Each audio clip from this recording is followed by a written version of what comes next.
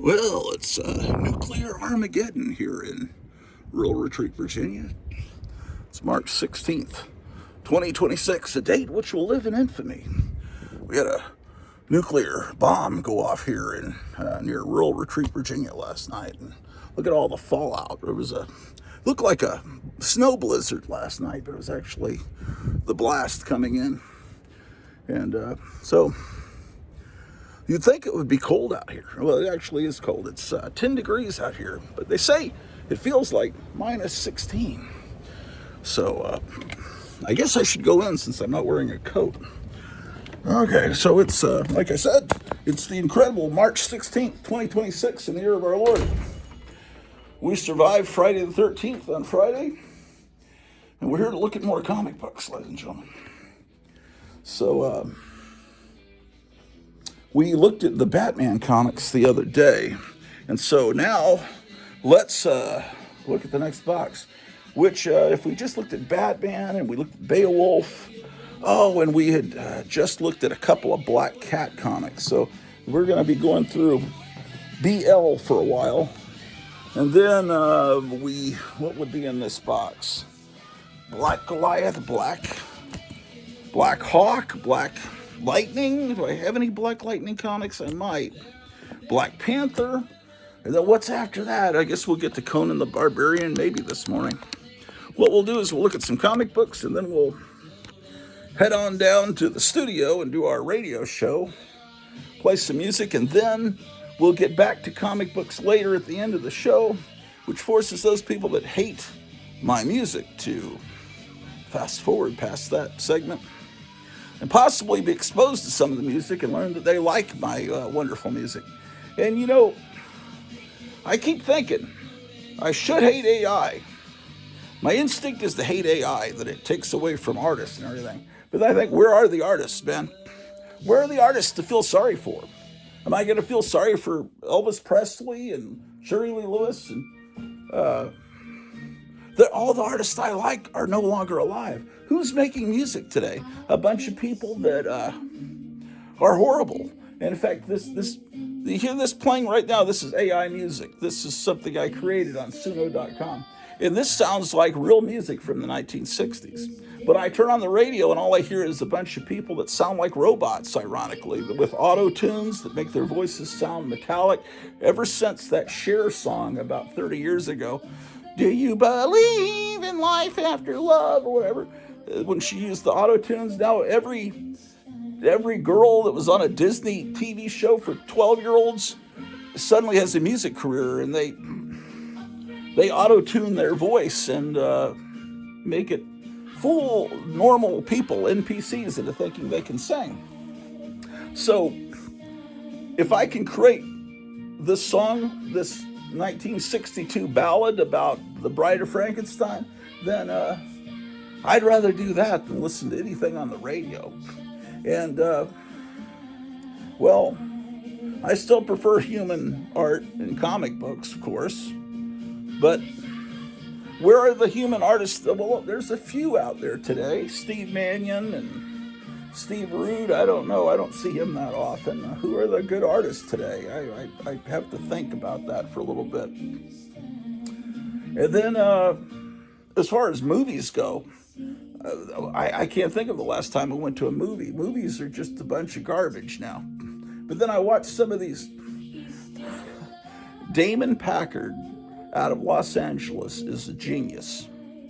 Okay, do yourself a favor. Look up Damon, spelled D-A-M-O-N, Packard, like the car, P-A-C-K-A-R-D. Look him up. You'll see a little image of, what was her name from Missing Persons? I've forgotten. Remember the band Missing Persons, Destination Unknown? It's got a picture of her.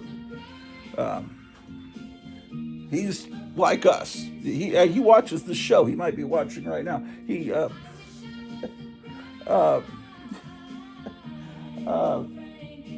I should show you. The last thing he did. Do you remember that Pat Benatar video from the early 80s where she tried to make it like a movie, where she gets in a plane and she goes off and fights I don't think you're allowed to say Nazis, but she goes and fights the Germans because YouTube doesn't like you to say certain words. But she goes and fights the Germans. She's at an airplane. I think she gets in a plane in the Santa Monica airport, and they've got like Judge Reinhold and a couple of other people that were movie stars in the early '80s in the movie. It's supposed to be, it's a music video, but it's supposed to be shot like a feature film is what they're trying to go for. Anyway, she's this female pilot, and she goes in like James Bond and is fighting the Germans during this song. Anyway, he takes the premise of that and makes a new Pat Benatar video where it's AI. She's going down she's going down this I don't know what boulevard in Los Angeles, and there's posters, giant billboards for Conan the Barbarian and the Sword and the Sorcerer, and all these giant displays in front of movie theaters for the Sword and the Sorcerer that never would have happened in real life. It's like this idealized world, like what we imagine Los Angeles, what the perfect world, what it would have been like in like 1981, 82. And it's just all, it's insanely funny. And then she keeps driving down the road until she gets to this airport. And then the air battles when she's in the plane, and it's unbelievable what he's able to do with AI. And he's not a rich man, but he creates a video that looks cooler than any $200-300 million movie that Hollywood puts out. So now normal schlubs like us can create unbelievably funny and cool movies with AI. It's getting better. I know that there's still like weird things, like someone has 6 fingers, like you heard about over the weekend, but with Netanyahu, everyone was saying, Benjamin Netanyahu, there's a video of him with 6 fingers, so something must have happened to him, because why are they putting out an AI video of him? But anyway, yeah, I mean, it's going to get increasingly hard for us to tell what's AI and what isn't, so that's a problem. I realize that, but so far, I'm being entertained. I see all these people on YouTube putting up AI videos of futuristic science fiction worlds that look like the 1950s mixed with old pulps. I've never seen Hollywood do anything like that. They tried to do it with the Fantastic Four movie last summer, where it's a retro future, where it's the 1960s with a science fiction pulp look, but these people on YouTube they're doing it for $20 or for nothing with that stuff looks better to me. So you can unsubscribe, but I'm starting to get on board with this AI. It's certainly providing a lot of fun to me, and because the world is terrible now, everything's terrible.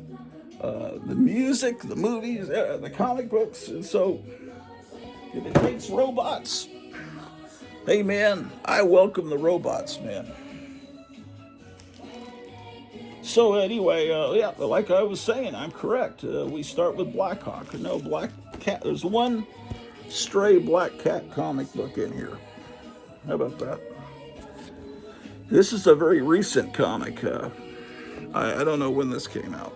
This is very recent. I would say in the last 5 years, possibly.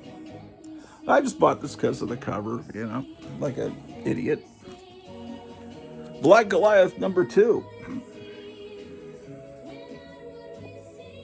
I've got several issues of Black Goliath I'm waiting to get from Kevin. I need to get them maybe with the next order I make. Black Goliath #3. This was not a comic book that was successful in the late 25-cent period. No. What? What's going on here? Still only 25 cents. And then a big 25 cent. Seems like that they would have gone up. That's weird. Usually when they say still only 25 cents, then it goes to 30 cents. But okay, so they're on the brink of going up to 30 cents here, I guess. Here's another copy of that one.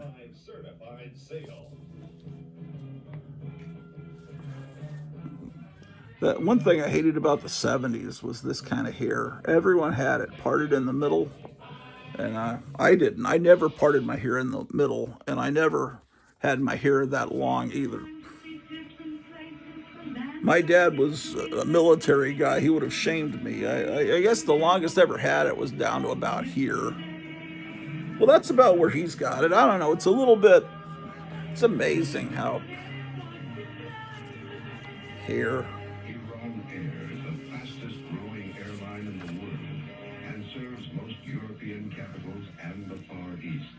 Now, Here's a terrible condition copy of 5. Look at the stains. Yeah. Look who's smiling now.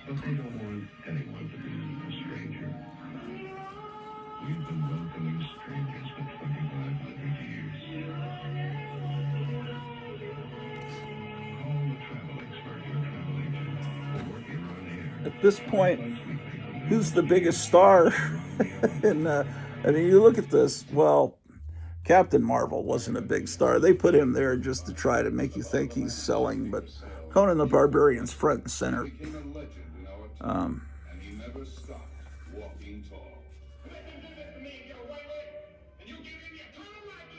Yeah, this is a pretty cool comic, man. Look at that. But no one ever talks about Black Goliath now. Why isn't he in the Marvel Cinematic Universe?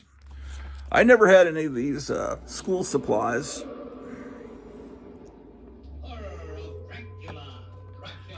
But I remember them existing. Okay.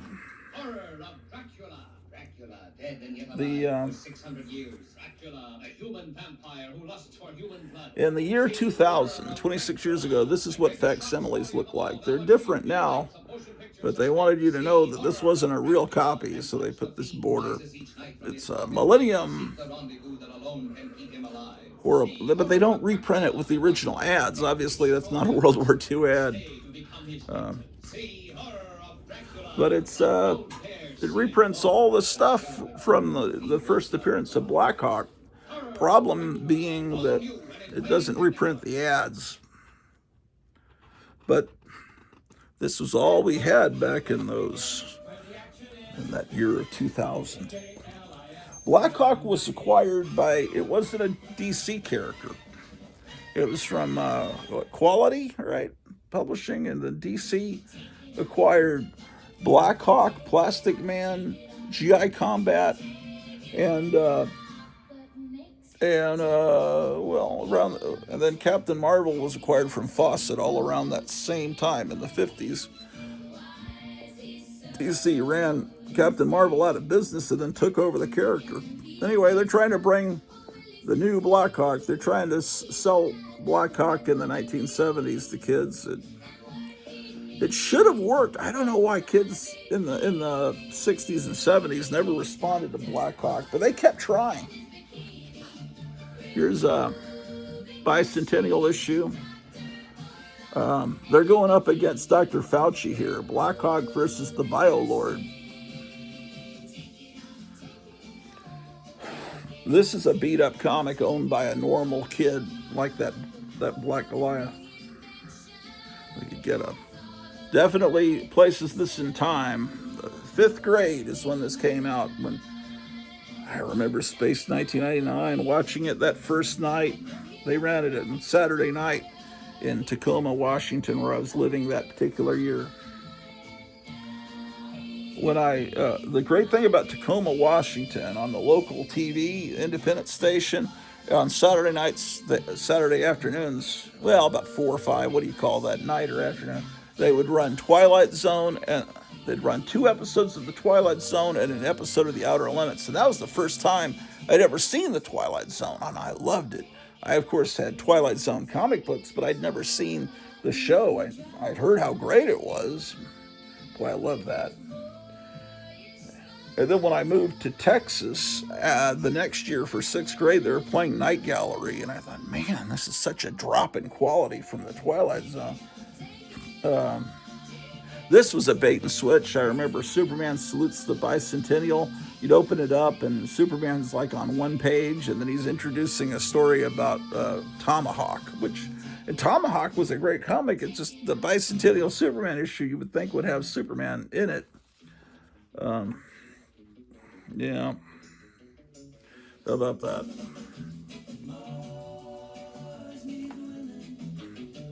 It's amazing stuff. I'd like to get more of these 70s Blackhawk issues. I think they're virtually worthless. Nobody collects these. And the 60s Blackhawk comics are great, and nobody buys those. Most people don't. We do, but normal people don't watch this channel. See, this is updated to modern times. And then they kept trying. That was a 30-cent issue. Then they try to bring him back. Do they keep the numbering going? Here's 253. Yeah, that's the great thing about DC is they kept the numbering going. Here's a 30-cent issue, 249. And then they obviously stopped publishing for a while, and now comics are 60 cents instead of 30 cents. And they bring Blackhawk back. That cover's not as good. And then, here's a good cover. Cockrum. 252. Now, this giant war wheel was something they fought against during World War II. So, because I've seen it on the cover of a Golden Age comic. And so this is, they're putting him back in World War II. Look, this is a key issue. It's the first appearance of Tulsi Gabbard in a comic book. Look at Tulsi go there, man. She's machine gunning the whole. They Dover Air Force Base the other day. They brought back, I think, 6 guys that were unfortunately killed over there in the Iranian war, and the mainstream media won't let you see it. But Tulsi Gabbard was there in her full uniform. They don't want you to see that because they just anyway. Trust me, have you seen it? No, because they don't want to let you see how cool that is, that she was in her full uniform. Sergeant Rock is on the move in 82. They were selling action figures of him. 3 3/4 inch action figure, combat ready with weapon and gear, fully posable. They're trying to sell him as a miniature G.I. Joe. Now, was this is 1982. When did they bring out the modern G.I. Joe that's this little instead of 12 inches? It was in the 80s, I remember. If that's to compete with that G.I. Joe, I don't know. It looks like Tulsi Gabbard is completely machine gunning the entire Blackhawk. See, that's definitely Tulsi Gabbard. That's pretty cool. Here's a Gil Kane cover. Great. And then now they that was 273. Oh, look at that. It says last issue. See that? And then they bring him back. This is issue 7. They brought him back 1,000,000 times. This is also, well, I was going to say, is this set in World War II? But no, it looks like he's got a computer. What's going on here? Blackhawk best exists in the World War II time period, in my opinion. It's like the Shadow. He needs to be in the 1930s. Yeah, they've got helicopters and everything. But then, as you flip through, look, they have in the back, where was it? They reprint the first Blackhawk story from the Golden Age. Okay, here's the all-new annual 1989. That girl's face looks a little bit, something looks off. Well, Blackhawk's face looks a little off too. Oh, I guess because he's been shot 3 times in the leg. Actually, that shot looks unfortunate. I've never seen a bullet. No wonder he's making that face. My gosh. And then, and you've seen this in the dollar bins 500 times. Howard Chaykin's Black Hawk. It's actually a book, graphic novel. Well, here,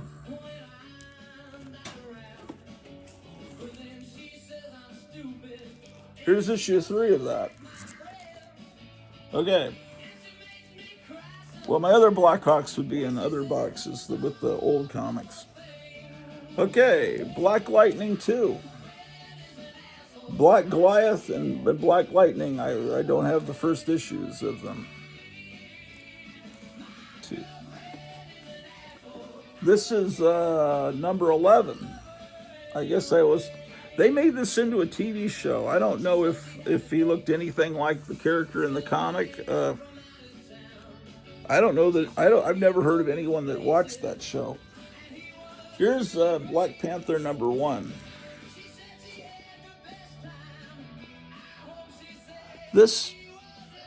She's pretty cool. That's actually a pretty cool character. This cover has always been. Man, his fingers completely.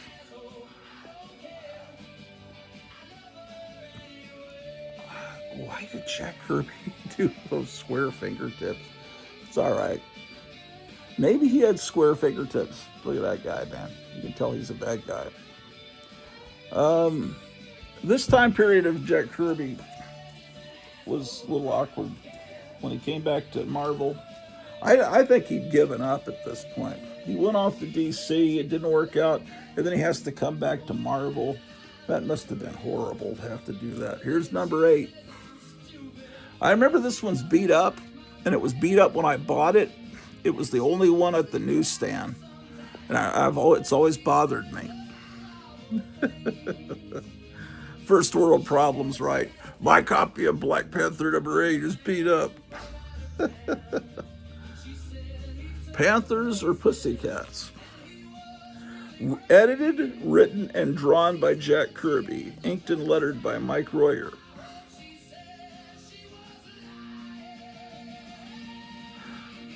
Hardy Boys and Nancy Drew t-shirts. That looks like an ad that would be in Charlton.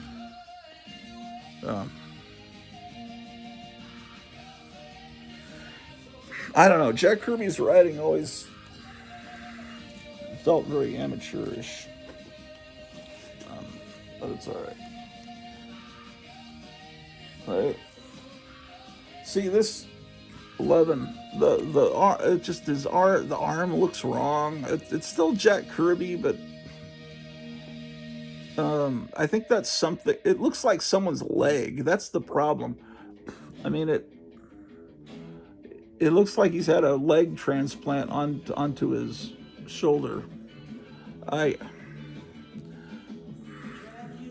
See, that's the kind of thing. There's a whole Facebook page called the Marvel Method where they show comic covers, the original art, and then how Stan Lee forced corrections on the artist, and they said this was not unnecessary. Why did he make them change that? I think Stan Lee would have asked them to redraw that arm, but I don't know. You're not supposed to say good things about Stan Lee. Number 12.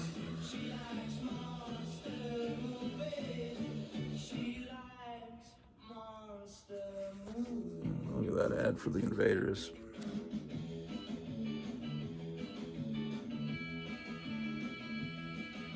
Man. Oh, the Micronauts Battle Cruiser. That's a new horrible thing I started doing, is going, oh, look at this, oh. At least I'm not saying look it.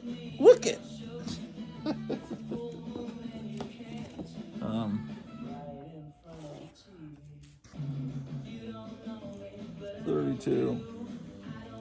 We had this house guest for a while, longer than I would have liked back when we were in Texas. I don't think he's the one that stole my All-Star Comics with the first appearance of, whoa, don't jump up there, of Power Girl. I think it was we had another house guest.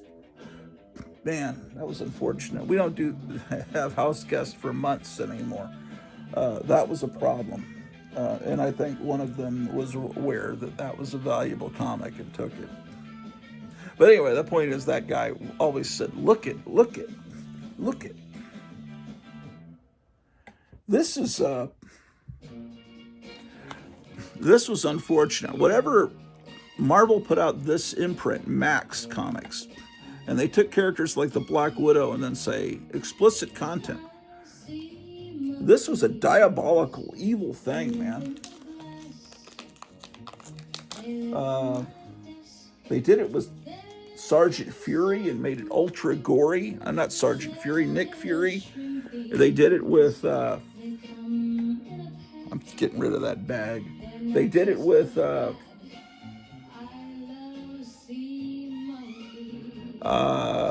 Punisher, and there was an issue of the Punisher, and it was from the point of view inside someone's mouth looking out, and the Punisher was pulling out the person's teeth one by one. This is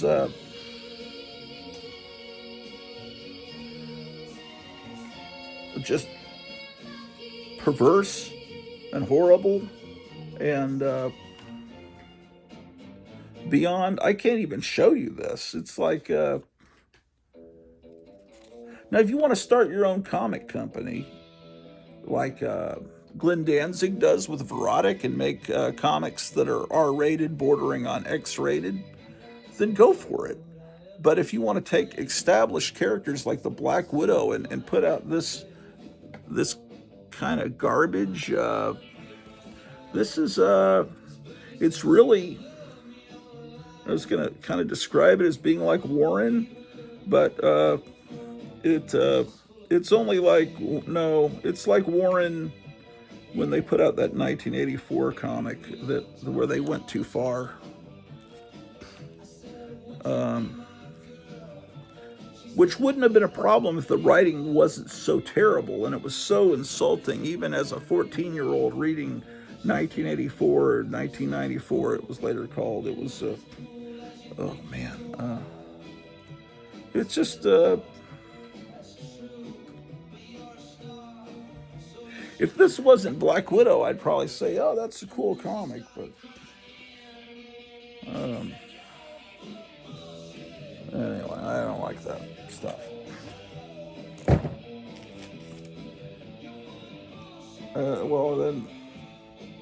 Well, this is different. This is Marvel Knights. It doesn't have the Max imprint, so it's not going to go quite as far.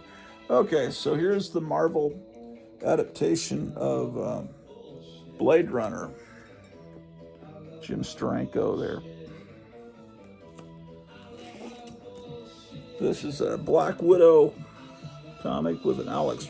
During the pandemic, they put out a whole series of these full covers with Alex Ross art of all the heroes, and I was in a comic shop once called Duncanville Books near Dallas, and they had a whole wall of these Alex Ross covers. It looks really cool, but that means you have to buy a heck load of comics to have that. Here's a Marvel magazine, comic book size, called Blip. And one of them is really valuable now. It's from 1983. I think because it has the first appearance of Mario Brothers or something in a comic, or maybe it's Sonic. I don't know. But it's not in a comic book form. It's like a little miniature magazine. I don't know. That might be the first appearance of Donkey Kong in a comic.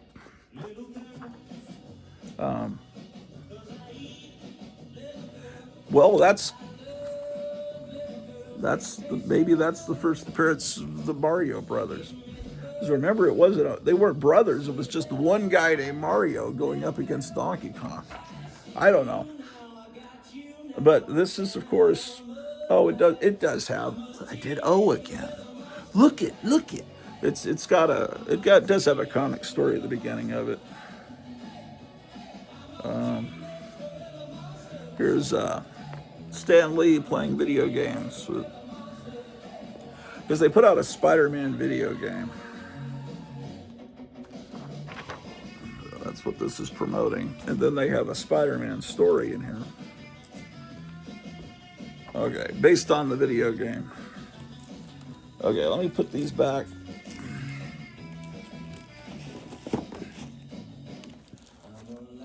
Oh, man.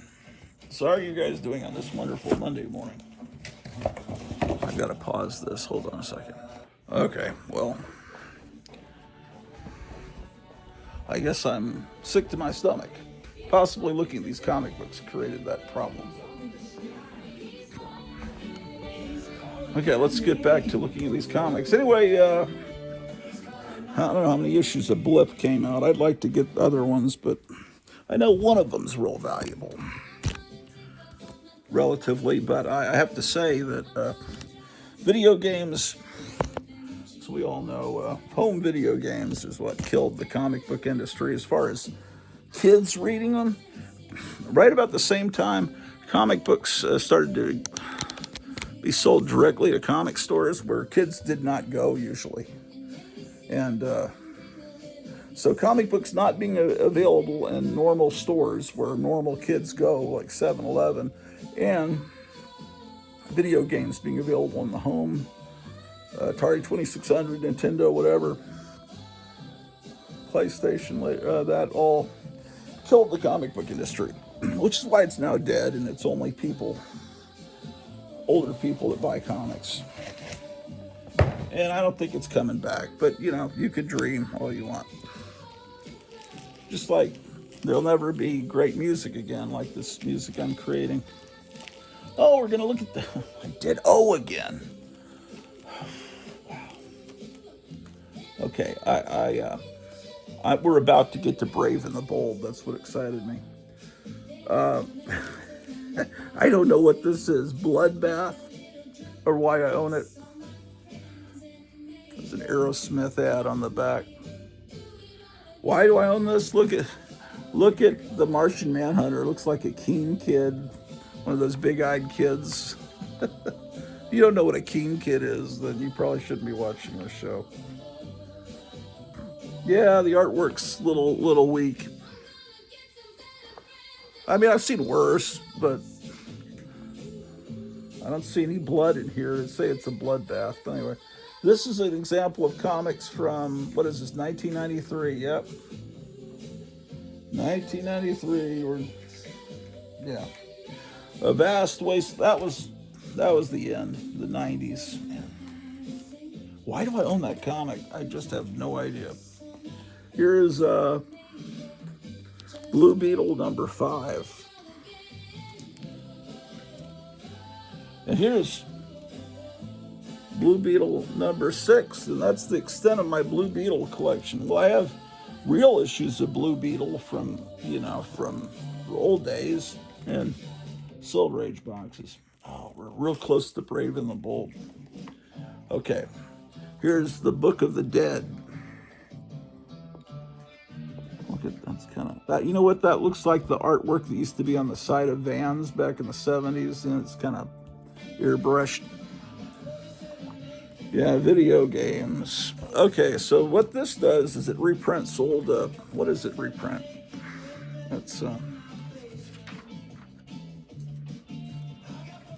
oh, interesting. It reprints the first appearance of Man-Thing in Savage Tales, which was a black and white magazine. So you have the wash.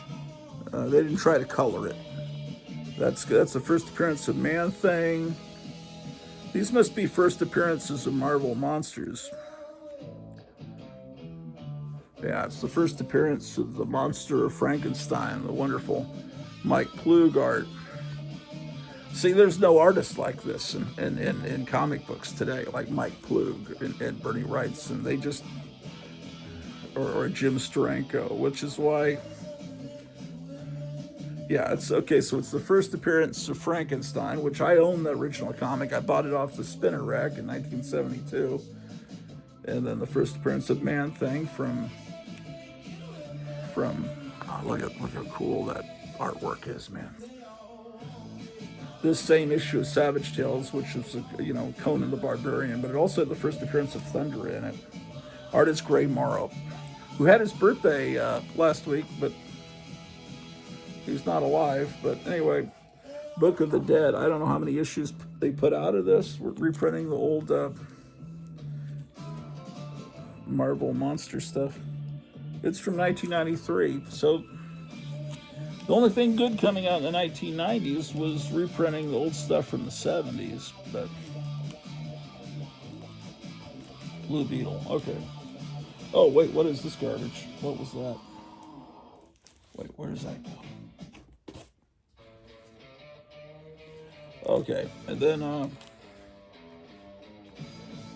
Booster Gold #1. I don't know why I own it. Is this a good I don't think, no one wants this, right? I've never read it, honestly. I have 3, that's 6. I've owned 3 issues. I guess I pull them out of dollar bins with the thought I'll read them someday, and then something else happened that was more exciting, like probably watching paint dry on the wall. Okay, Brave and the Bold.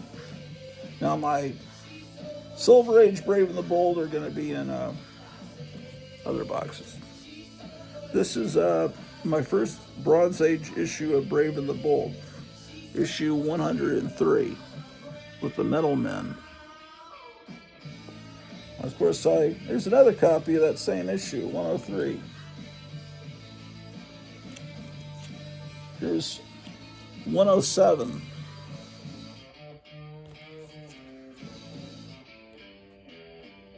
And 108. Now, everyone always talks about Brave and the Bold existing outside the continuity of the regular Batman books. And it's like, well, how was Batman in World War II? But everyone says, well, Brave and the Bold. In fact, whoa, cat tried to jump up here. Sorry, cat. 109. Brave and the Bold, 109. Oh, we're coming to some. Oh, I said oh again. Man, I should get electric shock every time I say oh. That's a new thing, and I don't know where I picked it up from. Where did I get that stupid phrase from? Oh, look at this. Oh. 110. At least I'm aware of it. 110. Oh, this was a couple of summers ago. I got a bunch of Brave and the Bolds from Gotham City Comics in Mesa, Arizona. Call them today, Kevin Johnson. Yeah, I think what I did is I was on the phone with him and I said, "What? Go through your Brave and the Bold section," and I was going through my Brave and the Bold, and I said, "Oh, I don't have that one." I said, "Oh again," and then he would pull those the ones that I didn't have, and that's where a lot of these came from that have these little price tags like that. It's not in the best of shape, but I didn't have it before. Batman and Wildcat. Here's around this time period. This was a great time to be a kid in 3rd grade when they put out all these 100-page spectaculars. This is 112. I'm missing 113 and 114. Here's 115.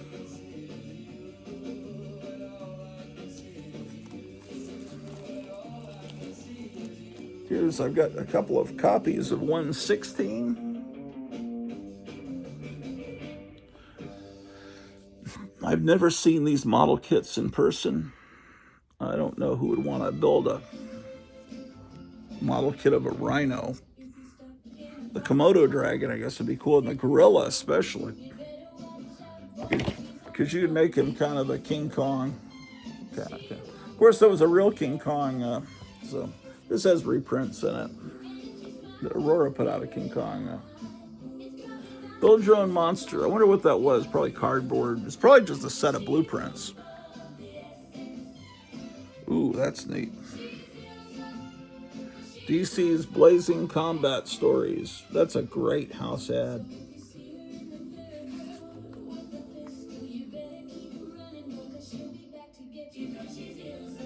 I never knew anyone that had this dog action figure.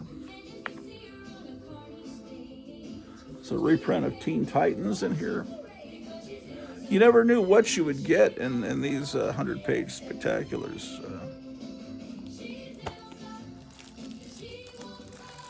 Here's another copy.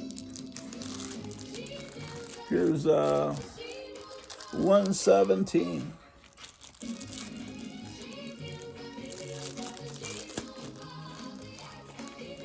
118.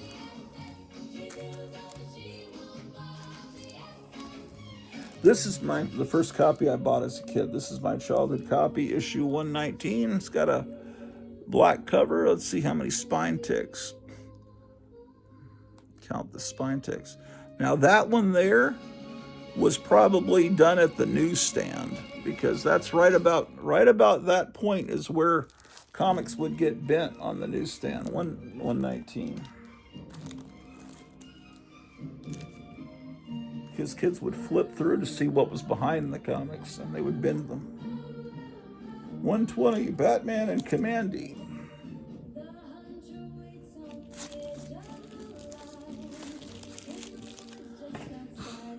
Oh, that's cool. The two, look at these two cats, and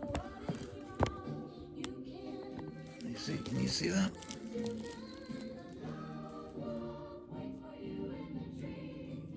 That's actually Drew's bed, but they've taken it over.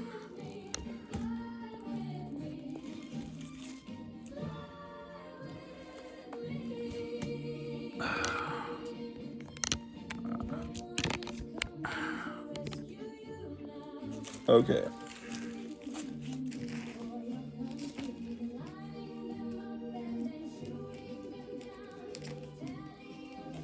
Where are we at?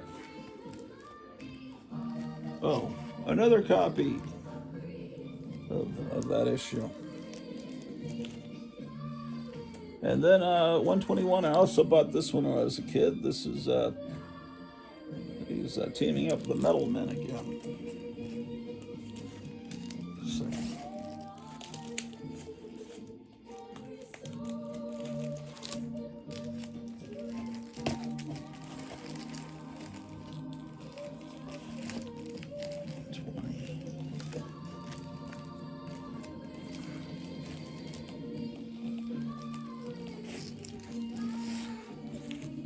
Um, 122. I'm trying to think. There's one time I was in a comic store. They had a comic wall, and they had they must have been a little twisted. They had about 5 or 6 crucifixion covers. There was a Conan the Barbarian, Savage Sword of Conan, and they had this one, and it's kind of. It seems like there was one of in the Defenders.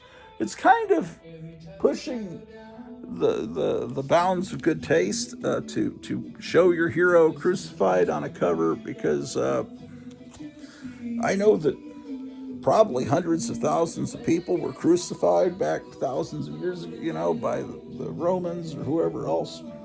But of course, now with the crucifixion, we think of one particular incident of crucifixion. So it's kind of I don't know. It's a cool cover, but editorially, I would have probably said, let's not show Swamp Thing crucified. 124.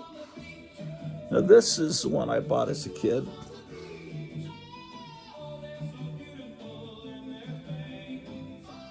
It's Jim Aparo is drawing the cover. It's wild. Batman and Sergeant Rock. That at the top, that shipping, I think it was that way when I bought it on the newsstand. Or is this my... Yeah, I remember buying this one. This is my childhood copy. It couldn't have shipped during my ownership of it.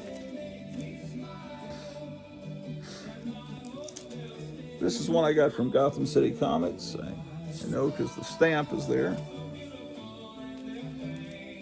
during the 90s when comic stores were on every street corner. They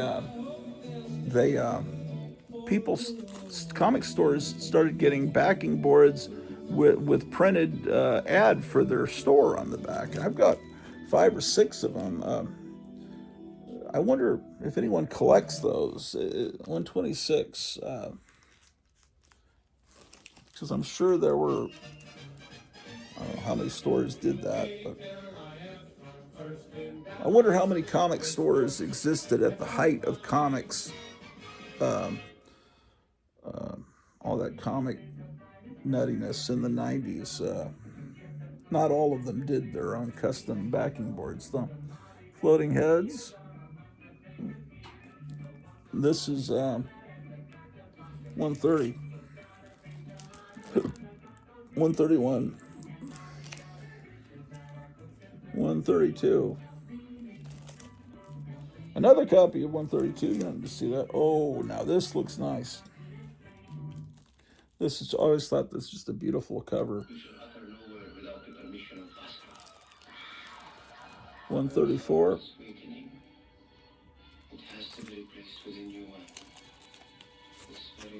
135.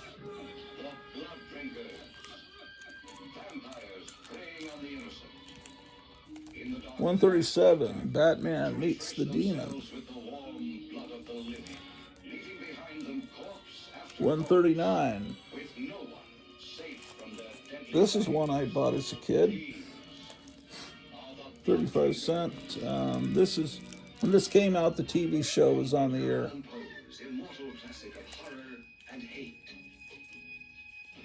141. Batman and the Black Canary.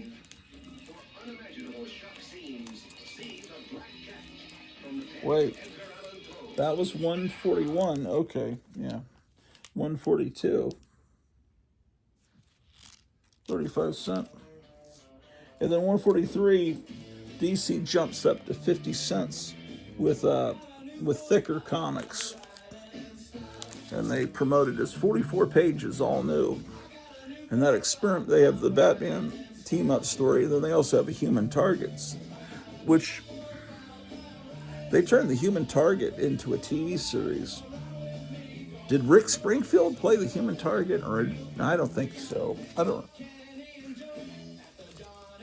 During the pandemic, there was a Human Target comic that came out that I thought looked pretty cool, the artwork at least, but I never bought an issue of it.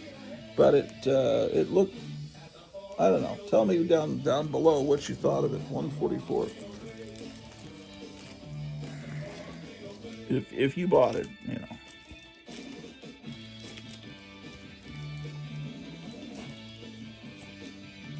Well, maybe it was right after the pandemic, because if it was during the pandemic, then comic stores wouldn't have been open.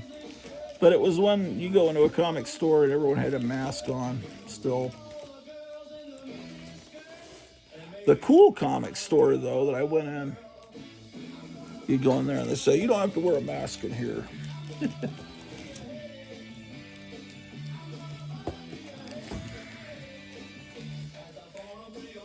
145.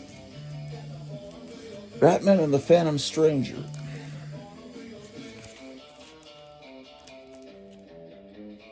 This one is definitely one I bought as a kid, or see, they've gone back down to 40 cents. Now 40 cents. This is, I guess I'm still in high school at this point.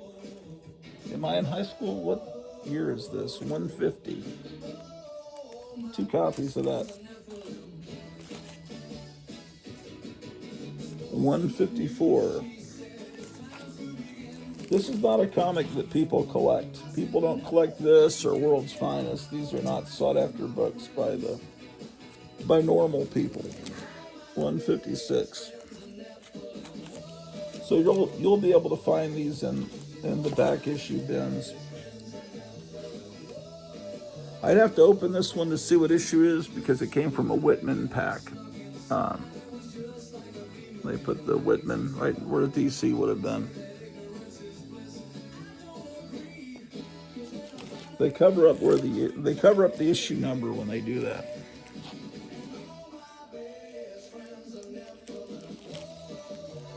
Let's finish The Brave and the Bold, and then let's go downstairs.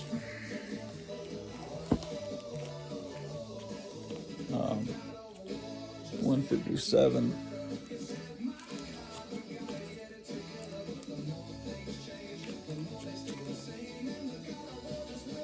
160.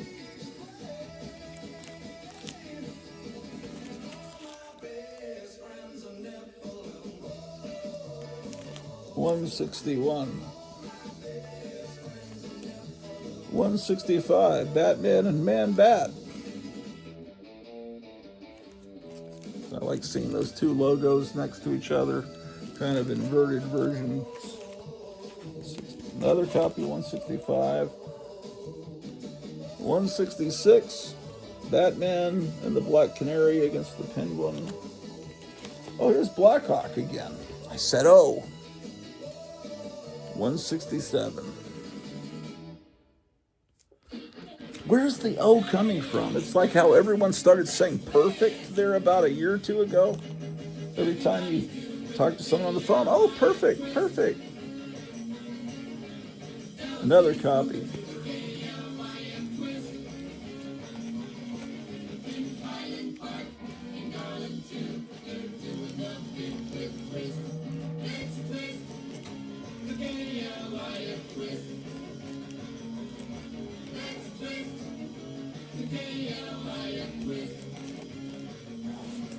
Oh man, there's a, well, oh man doesn't count as O. It's when you say O without the man. That's when it gets bad. Okay. 168. Okay is better than O. 169, Zatanna, but she's not wearing her classic outfit. 174, Green Lantern. 176, Mike Kaluta cover, 1980. Okay, so I'm about 15 at this point. Batman and Swamp Thing, 176. Batman and the Legion of Superheroes, 179. Is that the first time he was with the Legion of Superheroes? That's pretty wild. 180, Batman and the Spectre.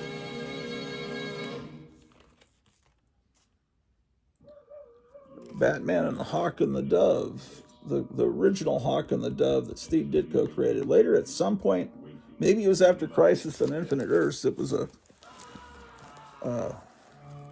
male and female, but that version I don't know anything about. Here's 185. Oh, they're back. Oh, I said oh. Here's Batman and the Metal Men. And Rose and the Thorn.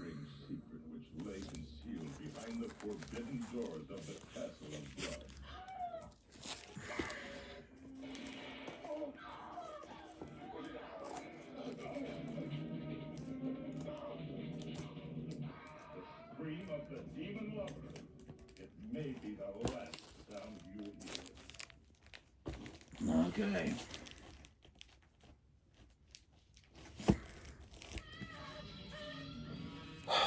Batman Superboy. How many copies do I have of this? There's one that's not bagged. Oh, I said, oh. I think this, I thought this was going to be a Mark Jewelers insert, but instead it's a Pac-Man insert. Now, this was not just on military bases. This was in every copy of this issue. And then an ad for Camelot 3000, which you could only buy in comic stores. There's an ad for Frogger. Like I said, little did they know the enemy was advertising within the enemy that would completely destroy the comic industry. Another copy of the same. What in the name of heck? I've got 5 copies of that issue. How did that happen? 6 copies of that issue. I don't know why. It wasn't on purpose. Here's 197. Batman and Catwoman. Then you must see lust for a vampire. What? Disciples of the Black Mass, devils in female bodies, whose embrace is the kiss of death. Here's 200. The lust of a vampire is a bloodlust for love and death. But then I have one here that's got another copy of 200 that's got bad water damage. Why do I own this? Ugh.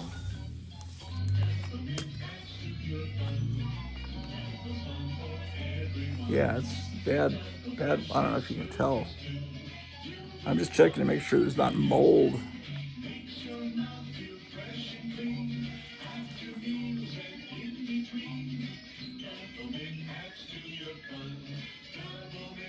This looks like a new story drawn to look like an old story. Ugh, and it's got some ketchup smeared on it. Look at that. Yeah. Horrifying. Maybe I can give that away in a contest. I'm just kidding. Okay. Here's the best of, that's the end then. Here's Best of the Brave and the Bold. That's number 2. Number 3. Brave and the Bold, star-studded spectacular featuring Black Hawk, Metal Men, and Hawkman.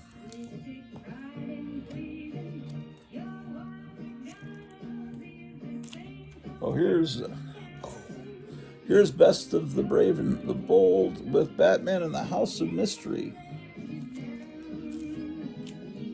And then they started Brave and the Bold again at some point. 2010, I guess. This is issue 31. Marvel was doing a Bullwinkle cartoon. He's racing with Ronald Reagan. And that tells you when that came out. Oh, oh man, I said oh again. We're moving into Captain America here in a second. I forgot about Captain America would be before Conan the Barbarian. Here's Camelot 3000, which is a beautiful looking comic with Brian Boland art. It's was a 12-issue miniseries, but I don't have them all. I have issue 1 and I have issue 4, and so I never really, if I had them all, then I could read it. But this was a direct distributed comic. It doesn't have a comics code. You could only buy it in comic stores.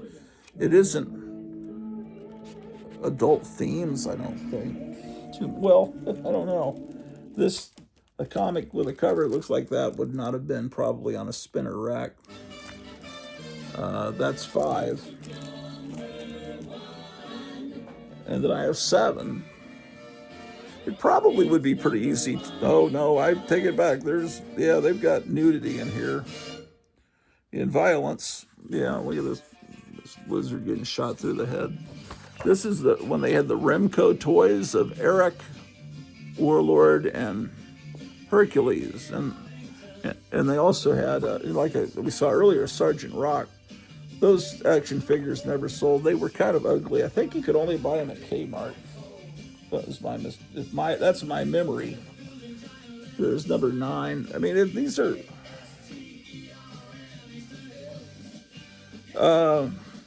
since these aren't taking like characters like Superman or Batman and adding in adult themes to them, I don't mind. Camelot 3000 were original characters.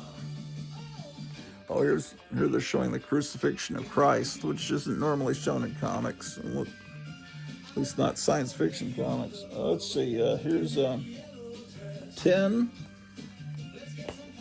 11. I've got all. I would just take a few issues and then I'd have the whole set. Then I could read them.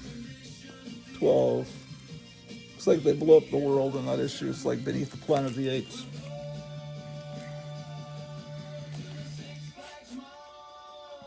Okay, we'll look at Captain America in a little bit. Let's. I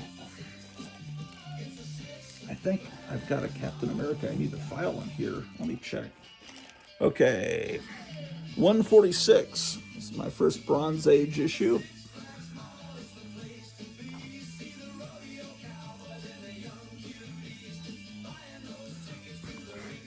See, Marvel had Tulsi Gabbard. DC had their own Tulsi Gabbard. That's a good look. I think, you know, there's some girls, like goth type girls, that will put that white streak in their hair like Lily Munster. That's a good look, to intentionally do that. To have black hair and then the white streak. It's like a skunk thing. It's oh wait, these are not in order. This is 143. Which one's this? Okay. Bronze Age starts here with the first strip across. It's 25 cents because it's a thicker comic. So this is probably the first 20-cent issue. See, got 20 cents real big there. And then 146.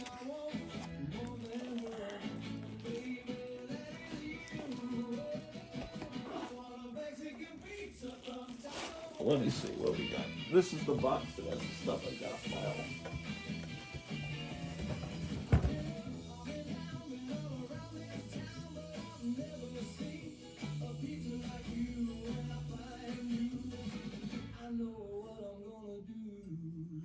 I thought I had a Captain America I need to file.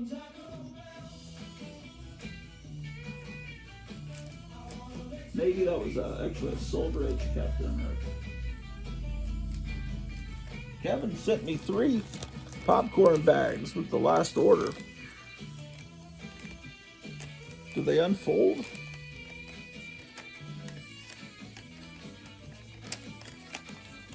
I'm going to put one up with my other popcorn boxes.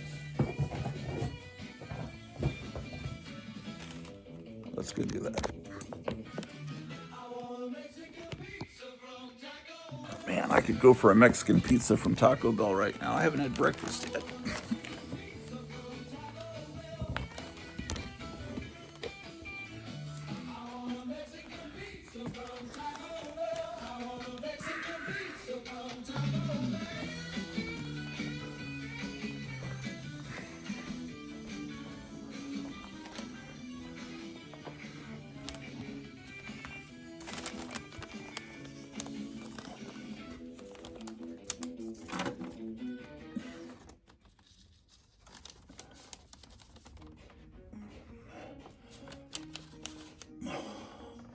How's that?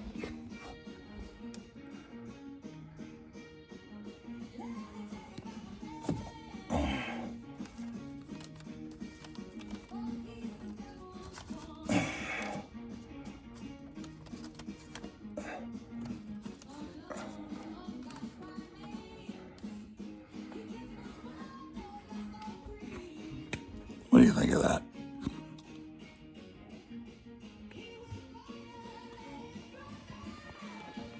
Okay.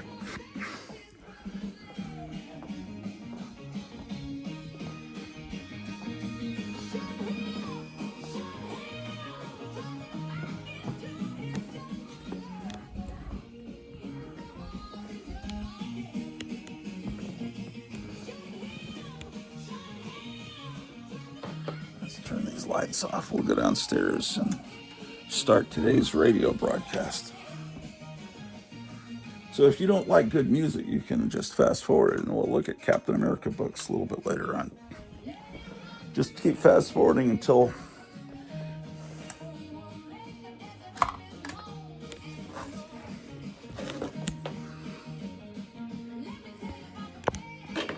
look, you got to go subscribe to Damon Packard. You got to do that now.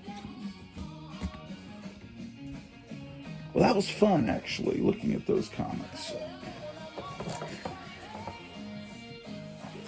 I like to put this on the front of my boxes.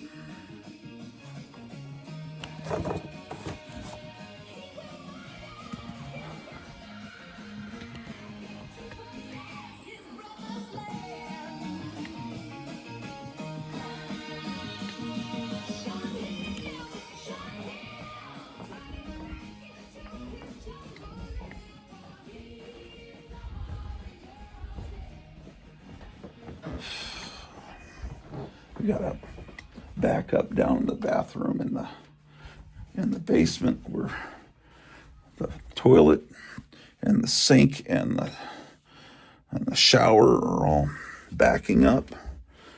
There's a clog. I need to get the plumber out to snake it, but we can't afford to do that right now. So I just closed the door to the bathroom and gonna have to, because it probably would be less than $200, but we're not. And the economy, they say, is going to crash, but we'll see. Then things will be worse for everybody. Okay, but it's all right, man. Let's see. We've always got rock and roll, right, ladies and gentlemen? Yeah, I broadcast to I have a satellite that I put up about 10 years ago for the Grottu Orloff Inspirational Network. And I send the signal for my radio show to that satellite, and it goes to KLAF Studios in Oak Cliff, Texas, near Dallas. Well, it's really part of Dallas. And let me unplug the dehumidifier, because that we'll be able to hear that. Okay. Got rid of that sound. And then we'll get started with a radio show.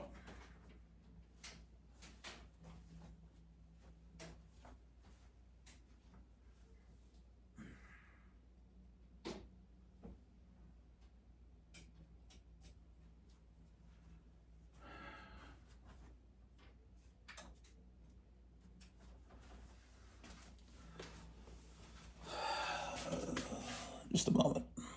Instructions and information. Keep listening if you did not fully understand the guidance and instructions contained in this message. All right. Holy shit. Kiss your ass goodbye. Stay tuned to the Grottu Orloff show here on KLAF Radio. Yeah, man. All right. Thank you, Donald Trump. KLAF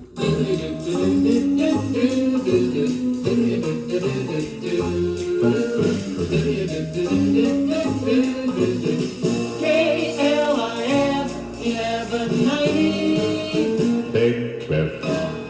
Hey, it's 6:15 here on KLAF 1190, the Grottu Orloff Show. Let's rock and roll, man.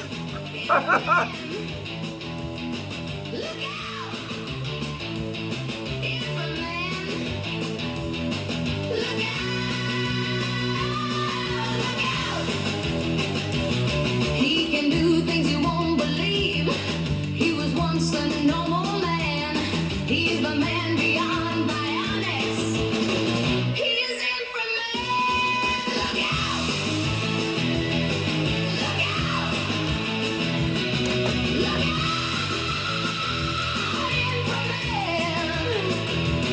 Inframan. Inframan. Look out! Look out! Look out! Look out! Look out! Princess Dragon Ball! Inframan will come from the center of the earth. He'll defend the universe. Look out! Look out! Look out!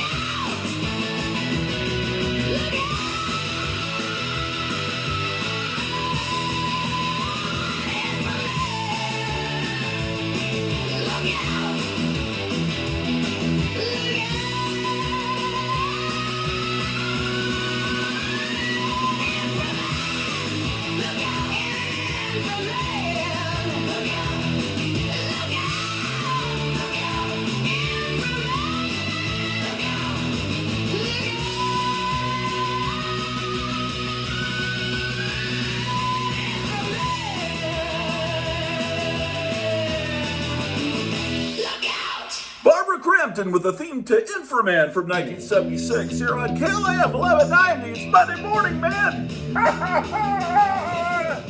Grottu Orloff Show. I went to Dallas on that fateful day. The motorcade drove by say, hey, there goes Kennedy, there goes the president, there was a shot, and then they say, hey, there goes his head. And I wonder,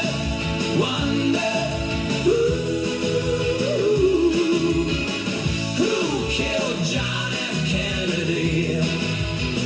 Yeah, I wonder,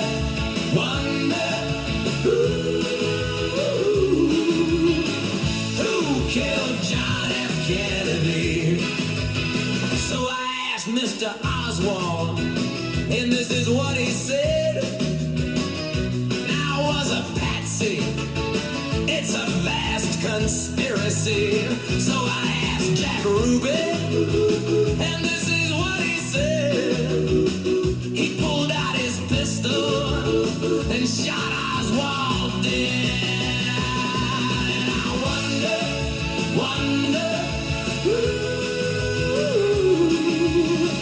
who killed John F. Kennedy?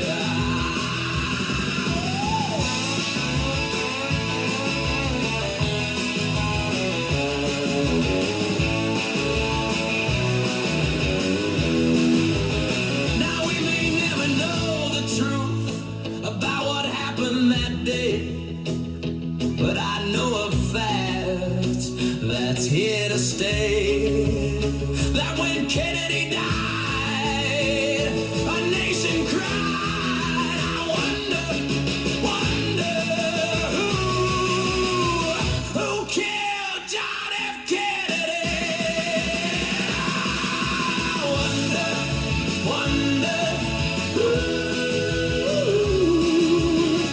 who killed John F. Kennedy? I wonder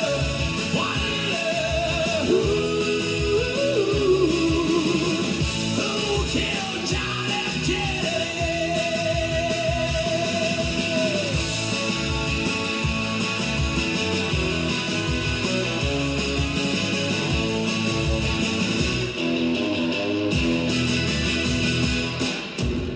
The Standells from I 1965. say is true. What I say is true. Tomb of Dracula in the house of mystery. What I say is true. Tomb of Dracula in the house of mystery. What I say is true. Tomb of Dracula in the house of mystery. What I say is true. Tomb of Dracula in the house of mystery. What I say is true. Tomb of Dracula in the house of mystery. What I say is true. Tomb of Dracula in the house of mystery. What I say is true. Tomb of Dracula in the house of mystery. What I say is true. Tomb of Dracula in the house of mystery. Tomb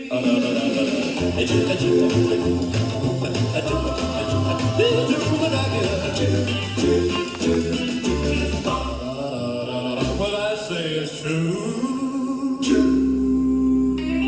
Elvis Presley from 1956 on Sun Records on the Grottu Orloff Show, where it's 10 degrees here in Roller Creek, Virginia. KLAF Radio, 1190. Little water in my tank, little bit of money in my bank, and a little sea monkey in my heart. You might think that she's strange, but she keeps me entertained, and it's all that I need in a girl. She's got it all. My sea monkey. She's got it all.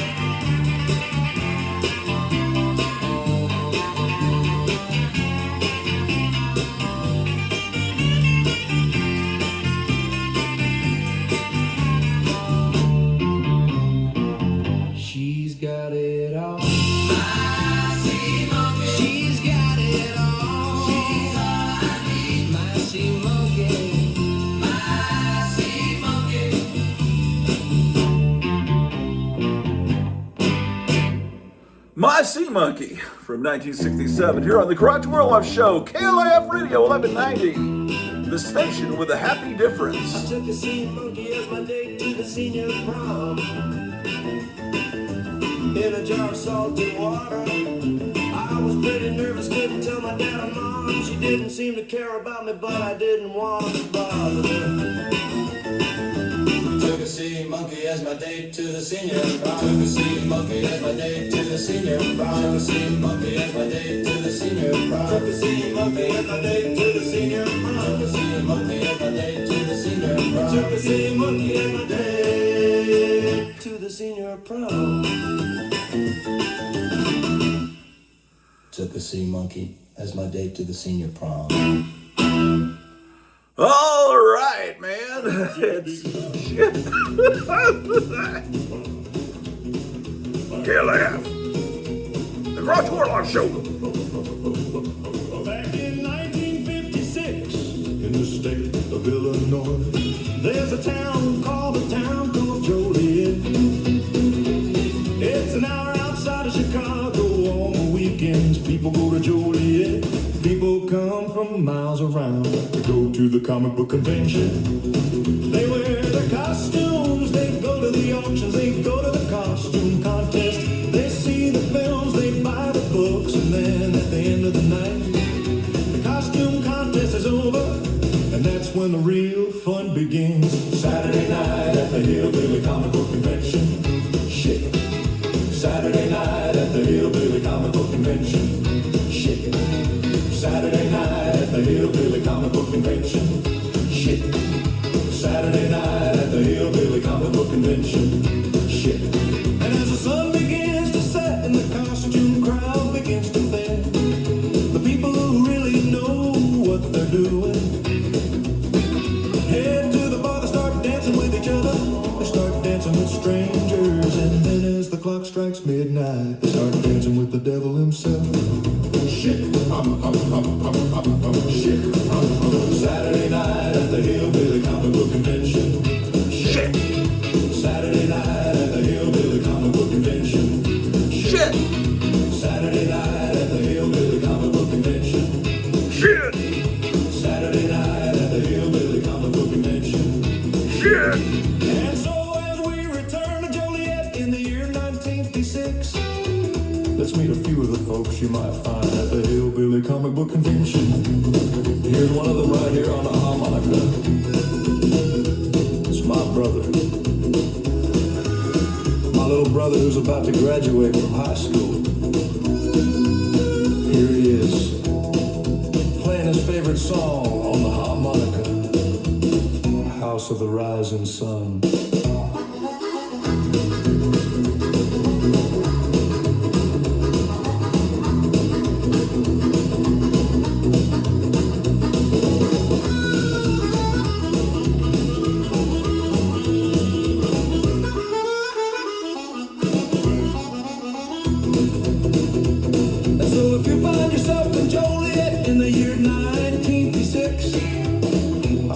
You to head on over to the Hillbilly Comic Book Convention. Come as you are. There's a place for you here. There's always a place for you here. And we would love to have you.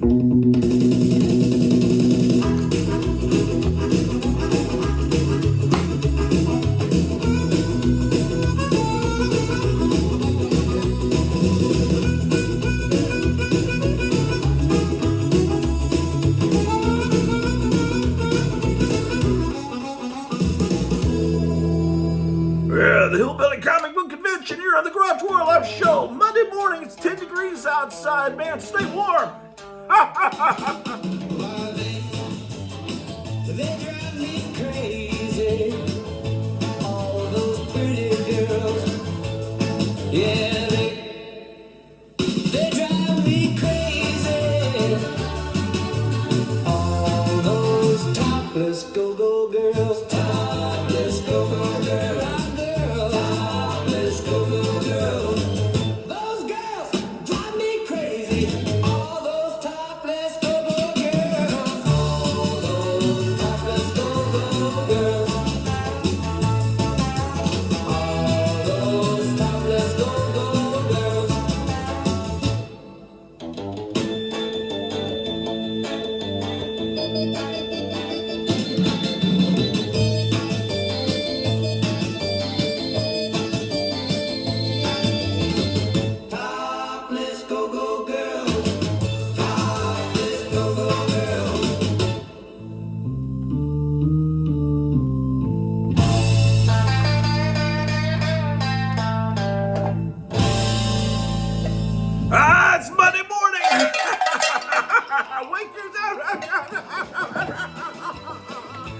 Grottu Orloff Show. Wake up your neighbors, man.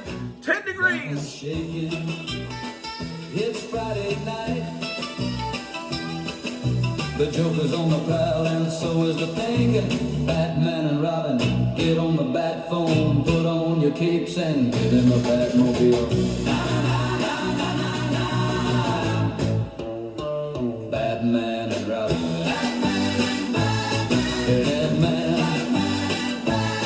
Now there they go, racing down the street with the Batmobile, putting out the heat. Batman and Robin gonna put them to the test. Na na na na na na na, put them to the test. Na na na na na na na. Batman and Robin. Batman, Batman. Oh, Batman. I see it now. The bat signal, the penguin's getting away. Robin, what do we do? What do we do? What do we do? Robin, I know. I know what to do. Let's put him to the test.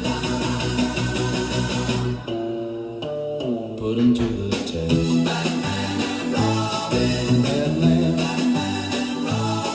Batman and Robin. Batman. Batman and Robin. Batman. Batman, Batman and Robin, Batman, Batman. Memories like the corners of your mind. Misty watercolored memories of the way we were here on the Grottu Orloff Show. Candy bar, queen of the striptease. Candy bar, on a moonlit beach, she pulls her stockings down. She takes her stockings off, the girl is so obscene. And all the kids are there, and she's the hottest thing. Candy bar, queen of the striptease. Candy bar, with your velvet feet, you pull your stockings down. Candy bar, in the sandy air. Candy bar, with your windblown hair. She pulls her stockings down.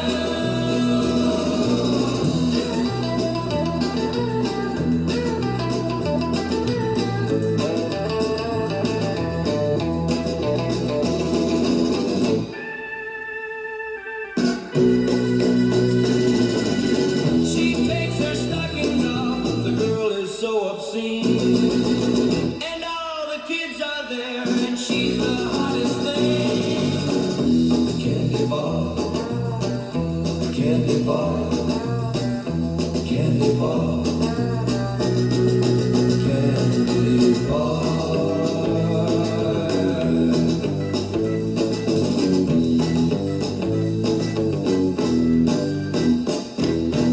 Man, it's 10 degrees in the Arlington airport, but don't worry, it's going up to 24 degrees today. KLF! And no one even said beware. The boy who cries like a wolf and bites like a dog. I had a heart, now I have hair, teeth and claws. I was a teenage werewolf. I was a teenage werewolf. I was a teenage werewolf. When the moon's full and the dogs howl, you won't find me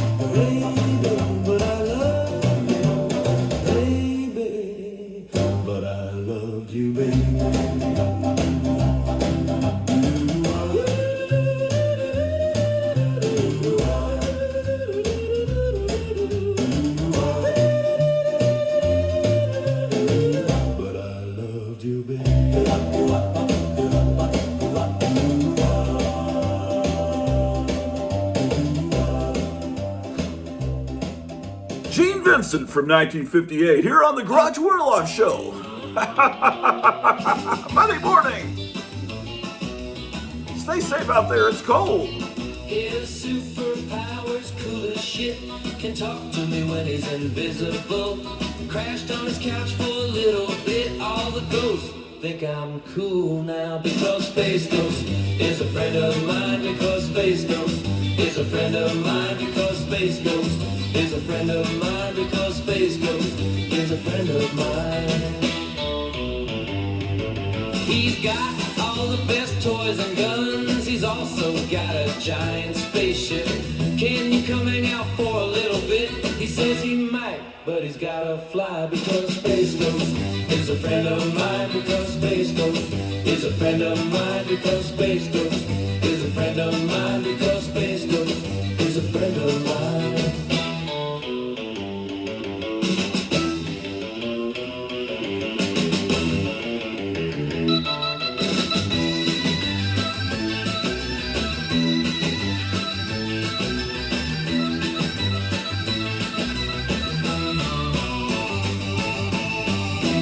Ghosts think I'm cool now. And all the ghosts think I'm cool now. And all the ghosts think I'm cool now. And all the ghosts think I'm cool now. Because Space Ghost is a friend of mine. Because Space Ghost is a friend of mine. Because Space Ghost is a friend of mine. Because Space Ghost is a friend of mine.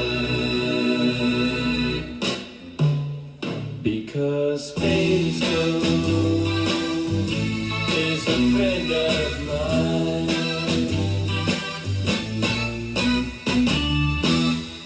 The Barracudas from 1966. KLIF Radio. The Grottu Orloff Show.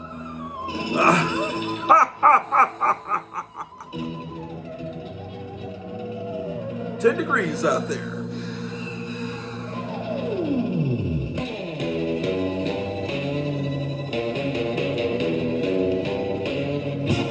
The starting gun's been fired, and we have nothing to lose.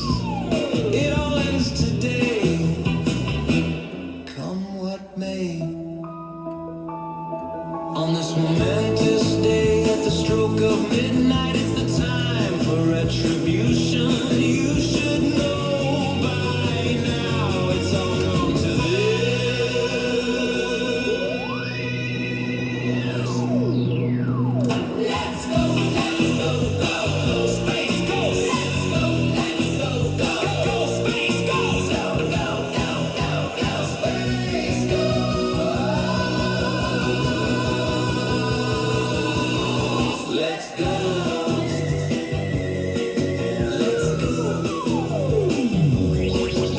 Tonight's the night, the end of everything. If you wanna come along, if you wanna come along. to the farthest shore in a golden land. It's up to you. It's all up to you.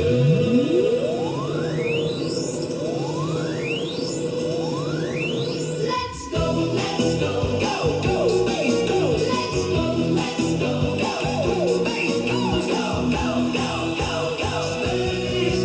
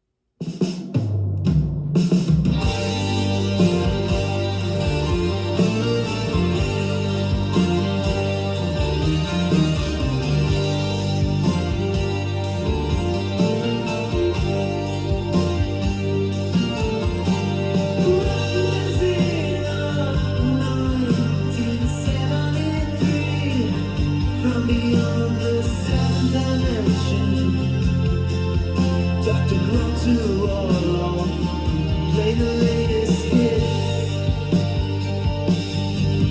From the land beyond, from the world past hope and fear, I bid you cheer now up here, motherfucker.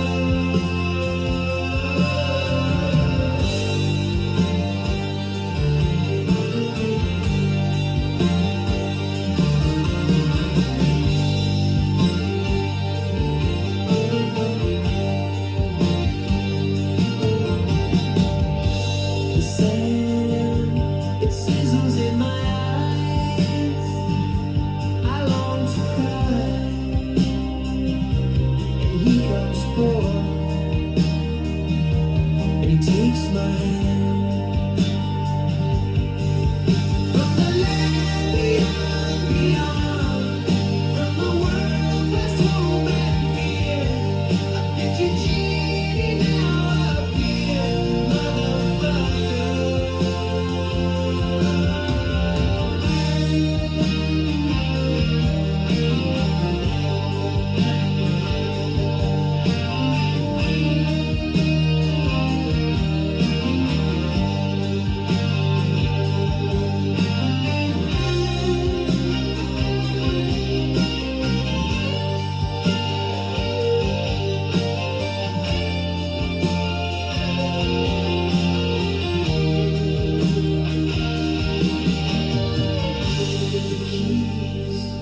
He points to the keys, and he said, you know what to do with them. And then he hands me a pair of scissors. From the land beyond, from the world past hope and fear, I bid you cheer now up here, motherfucker.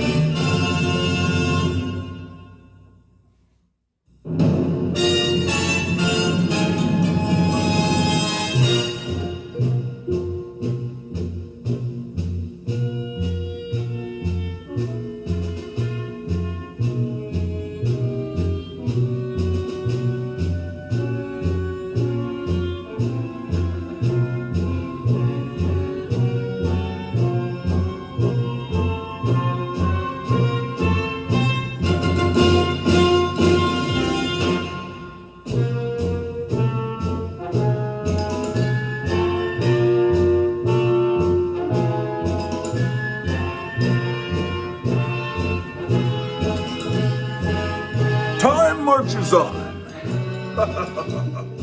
KLIF Radio.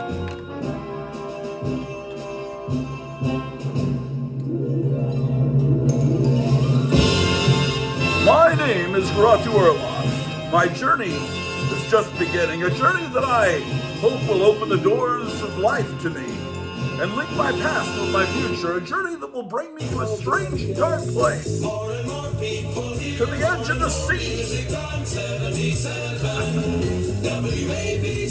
And the Grottu Orloff Show. Oh, The that's Monday. grand. It's 10 minutes before 7 o'clock on WABC. The Monday Morning Psycho Freakout.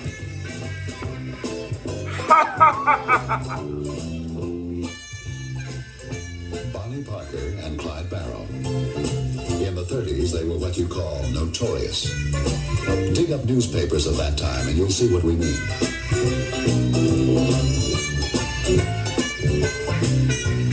Bonnie and Clyde, just a fun couple. They're young, they're in love, and they kill people.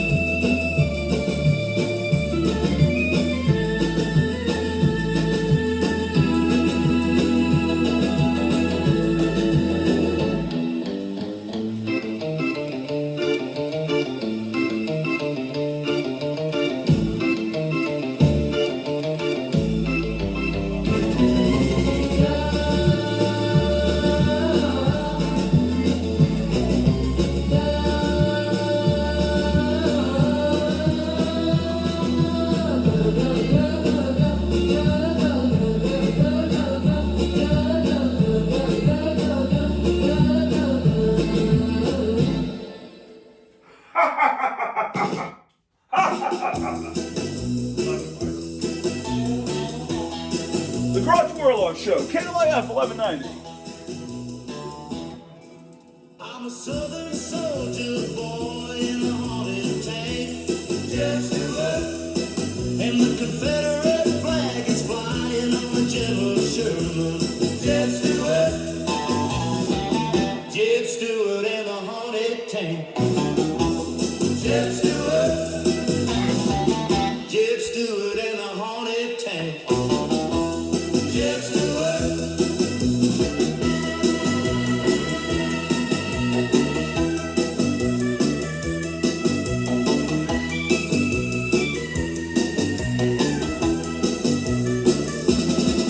I'm a southern soldier boy in a haunted tank. Jeff Stewart, and the Confederate flag is flying on the General Sherman. Jeff Stewart, Jeff Stewart in the haunted tank. Jeff Stewart, Jeff Stewart in the haunted tank.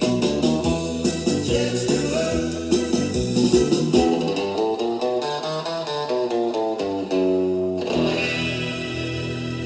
Jeb Stewart in the Haunted Tank from 1967 here on the Grottu Orloff Show, KLIF 1190.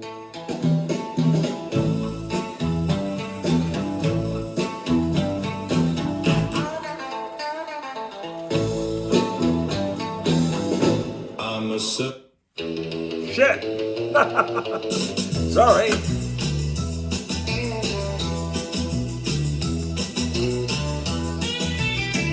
In the year 2096, an evil princess came to take the planet Earth. She unleashed her creatures to destroy all mankind.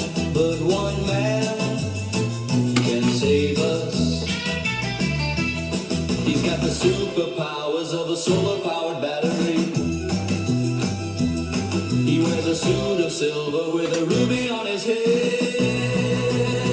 Look out for Inframan. Look out for Inframan. He's the man beyond bionics. Look out for Inframan. Look out for Inframan. He's the man beyond bionics. She released the creature that came from the deep. She brought the dead back to life, and then she let the demon put the children to sleep. But one man can save us. He's got the superpowers of a solar-powered battery. He wears a suit of silver with a ruby on his head. Look out for Inframan. Look out for Inframan. He's the man beyond bionics. Look out for Inframan. Look out for Inframan. He's the man beyond bionics.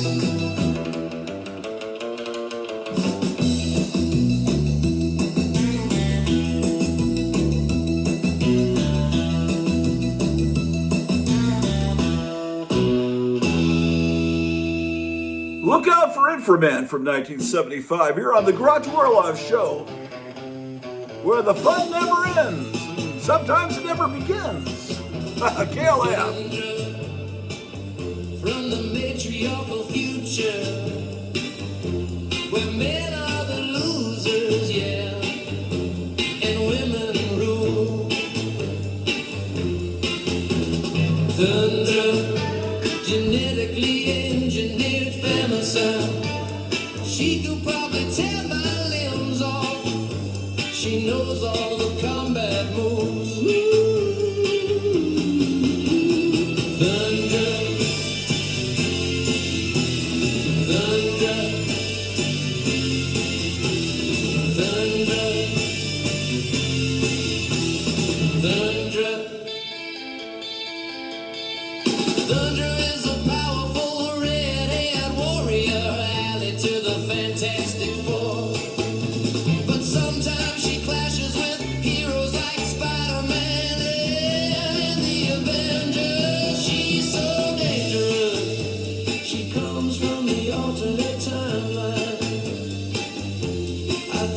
she's mine.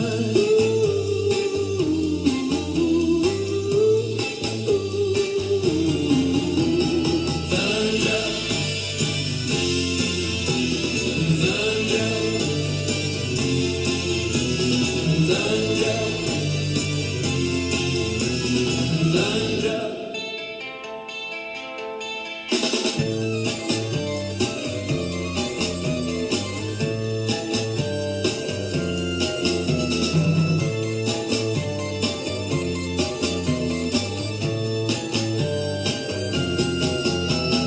Thunder from the matriarchal future, where men are the losers, yeah, and women rule.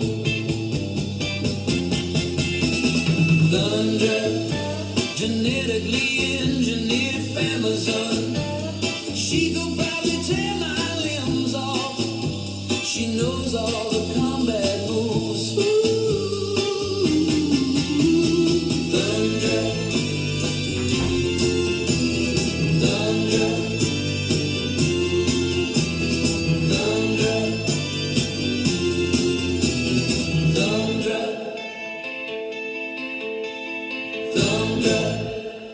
Thundra, Queen of the Femazons, here on KLF 1190.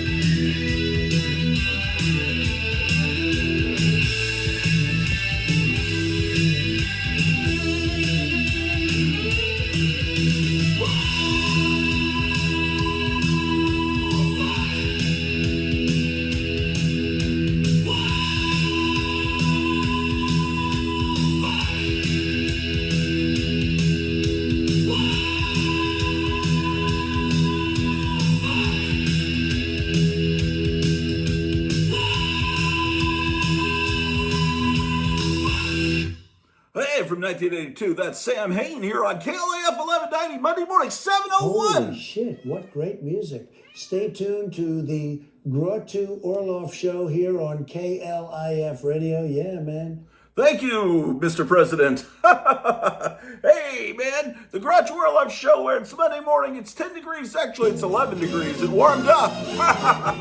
KLIF 1190.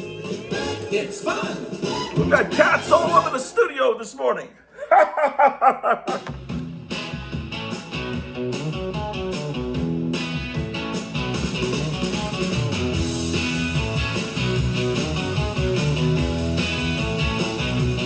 I woke up this morning, heard a knock on my door, grabbed my 45, I couldn't take it no more.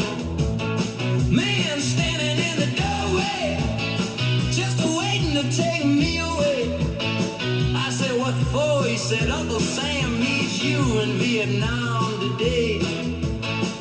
What is LBJ doing? What is LBJ doing? I wanna know. What is LBJ doing? What is LBJ doing? What is LBJ doing? What is LBJ doing? What is LBJ doing? He said, I don't know. He said, I don't know. He said, I don't know. He said, I don't know. He said, I don't know. He said, I don't know. I said, that's too bad, baby. He said, well, that's too bad, baby. I said, that's too bad, baby. He said, well, that's too bad, baby. I said, that's too bad, baby. He said, well, that's too bad, baby. I said, that's too bad, baby.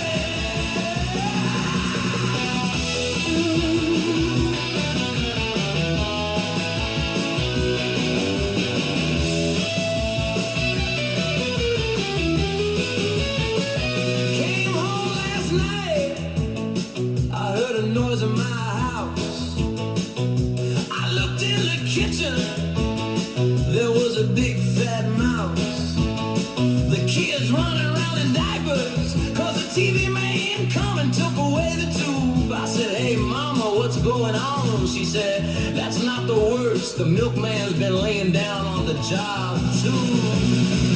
What is LBJ doing? What is LBJ doing? I wanna know. What is LBJ doing? What is LBJ doing? What is LBJ doing? She said, I don't know. She said, I don't know. She said, I don't know. She said, I don't know. She said, I don't know.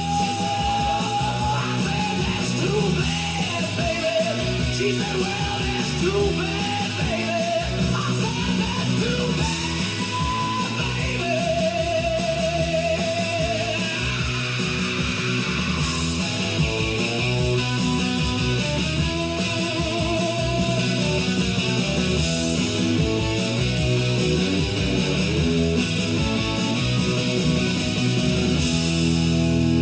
The Grasshoppers from 1967 here on the Grottu Orloff Show, KLAF 1190. Coming up, the number one song in the country. Here it is. You look good, good to me. I can see that you're a mystery. Said a real good girl, and that is true. Yes, it is. Cause I see the way you walk and the way you talk. I say, shit, shit, shit, shit, shit.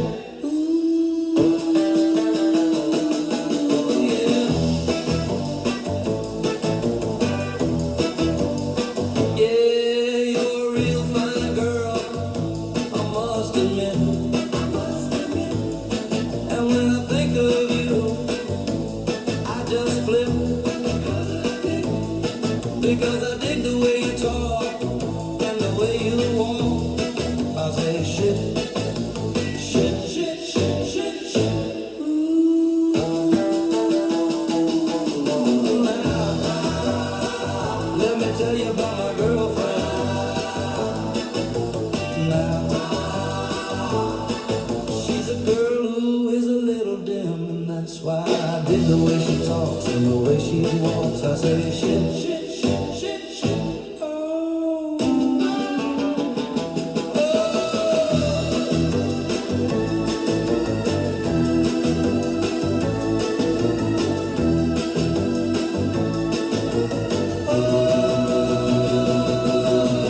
Dig the way you talk and the way you walk. I say shit, shit, shit. Oh, I say shit, shit, shit, shit, shit. Oh, I say shit, shit, shit.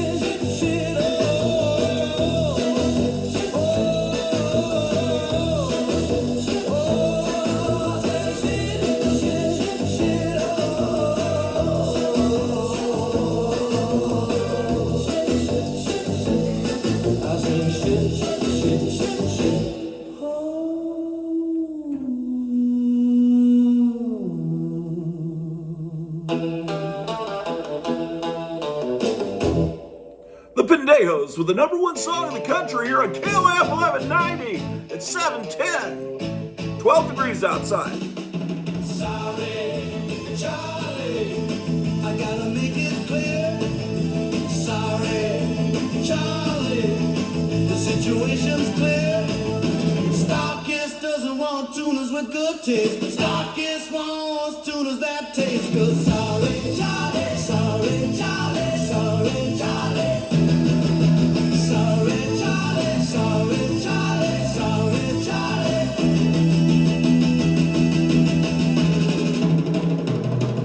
Starkist doesn't want tuners with good taste. Starkist wants tuners that taste good.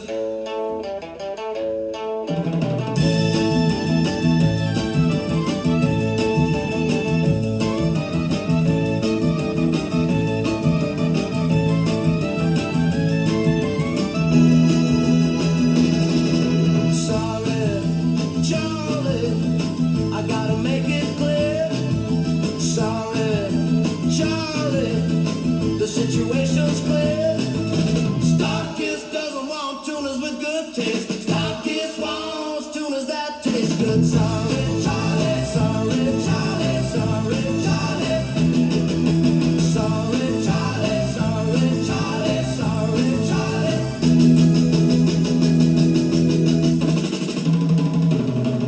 Starkist doesn't want tuners with good taste. Starkist wants tuners that taste good. Hey, the Grottu Orloff Show, Monday morning, 712.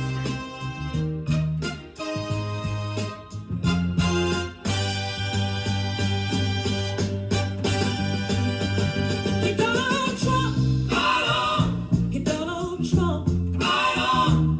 He a solid soul brother. Can you dig it? Hey, Donald Trump, right on. Hey, Donald Trump, right on. Hey, Donald Trump, right on. He's sticking to the deep state. Trump won't let the commies rip us off. Trump, he a bad motherfucker. Dig it! He Donald Trump, right on. He Donald Trump, right on. He's a solid soul brother. Can you dig it? He Donald Trump, right on. He Donald Trump, right on. He Donald Trump, right on. He's sticking to the deep state. Trump won't let the commies rip us off. Trump, he a bad motherfucker. Dig it, dig it, dig it. He Donald Trump, right on. Right on. Oh, yeah.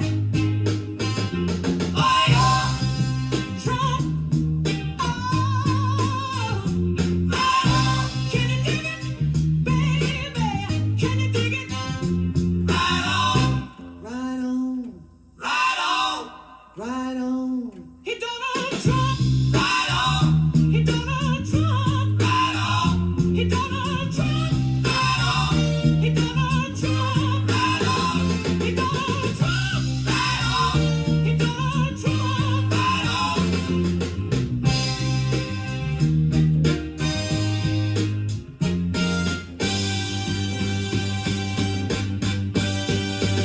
He Donald Trump, right on. He Donald Trump, right on. He Donald Trump, right on. He Donald Trump, right on. He Donald Trump, right on. He Donald Trump, right on. He Donald Trump. Aretha Franklin with a tribute to the 45th and 47th President of the United States. KLF. The Grottu Orloff Show, Monday morning, 7:11 a.m.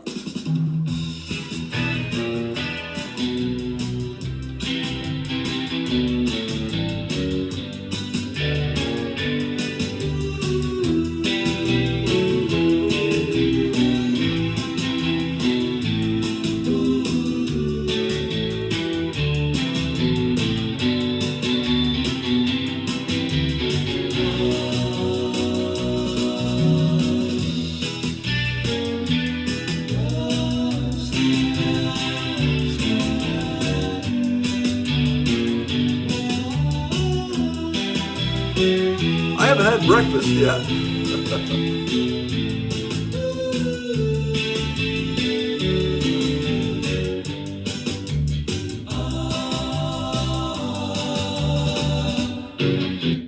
Shit!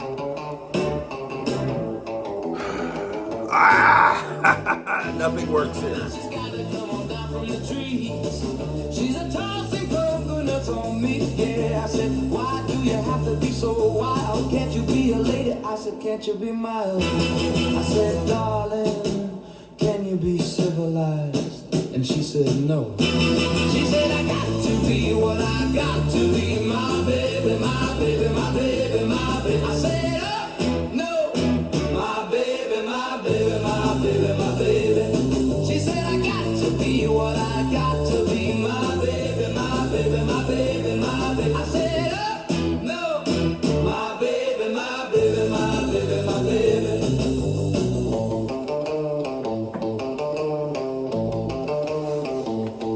She said, I gotta be what I got to be, what I got to be. My baby, my baby, my baby, my baby. I said, oh, no. My baby, my baby, my baby. She said, I got to be what I got to be. My baby, my baby, my baby, my baby. I said, oh, no. My baby, my baby, my baby, my baby.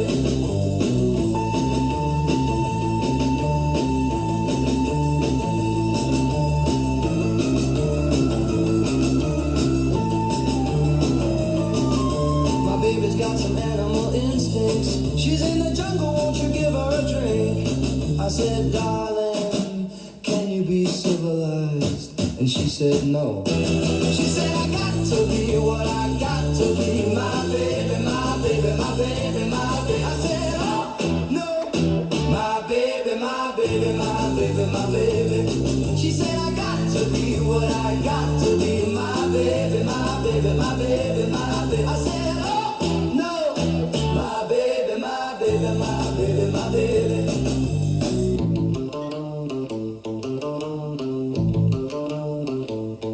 She said, I got a baby. Music for fat people here on the Grottu Orloff radio show. Monday morning, KLIF 1190. I don't want a man in a business suit. I don't want a man that drives a car. I don't want a man with a soft white hand. I'm looking for a man that's full of hair. I'm looking for a man that's everywhere. I'm looking for a man that can.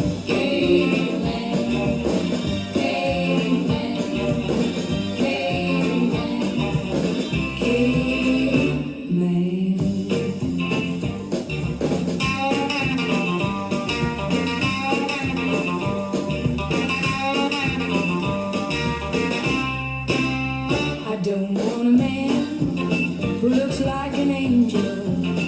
I don't want a man with blue eyes. I don't want a man who can really sing.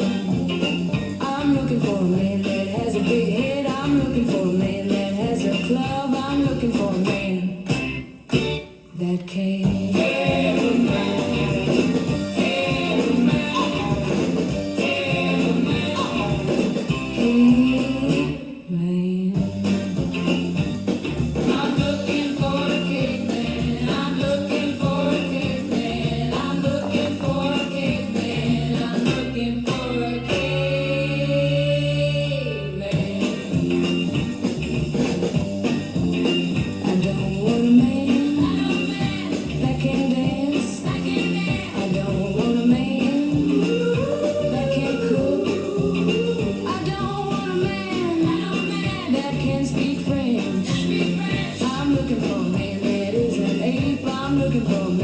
Never late, I'm looking for a man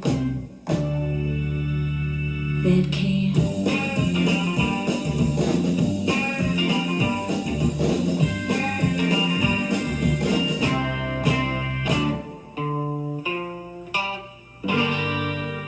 KLIF 1190, ladies and gentlemen, let's keep going, man. We're going to rock and roll ourselves to death this morning. It's moving, really moving fast. You can bet it's gonna last. Here's a new Cliff King Climber. KLIF 1190. The number 11 song in the country, man, rocketing up to number 1. Here it comes, man. The most amazing song on the hit parade today. Let's go.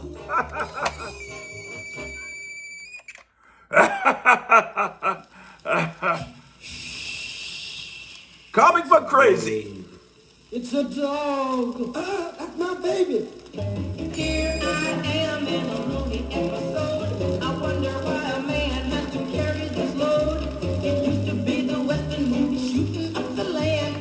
There goes my baby in Superman's hand. My baby's gone comic book crazy.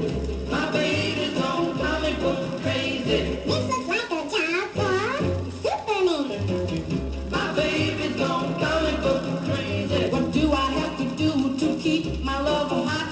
The girl ain't satisfied with what she's got. Now Donald Duck is sitting on my chimney top. He's waiting to take my baby to the red hot. My baby's gone comic book crazy. My baby's gone comic book crazy. All the girl can say is quack, quack. My baby's gone comic book crazy. All night long, Woody Woodpecker is knocking.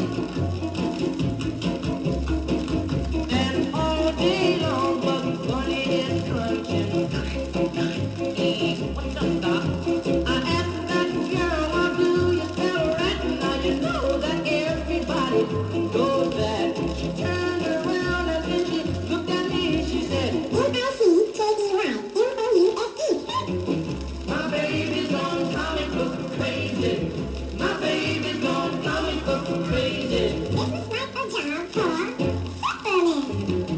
My baby's gone comic book crazy. My baby's gone comic book crazy. My baby's gone comic book crazy. That's all, folks. Comic book crazy here on KLF 1190, the Grottu Orloff Show.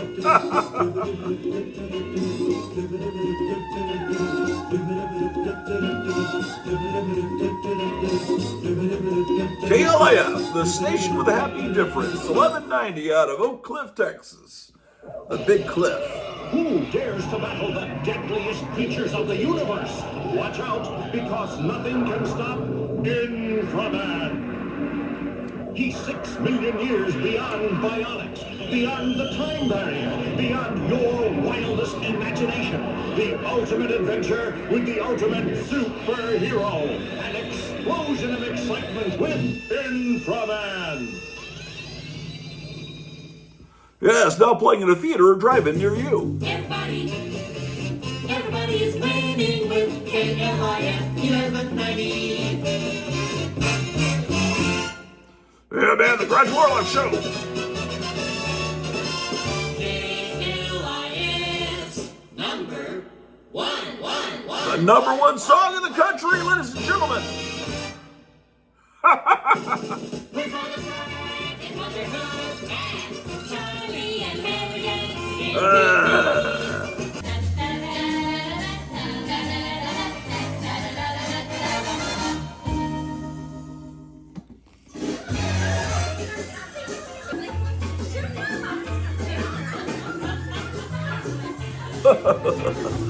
Man.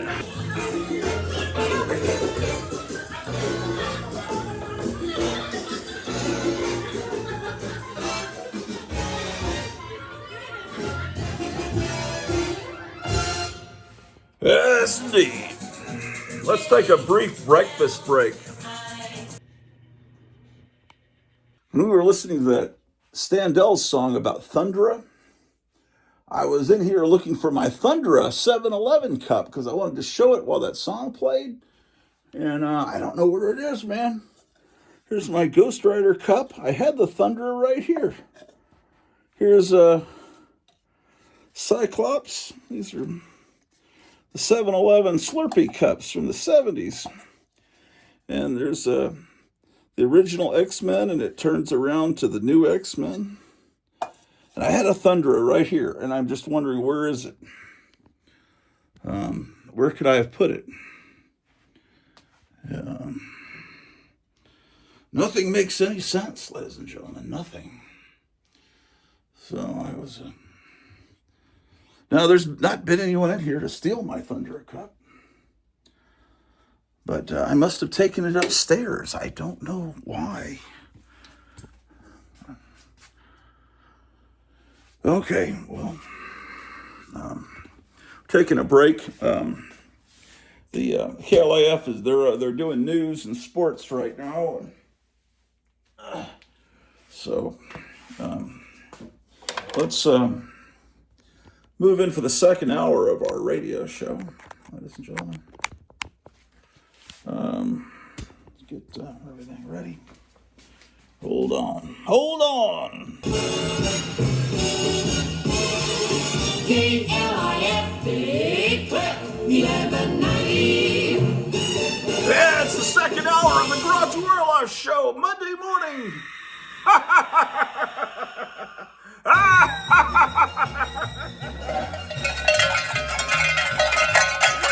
It's Monday morning, man.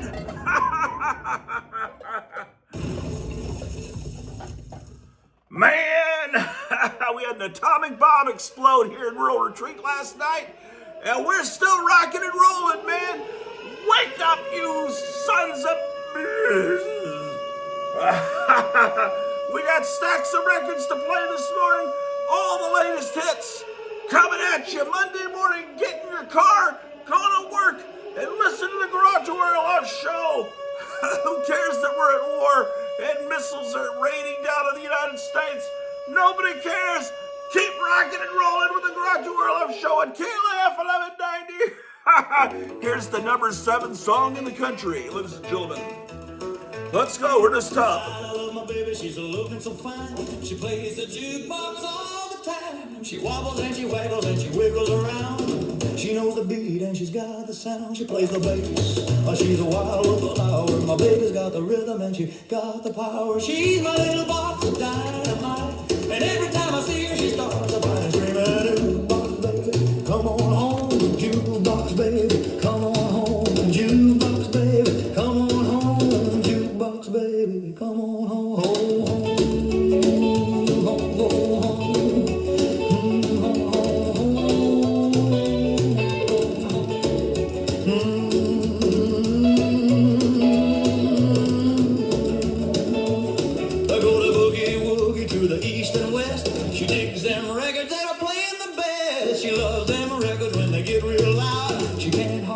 Till I see her in a crowd, she plays a bass.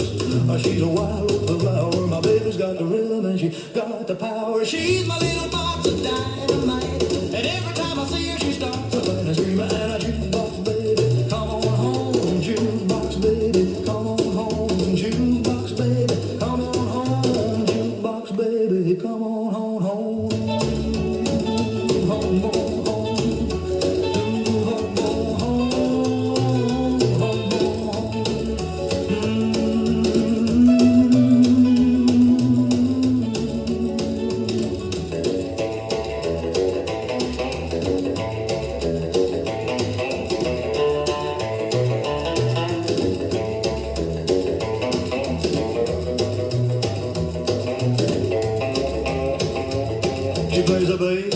She's a wild little flower. My baby's got the rhythm and she got the power. She's my little box of dynamite. And every time I see her, she starts about and dream about a jukebox baby. Come on home, jukebox baby. Come on home, jukebox baby. Come on home, jukebox baby. Come on home, home.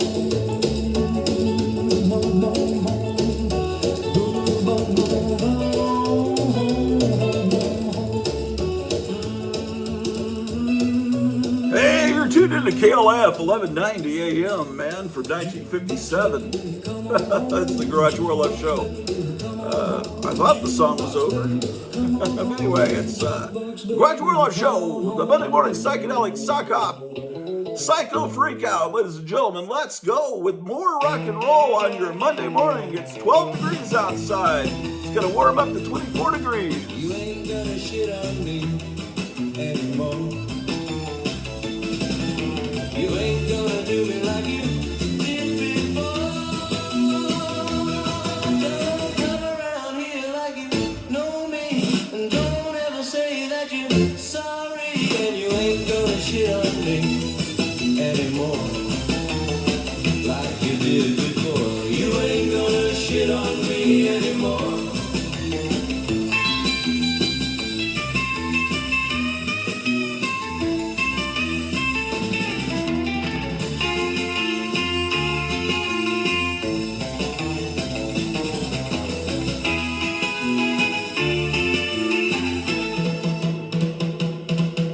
You ain't gonna shit on me anymore. You ain't gonna do me like you did before. Don't come around here like you know me, and don't ever say that you're sorry. You ain't gonna shit on me anymore like you did before. You ain't gonna shit on me anymore. You ain't gonna shit on me anymore.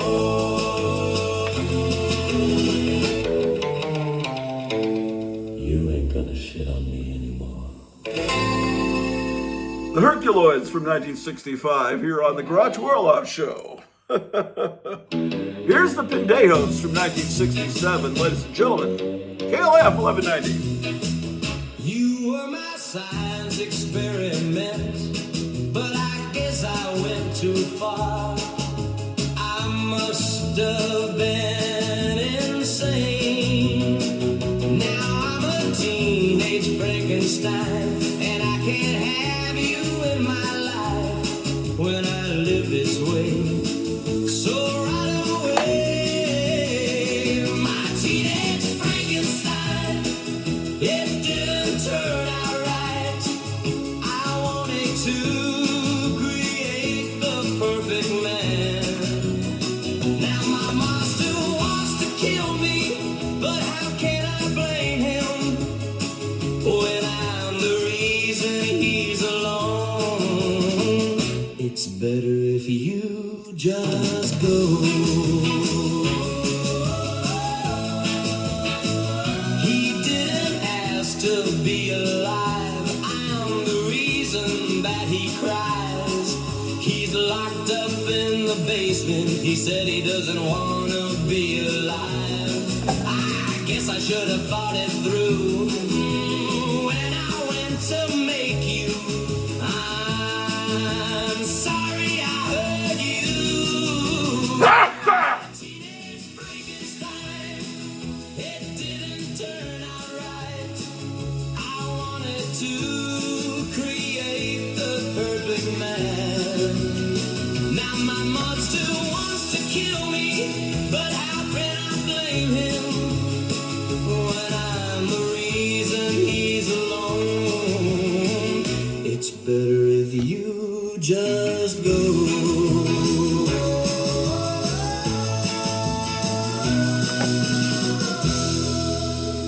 Yeah, Monday morning at 7:25. Baby's eyes are swollen, look like cabbage and onions. It looks like it's been on the chopping block. Your skin's turning yellow, it used to be so mellow. The doctor said it's a case of hypershock. You're getting uglier every day. You're getting uglier every day. You're getting uglier every day. Oh, baby, I love you, but there's no other way. You're getting uglier every day. Oh, baby, I love you, but there's no other way.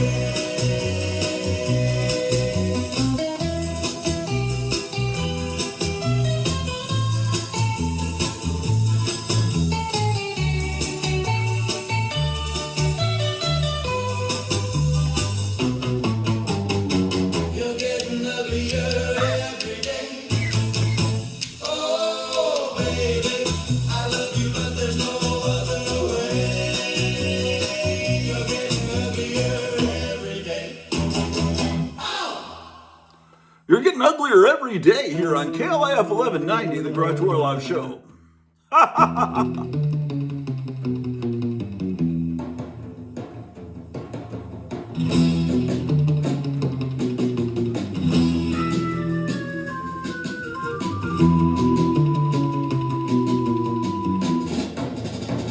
Fastest car in the land, big black monster like a dinosaur, and my head's in the sand, so many killed in the heat of war.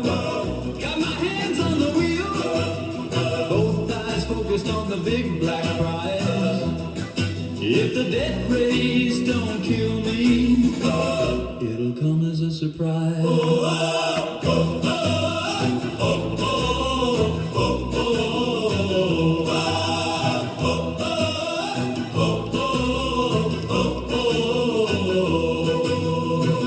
In the Death Race 2000, they think they're going to heaven, and there's no stopping now. If you don't want me to come in, then you'll be living in hell.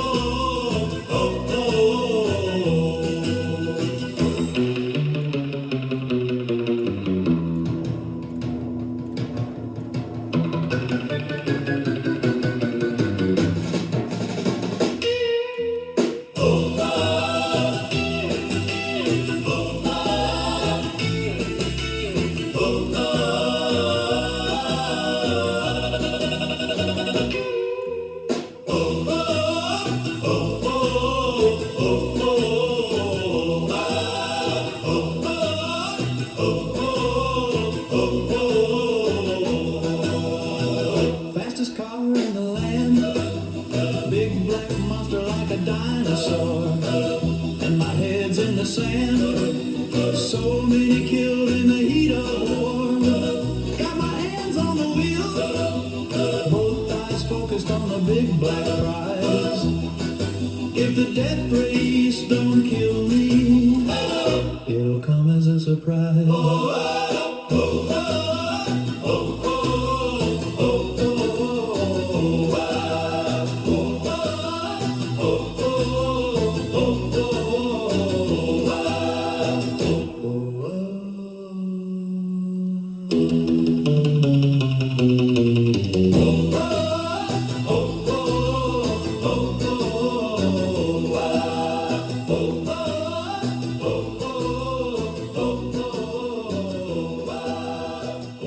Bobby Vinton with the theme to Death Race 2000 here on KLIF 1190. It's a Monday morning, 7:40, man. Beware of time. Don't be late to work. Listen to this rock and roll, ladies and gentlemen. KLIF 1190, the Grottu Orloff Show. Brought to you in living color, Dr. Orloff. Brought to you in living color. Coffins, caves and haunted houses, glamour ghoulies and haunted spouses, comics, trading cards and lunchboxes, all the stuff your mama taught, tales of witches, ghouls and mummies. All your friends think you're a dummy, you're a trash culture junkie, and it ain't funny. You know that you're the one we trust. Dr. Orloff, Dr. Orloff, brought to you in living color. Dr. Orloff, Dr. Orloff, Dr. Orloff, brought to you in living color. Dr. Orloff, brought to you in living color. Dr. Orloff, brought to you in living color. Dr. Orloff. Hey, it's the Grottu Orloff Show. Monday morning. What a wonderful day. It's a nice day to be a cannibal, A nice day, to take it slow, a nice day, to be an animal. I'm an animal. It's a nice day to be the morning sun, the morning sun. It's a nice day. The morning sun, yum yum, eat 'em up. Yum yum, eat 'em up. Yum yum, eat 'em up. Yum yum, eat 'em up. And I believe that it is all for fun. It's all for fun. And I believe that I am not the one. I am not the one. And I believe that I'm a cannibal. I'm a cannibal. And I believe that I am not the one. I am not the one. I am not the one. Yum yum, Eat 'em up. Yum yum, eat 'em up. Yum yum, eat 'em up. Yum yum, eat 'em up.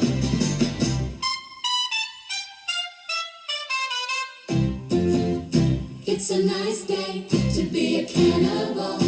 A nice day. To take it slow. A nice day to be an animal. I'm an animal. It's a nice day to be the morning sun. The morning sun. The morning sun. Yum yum, Eat 'em up. yum yum, Eat 'em up. yum yum, Eat 'em up. yum yum. Eat 'em up.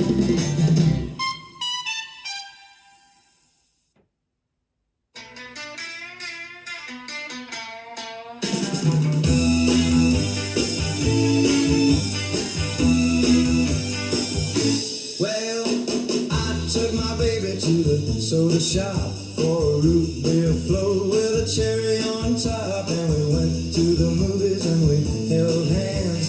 She was my best girl and I was her man. And then I found out what she's been doing. That girl of mine is a no good pile of garbage. That girl of mine is a no good pile of garbage. That girl of mine is a no good pile of garbage. That girl of mine is a no good pile of garbage. Well, I saw my baby in a Cadillac with a black leather jacket and a cigarette pack. She was sitting real close to some tattooed dude. Well, she was looking so fine, but she was acting so rude. And then I found out what she's been doing. That girl of mine is a no good pile of garbage.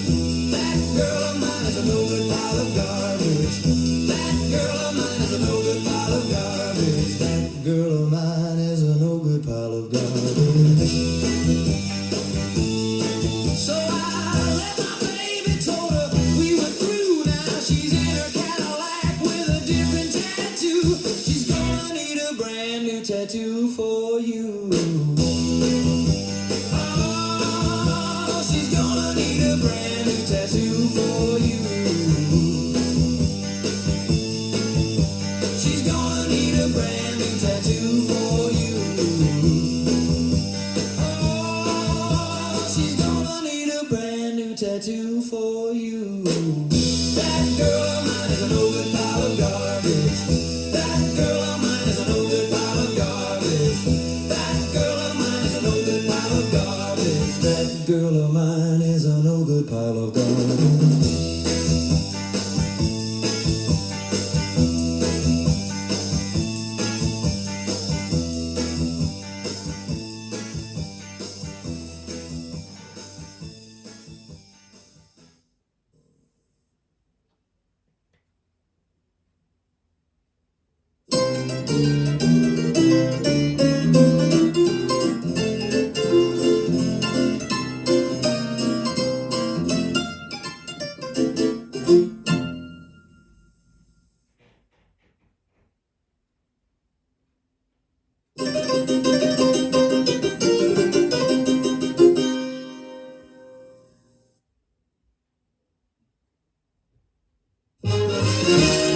KLIF 1190.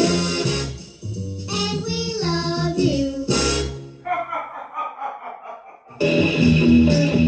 All women are bad. And here's the picture that proves it. Any place that has people has women. Vicious, rotten, scheming, conniving. Every place in the world. Only in the wilderness alone can man truly be free of their evil ways. This is the picture that shows them as they really are, stripped bare of all pretenses, and everything else too. Oh, I don't say men are angels, especially when there's a woman concerned. It's the so-called fair sex that leads them on and into every sort of perversion imaginable. And this picture proves it. There's nothing too foul for a pretty girl to get mixed up in, whether it's down in hippie land or up in an old roué's flat. She's got him by the short hairs, but he usually doesn't even know it. He may think he's just being appreciative or mildly shocked, but once a girl gets her claws into him, there's nothing she can't make a man do. They start out perfectly innocently like this. Maybe she just wants him to come up to our apartment to pose for a painting, but it can end up pretty wild. Yes, sir, all women are bad. Their passions, their lusts, their evil bodies turn the strongest man into jelly. And if you're not so strong, watch out. They only love themselves and sometimes each other. But as for men, that's only at their own convenience. Here's your chance to see all the bad women in one film. Girls who have no morals and no scruples.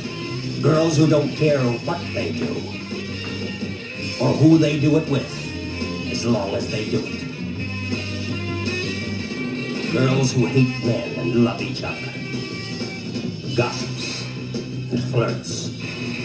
Teasers and sadists. Prostitutes and girls who want to be in show business. They don't care how much they have to show. Wicked, lustful, sensuous girls blossoming into ripe womanhood. All women are bad. I ought to know. I'm a man. But don't take my word for it. See them as they really are. The fair sex unmasked. In the exciting new film, all women are bad. Bad. Bad.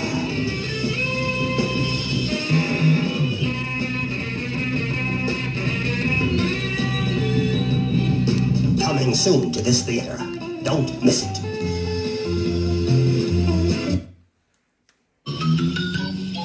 Gentlemen, add to your fun. Tackle fun for everyone. Tackle fresh is smooth as too. You will love it, millions do. Makes your mouth feel fresh and clean. After meals and in between. Gentlemen, adds to your fun. Double mint, chewing gum. You'll love the double fresh taste and double smooth chewing goodness of Double Mint gum. That's why we say that chewing Double Mint doubles the pleasure of everything you do. So remember, Double Mint adds to good fun. It's fun. The pleasure all in one. So delicious, great to chew. Treat yourself and your friends too. Tastes so good and lasts so long. Get some soon, you can't go wrong. Double Mint adds to your fun. Double Mint chewing gum. You've heard the Moog before. It plays weird electronic sounds. That is, it did, until now.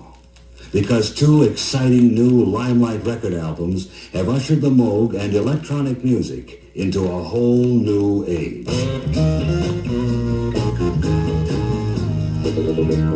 Album 1, Moog Groove, featuring great contemporary songs, played like you'd never heard them before. Grazing in the Grass, Aquarius, Oh Happy Day, Hey Jude, Penny Lane, Windmills of Your Mind, and more. Album 2, Electric Love, Turned On Moog, featuring greats like The Look of Love, Wichita Lineman, Going Out of My Head, Stella by Starlight, and more. The Moog comes of age in two great new albums, Moog Groove and Electric Love. Get with the Moog Vogue today. Now available at Piggly Wiggly, Kmart, and Handy Andy.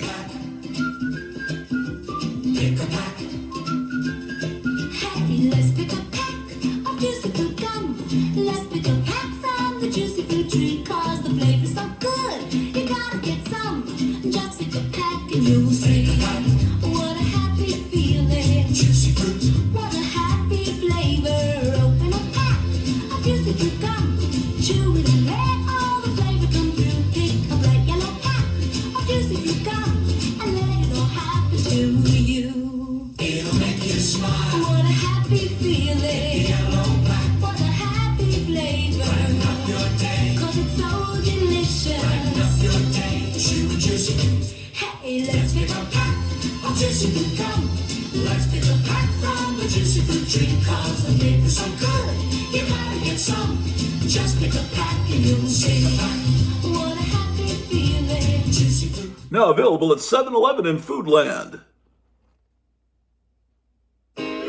Lucky, lucky you.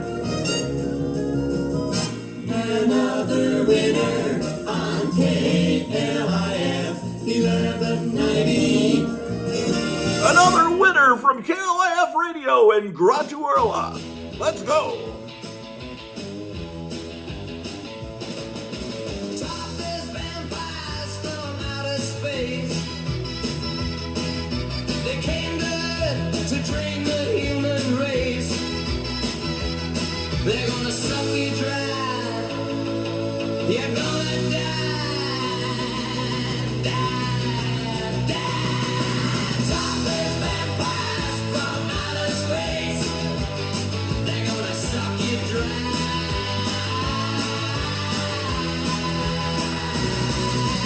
Topless vampires from outer space. They're gonna suck you dry.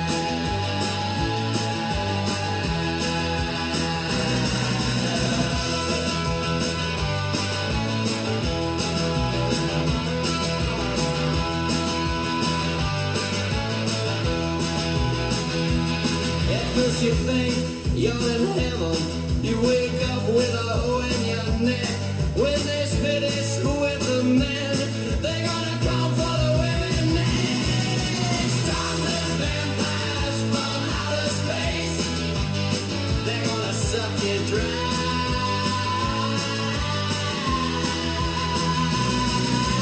Topless vampires from outer space.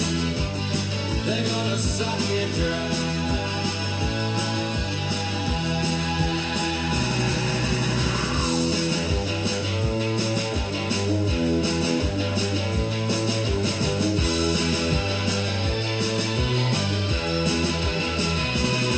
And the women and children to safety. You know this is them. We are not gonna make it. There's too many of them.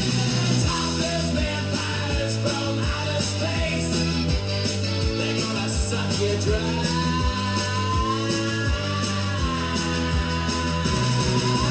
Topless vampires from outer space. They're gonna suck you dry.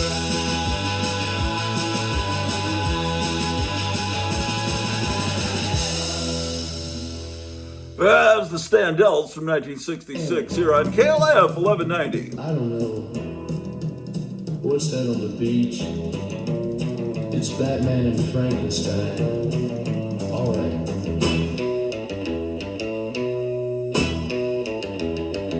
Well, I went to the beach just the other day. I saw the strangest thing that you ever saw. A monster on the beach with this girl. Frankenstein on the beach, yeah. Frankenstein on the beach. Frankenstein on the beach. Then I looked, and what did I see? Frankenstein's girl, she was looking at me. The next thing I know, you know what she said.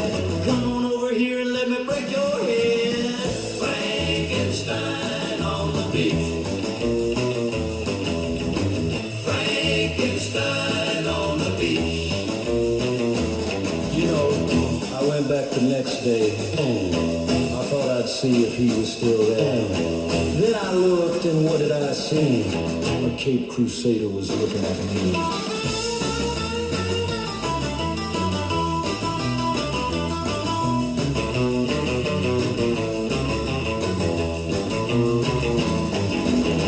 Frankenstein on the beach. Frankenstein on the beach.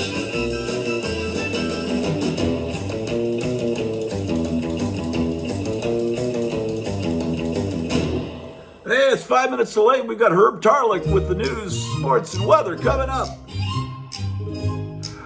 The Grottu Orloff Show.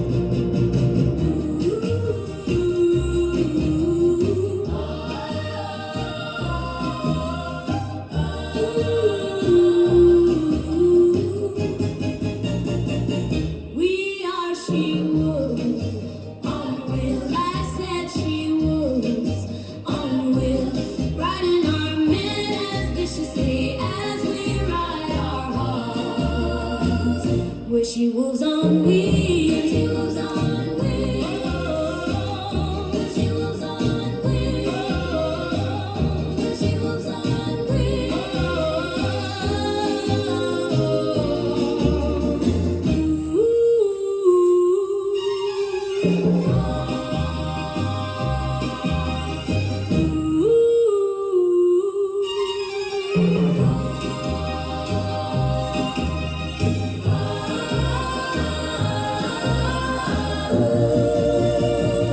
We are she-wolves on wheels. I said she-wolves on wheels, riding our men as viciously as we ride our horses.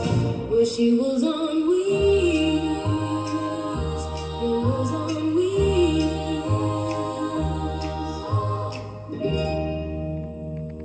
Well, it's 8 o'clock, so they're doing the weather, sports, and news. So let's go upstairs, see what the aftermath of the nuclear blast looks like outside, because the sun's up, and look at some more Captain America comics, and see what's going on, man, because we haven't even looked at the news this morning. So yeah, as people say. That's the new thing to say. So yeah. It's almost like how everyone says, perfect, perfect, perfect. And what else do people say nowadays? It is what it is. Yeah, that's another thing that people love to say nowadays.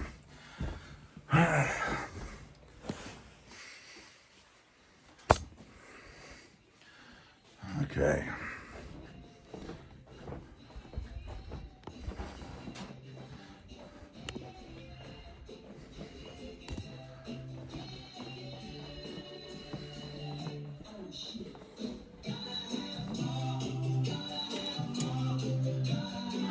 Okay, yeah, the sun's up. Look at that.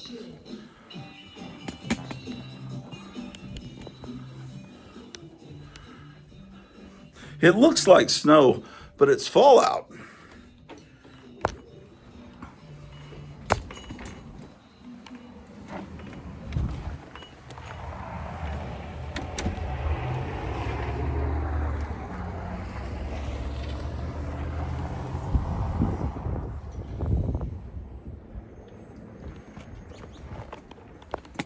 Well, that's beautiful. Now let's go back in. The windows are all frosted because atomic bombs create incredible cold.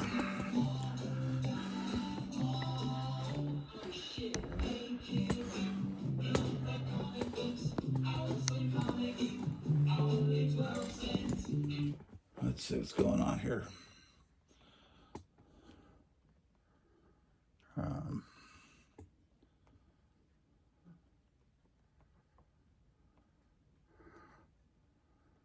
First, we turn it over to Trey Yingstead, Israel, with the latest from President Trump on the Iran conflict. Trey. Yeah, Todd Carlin, good morning. Overnight, the Israelis and the Americans launched a new round of strikes against the Iranian capital of Tehran and other positions in western Iran. You can see in some of this video black smoke rising from the Iranian capital overnight. This is an indication that the Israelis and the Americans are making good on that promise to go after more regime targets as Operation Epic Fury enters its third week. We know there were other significant strikes on launching positions, besieged force headquarters, and also other positions belonging to the... Oh, I should show you Damon. Oh, I said oh again. What is going on with my brain?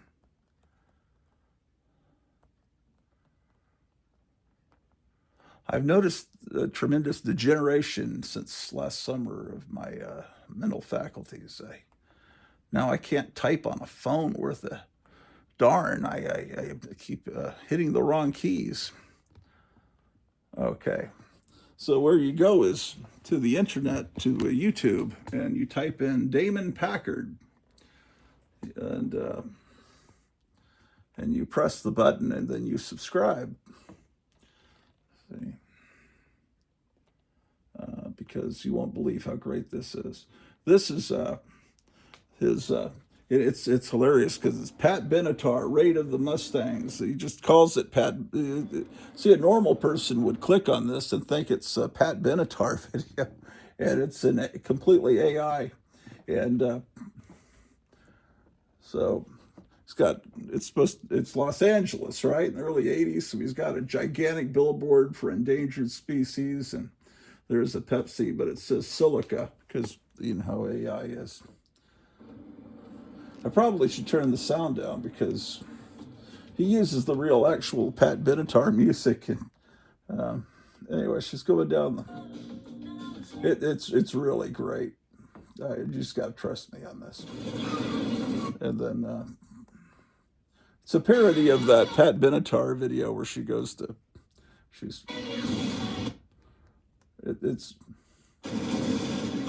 it's unbelievable. You know, this looks like something Hollywood, it would have cost them hundreds of millions of dollars to create. Look at that. Look at that. He's got a look at this Sword and the Sorcerer. Imagine a movie theater back then that actually had a giant display of the Sword and the Sorcerer. Everything's great. And then this van is the Sword and the Sorcerer van with smoke coming out of it, promoting the movie. This is I said oh again. Giant billboard for The Beast Within. Do you remember that movie? Man, there's just, you got to subscribe to it, man. You got to do it. Okay. All right. All right. We were going to look at some more Captain America comics. I believe that's what we were going to do.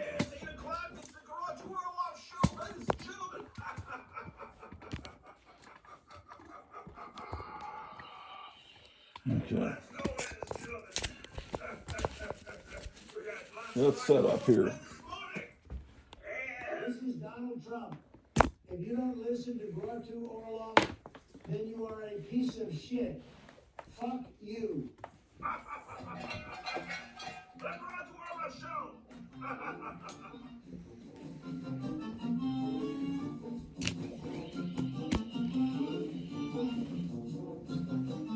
The Saturday morning psycho freak out, ladies and gentlemen, let's go. I still haven't eaten breakfast. Rockabilly, country music, everything that like everything makes life. Oh, we need light. Oh, I said oh again.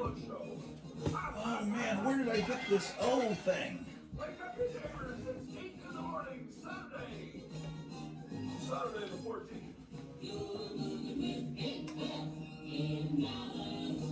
The station with a happy difference, ladies and gentlemen, the Grottu Orloff Show. We'll look at all the Captain America comics, and then we'll get back to the radio show downstairs. I think somebody's coming to my apartment. Okay, are we ready? Okay, whatever. Captain America from the 20-cent Bronze Age era.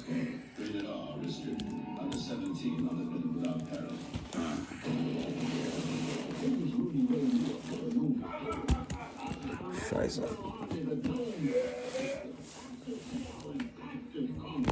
Damn it.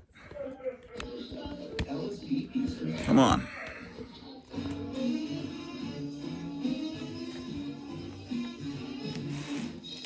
Okay.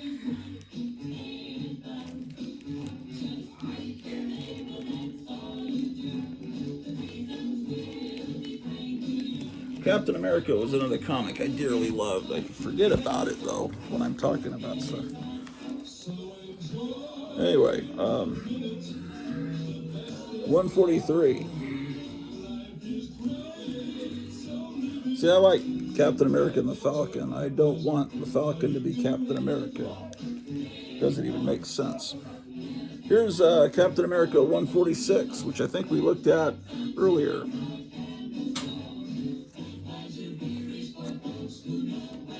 Here's another copy of 146. 147.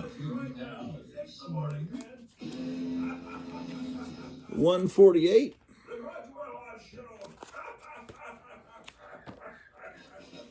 149.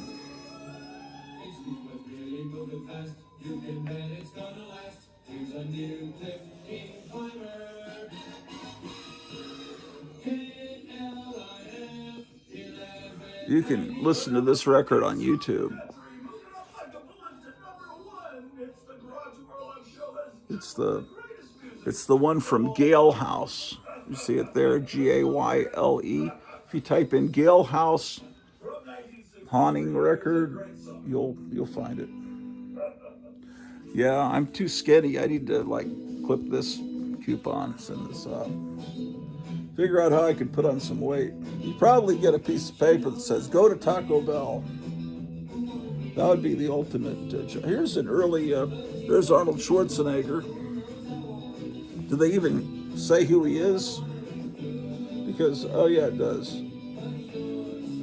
I put 2 full inches on my arms, 3 inches on my chest, and trimmed 4 inches off my waist in just 7 weeks. Thanks to the Joe Weider muscle building course. Why don't you? Says movie and TV star Arnold Schwarzenegger, Mr. Universe winner.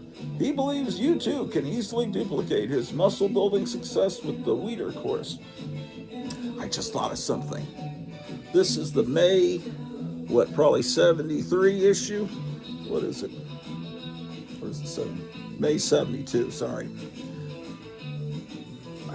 We're about to get to the Conan the Barbarian comics. I need to see if I have the May 73 issue of Conan the Barbarian, because it would be cool if that same ad is in that issue of Conan. There's a guy that would, about 10 years later, play Conan the Barbarian. Joe Weider is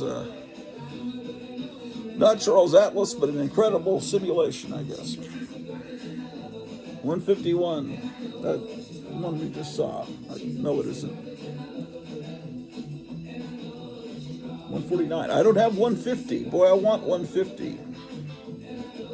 This is Sal Buscema. Now, when I was in, was it late 3rd grade or early 4th grade, I had a t-shirt of this issue. I also had one of the Submariner, and I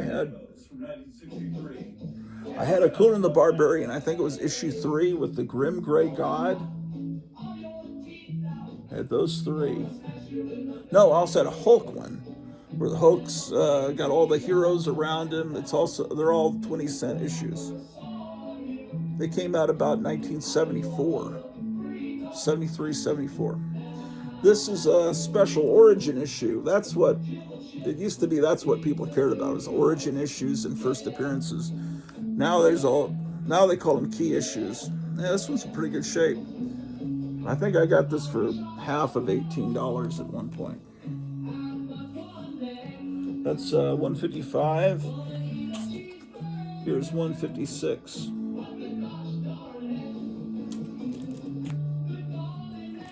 Here's another copy of 156. This one's got some problems. You can tell there's some smoke damage. See that? That's actually a comic that went through a fire. 156. I'm missing 157, 158, 159. And I have 160 though.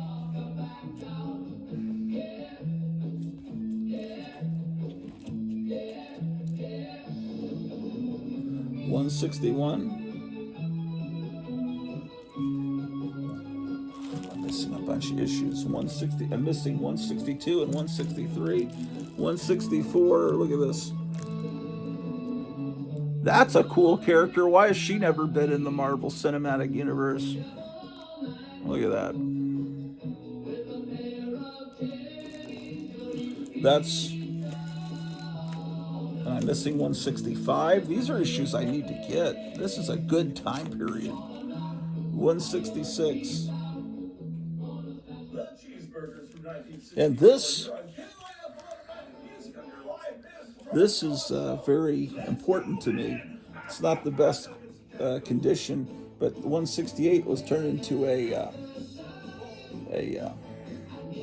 book and record set from Power Records, and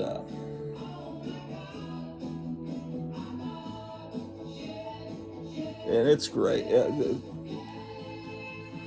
Sometimes when I'm under a lot of stress, the dialogue from that book and record set and the way the actors delivered the dialogue comes into my head to try to alleviate stress, because I was having, what do they call it, LASIK surgery back 20 years ago, and it was scary because you're conscious and they're anyway, for some reason in my head it was like Captain America and a Phoenix shall begin. Is that what it was called? Yeah, something like that. 169.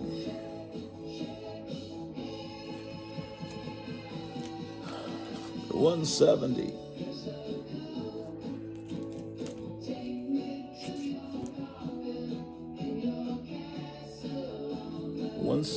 $171 is not here. Here's 172. Oh, interesting. Here's 173. It's a 25-cent issue. They often talk about the first appearance of the new X-Men, but what's the last appearance of the old X-Men? Maybe it's this, because it's a 25-cent issue. It should... See? The old X-Men.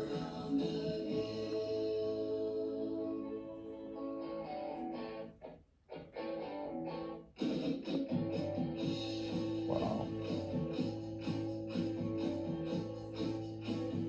Fantastic stuff.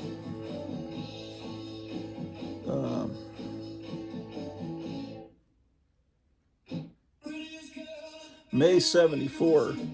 So, yeah, this is May 74, so that would make it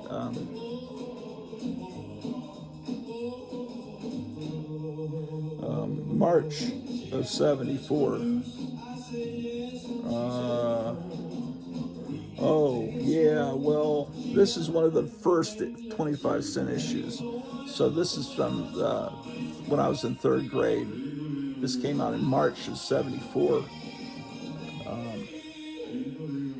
Yeah, the new X-Men was probably maybe a year after that, when I was in 4th grade. No, I'm thinking about when they introduced Wolverine and the Hulk. And then the X-Men came along. How much time elapsed between the Wolverine being in Hulk 180, 181 and the new X-Men? I'm not sure. 174. I should have bagged and boarded these. This is a great ad for them. I should have bagged and boarded them while I had some bags and boards, but it's all right.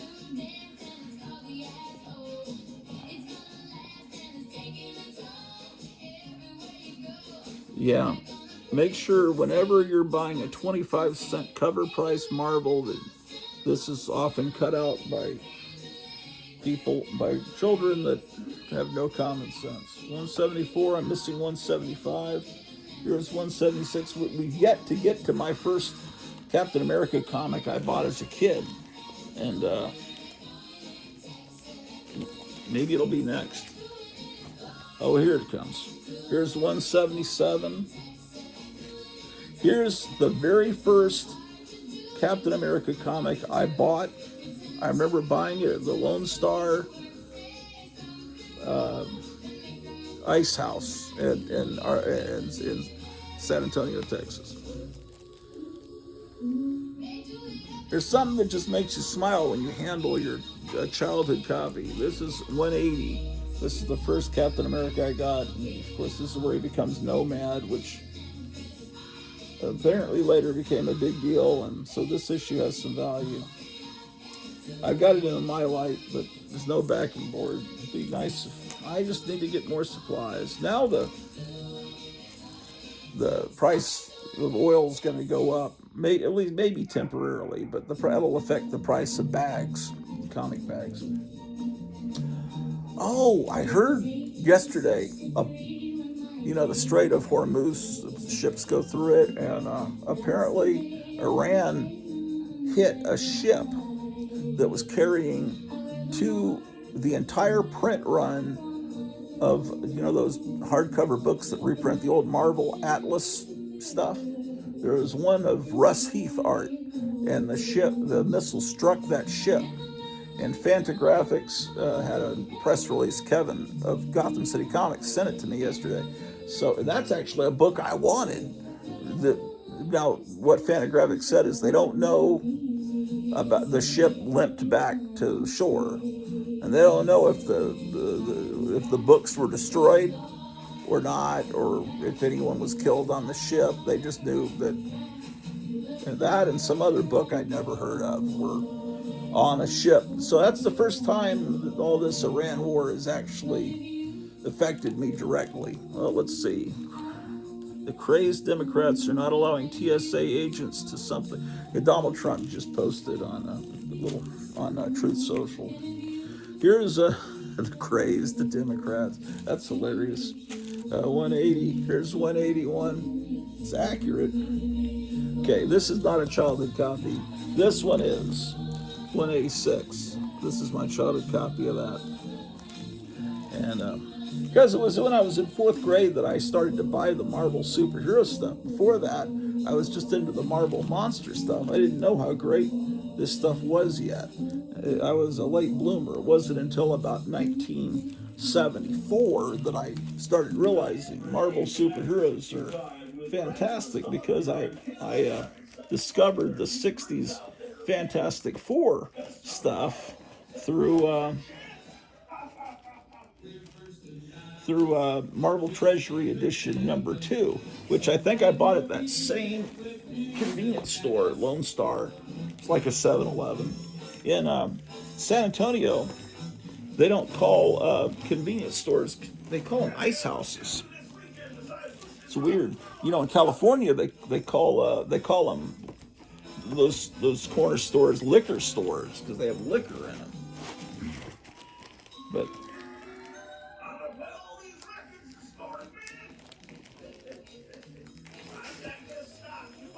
okay, here's 187, 188.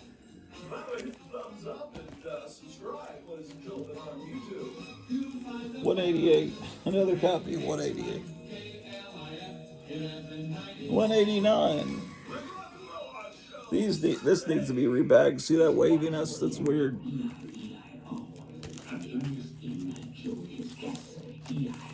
190. Wow, what is going on there? Yeah, this character's the greatest, man. You imagine Pam Grier playing her in a movie?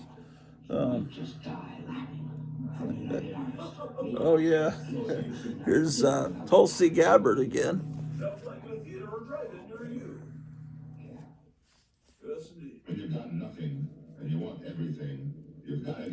What a wonderful time period. I thought someday I'll retire and I can read all my, but you can never retire, man. You just can't retire. 191. I can't even afford to fix the problems in the house. 193. This is where Jack Kirby returned. King Kirby is back and greater than ever. That's a fantastic cover. Kirby with John Romita inking him. But the problem is, like that Black Panther comic I showed you earlier, Kirby was writing too, and these were still fun comics. But even as fifth grader, I realized, fourth, fifth grader, I realized the writing was subpar, but it's all right. He has great ideas and great art. 196.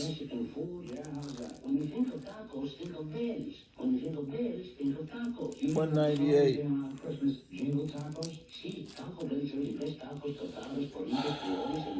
And then I'm missing 199, but I have issue 200. Big bicentennial issue.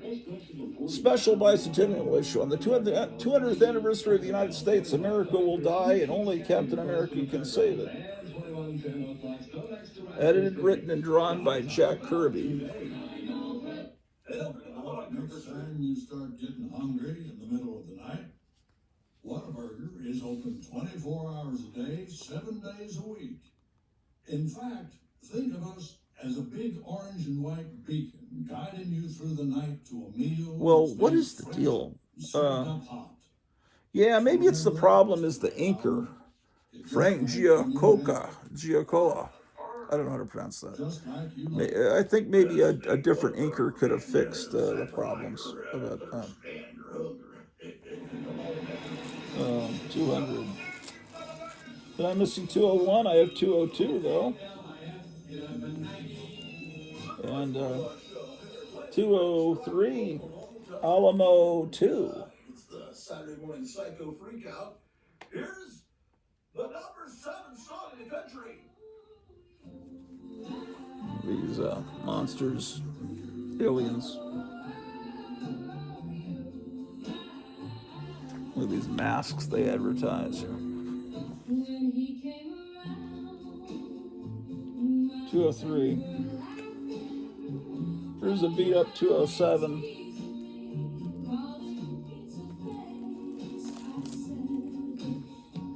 $208.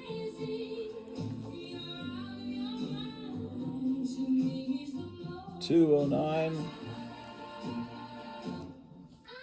Here's a 209 that came from a 3-pack.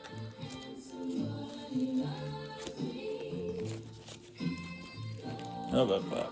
Captain America Memories.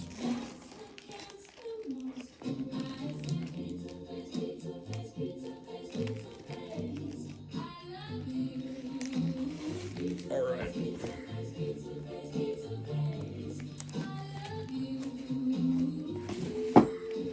It's a shame the comic book industry died. Kids still read comic books, but not these kind of comic books. What they read is they're like little hardcover books about this big, and Dog Man, Cat Kid, bunch of different. They call them graphic novels, and that's what kids read now. They're the same size as manga, and that's probably why they make them that size. But kids still read American comics. It's just not.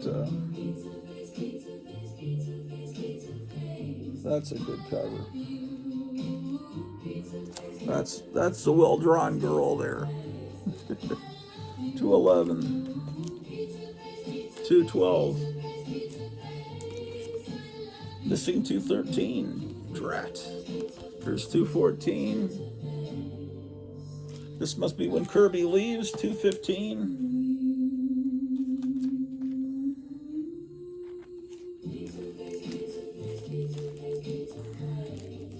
216. Here's another copy of 216 that's not bagged and boarded. Oh. GKEC. It's like writing from ancient Sumeria. I assume EC is Ernie Chan or Ernie Chua, whatever he's going by at this point. I don't know. And maybe GK is Gil Kane doing pencils and Ernie Chan inking them.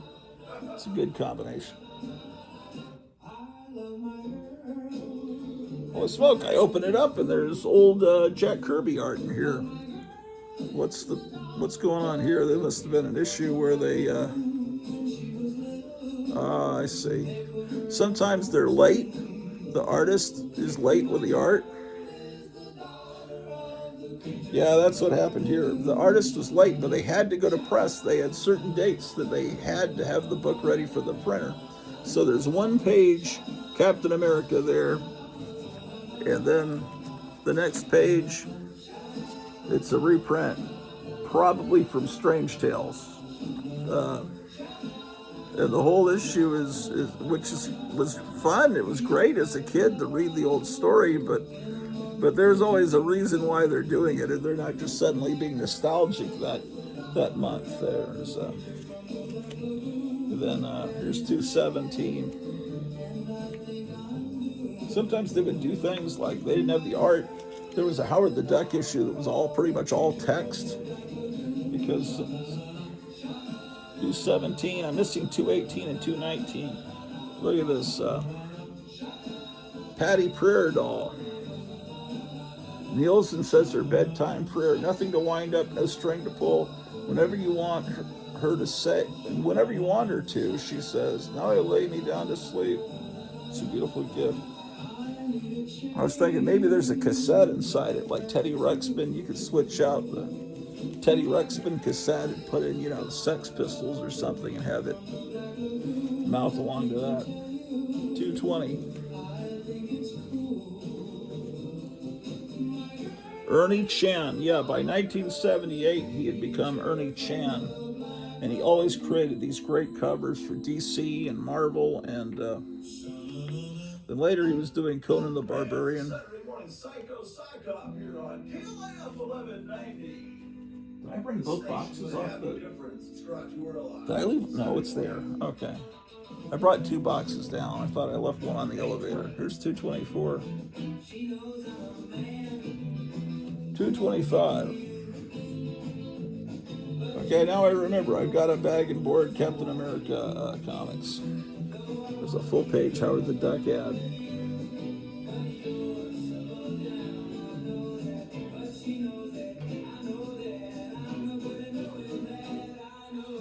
I've got to work on not saying the word O.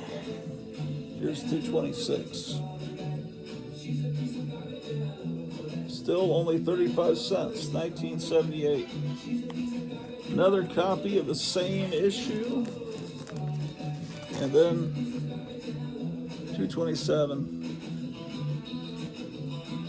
Another copy of 227. Still only 35 cents.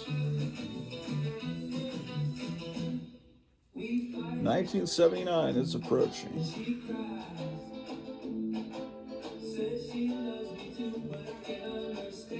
Here's 228.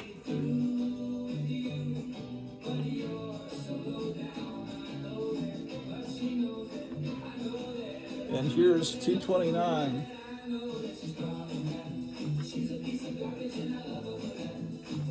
And this 230, look, I think they stole this image for a poster for the last Captain America movie that I didn't bother going to see, even though it was playing 2 blocks from me, because the Marvel movies are no longer because it was not Captain America, it was the Falcon dressed as Captain America, and then it was a red fist because it was a red Hulk. But I think it was pretty much this exact image. Am I wrong?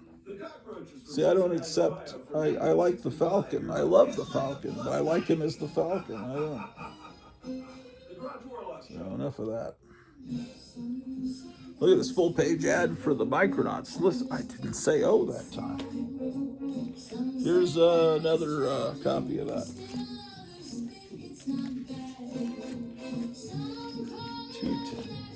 210.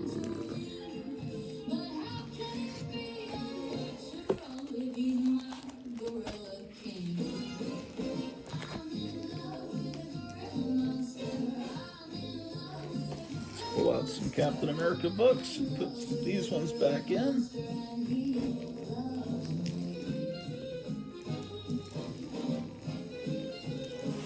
Yeah, everything was killed in the 1990s. The whole industry went bad. Oh, come on now.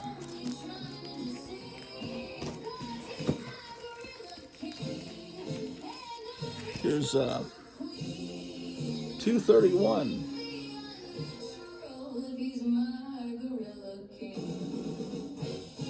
Oh, I guess they're Ku Klux Klan Nazi types. They're 231.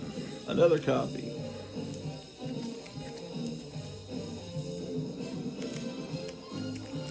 232. I'm missing 233, 234. Here's 235. I'm missing 236. Here's 237. It happened at Diebenwald, plus the tragic fate of Sharon Carter.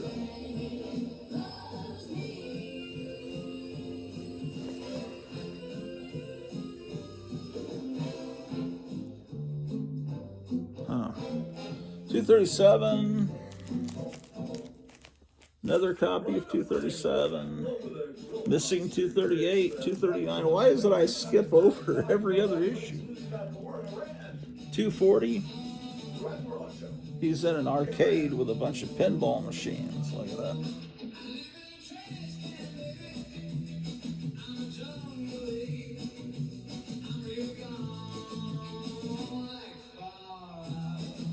Yeah, I hate seeing pinball machines get smashed out. What was that Jackie Chan movie, Rumble in the Bronx? They smashed a lot of pinball machines in that. In the movie Tommy, they destroy a lot of them. 240, 241. Powerless before the Punisher. I'm missing 241. I have 241. I'm missing 242. Here's 243. Another copy of 243. Okay, then I'm missing 244, 245, 246. Here's 247.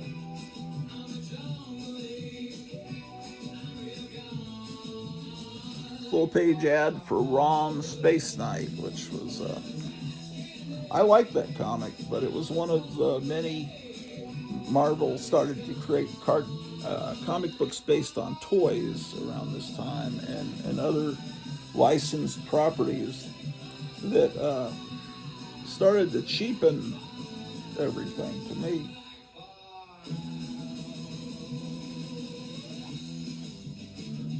$249. Another copy of 249. 250.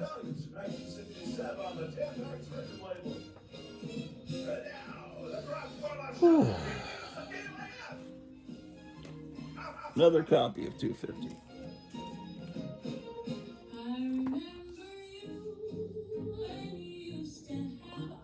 $251.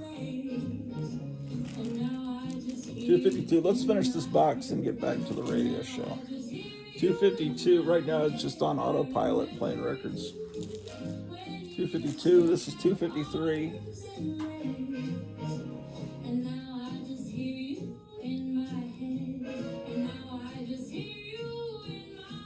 Okay. 254. Boy, Union Jack's gotten old back there. He's one of the invaders. What is that?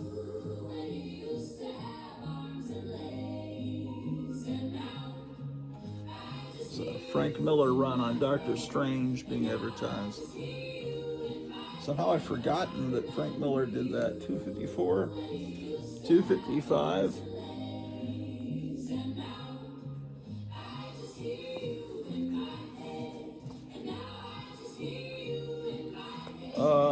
My golly. 256, but no 257. You know, those are the I said, oh, again. Dang.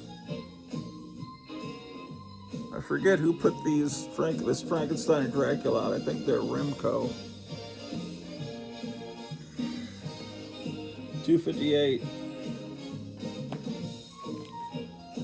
Looks like a comeback for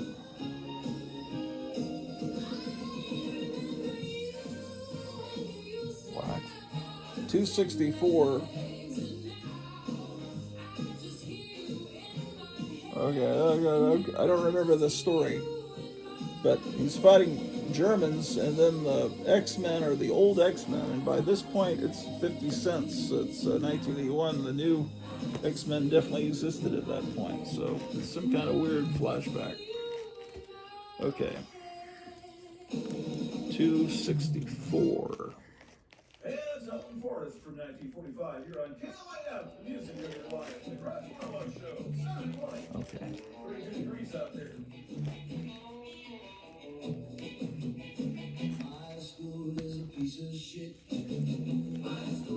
Oh, man.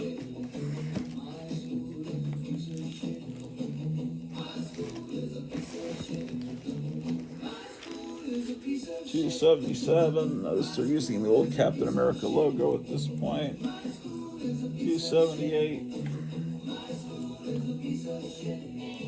$282. This is a cool cover. $286 with Deathlock.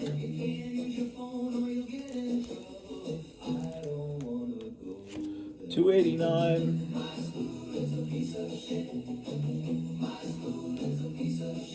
$290.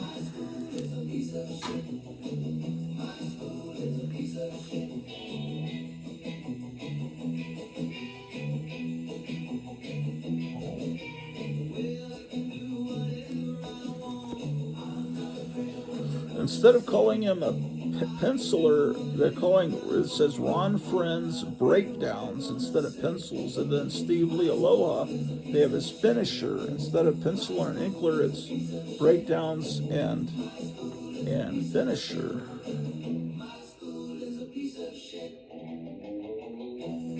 Anyway.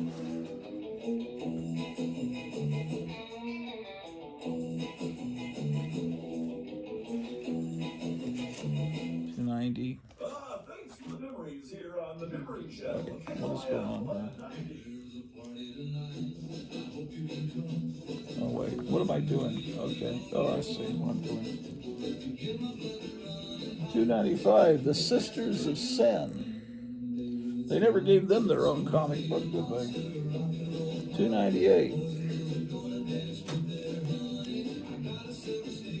308.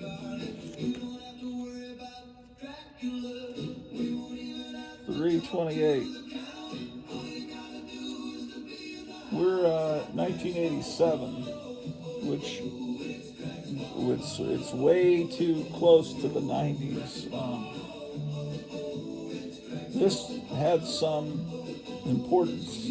This is some 337, I think, because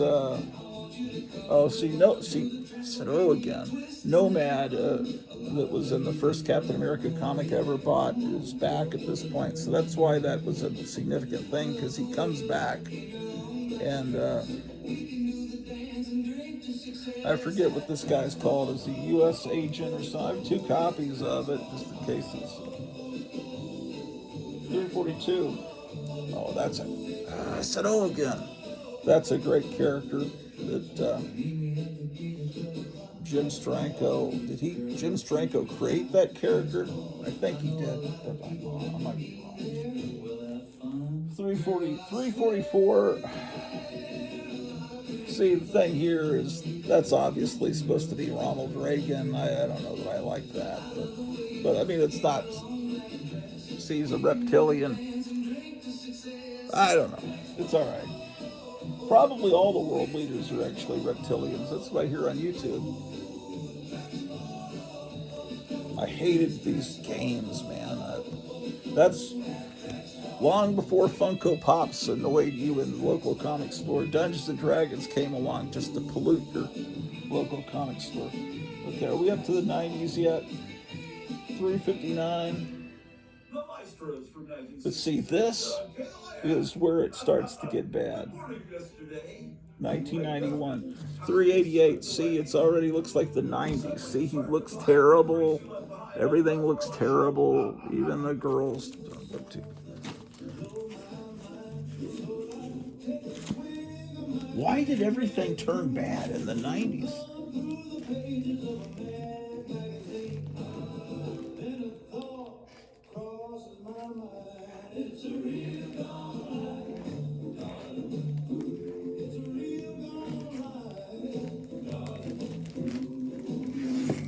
Let's look at the rest of this box.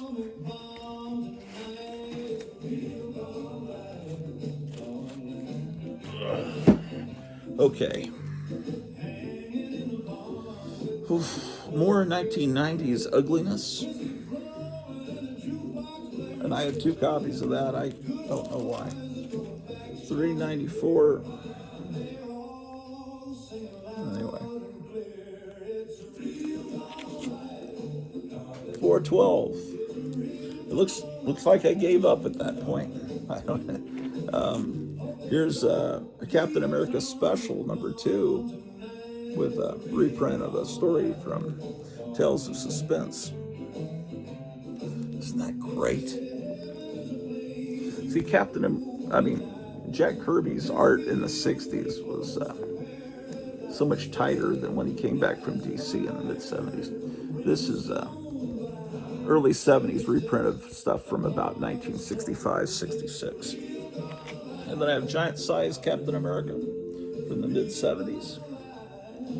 That's 1. I don't have 2. I wish I did. #3 is from when Jack Kirby came back. That's a pretty good cover. That's kind of horrifying there. And here's Captain America Annual #6. And #7.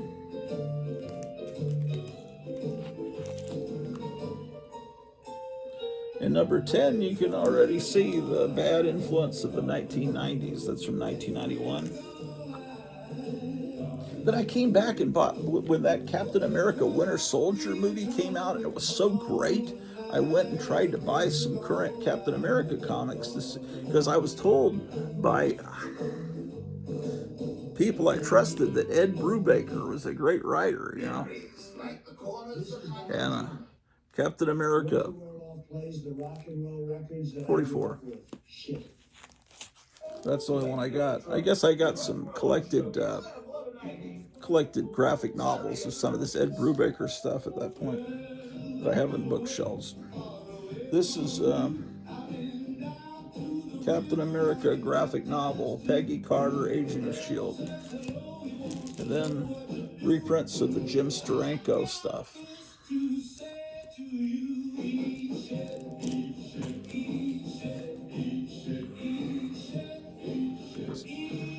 It's just real nice reprints. This was directly distributed to comic stores in the probably early 80s. This is not very expensive to buy now. March 84.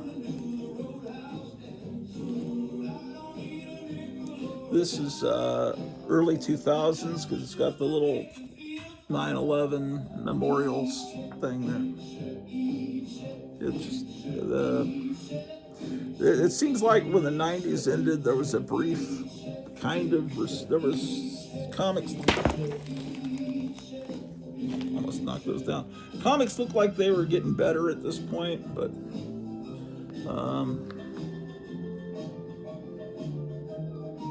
I mean, the artwork's pretty good here. This is the beginning of. There's not many words in it though.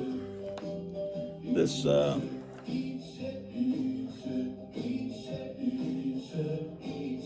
yeah, I'm sorry, I didn't show it to you. Okay, that's 3, it's 4. Maybe this is a little mini series. I don't know what it is. You know, there's a certain point where they just kept starting comics over again. That's a pretty good cover. It's issue, oh my gosh, 17. That's Lincoln's head there. It's been knocked. The whole Lincoln Monument's been destroyed. But everything's always red in these comics from this time period. It's like everything looks like everything's just. I don't know. Maybe that's good. I have 2 copies of that for some reason. Here's 18. Here's 20. Ooh, that's good.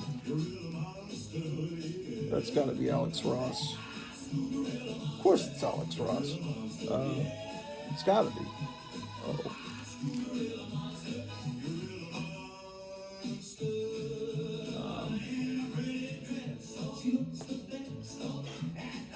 This is Captain America 25, but it says Legacy. It would have been issue 729. So they're at least, but they spent a long time not having Legacy numbers, so it's completely confusing to. And then here's 26, Ed Brubaker.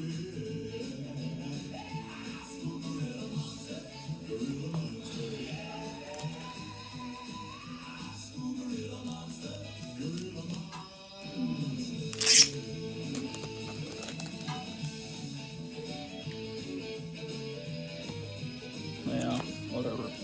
Well, that's that box. What would be in the next box? What's after CA? What's after Captain America?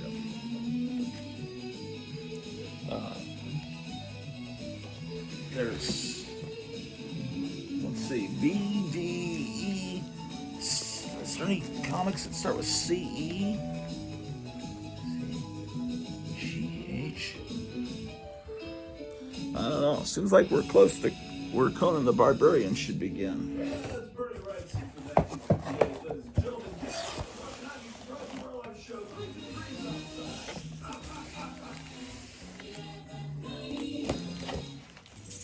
Oh yeah, Challengers of the Unknown. Oh, I forgot about Captain Marvel and Catwoman and Challengers of the Unknown. Then Conan the Barbarian will start. What was that?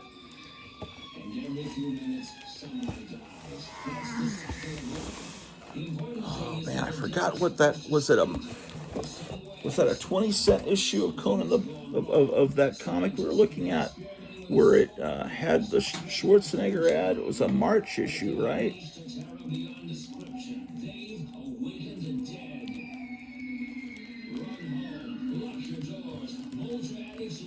Maybe it would be this issue. This is a March issue. Would I'm looking for that Schwarzenegger ad. This is March, but look, December 18th. So this was actually on the stands December 18th. Man, this was on the stands 3 months before the March cover date.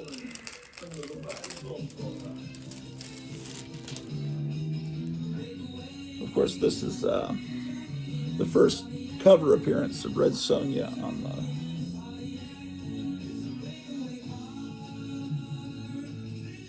beautiful art.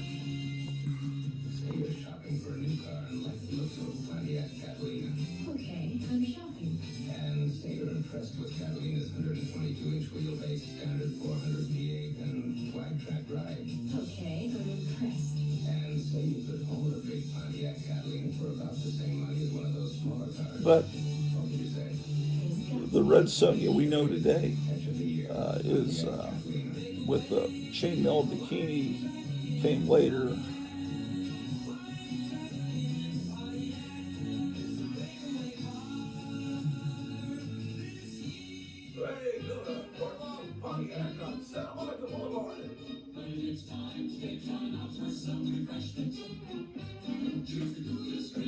It might have been the next March. The Song of Red Sonja. This is, was that a March issue? I can't remember. I can't rewind.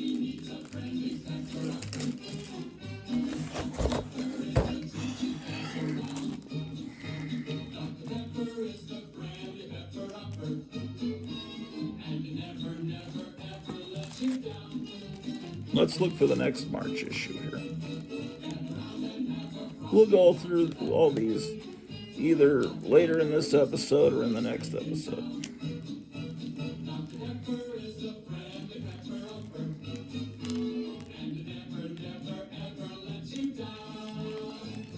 Regular or king size? Frosty, man.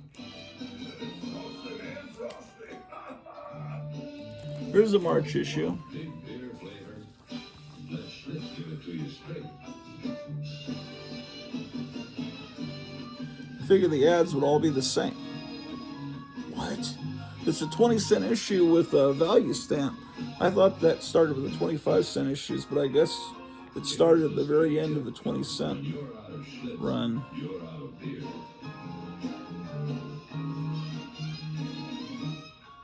You're out of time. You're out of luck.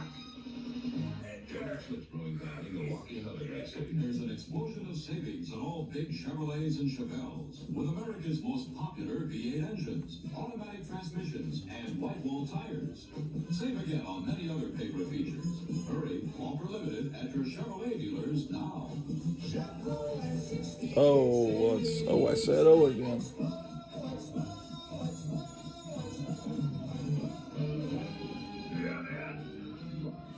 Huh. Well, 36.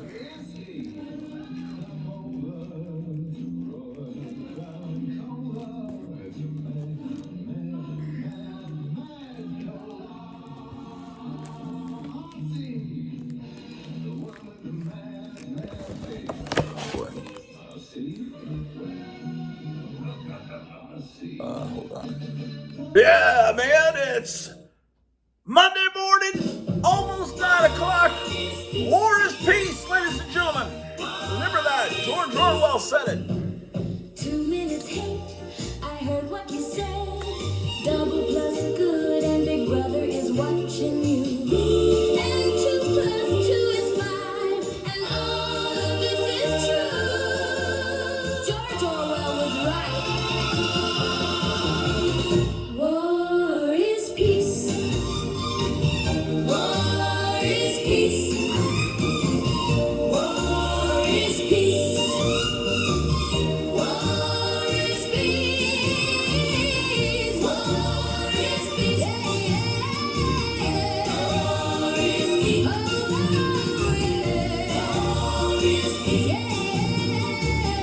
War is peace. War is peace, ladies and gentlemen, on KLF 1190.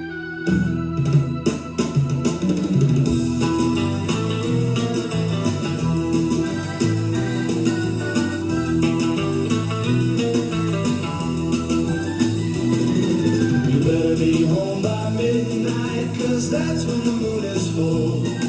They say that that's when the creature comes out of the Black Lagoon. I wanna tell you that it's no joke. This creature ain't no hoax. You can believe what you wanna believe, but you'll see.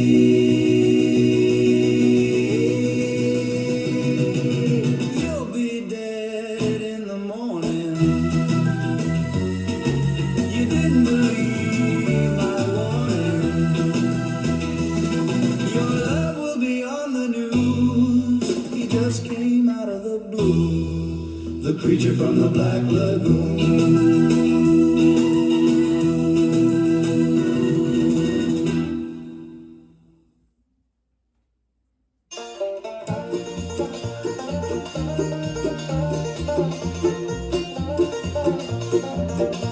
When I was a little girl, my brother taught me all about the comic book world.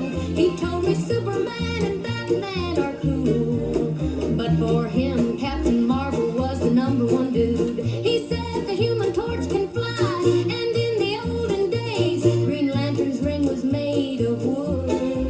And if you have these 3 books, you'll be king of the neighborhood. I've got the first Captain Marvel. I've got the first Green Lantern. I've got the first Human Torch, and I'm proud of my comic book collection. Well, I was still a little girl when I became part of the comic book world. With Superman and Batman as pals, I was the #1 comic book gal. I traded 2 DCs and an Atlas for the first Marvel and an All-American. Now when the kids get together and talk about their books, I just grin. I've got the first Captain Marvel. I've got the first Green Lantern. I've got the first Human Torch, and I'm proud of my comic book collection.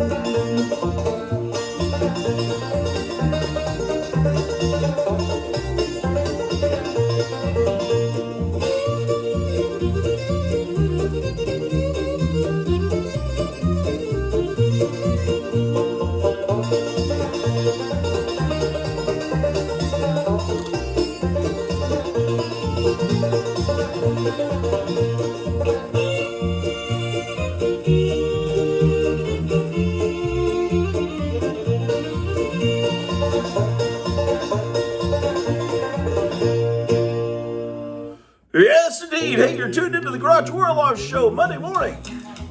14 degrees. Oh, baby, let's become cannibals. Let's become cannibals. Ooh, let's be wild and free. Hey! I've been dreaming of a girl like you. Don't you understand? Since 1953.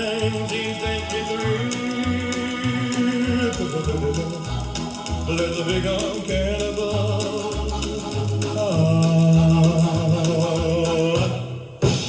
Let's become cannibals. Oh, why should I waste time when I'm looking at a piece of meat like you? It ain't against the law if it tastes that fine.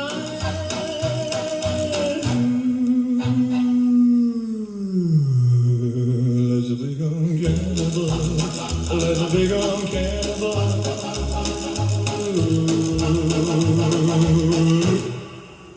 Let's become cannibals. Oh, baby, let's become cannibals. Oh, baby,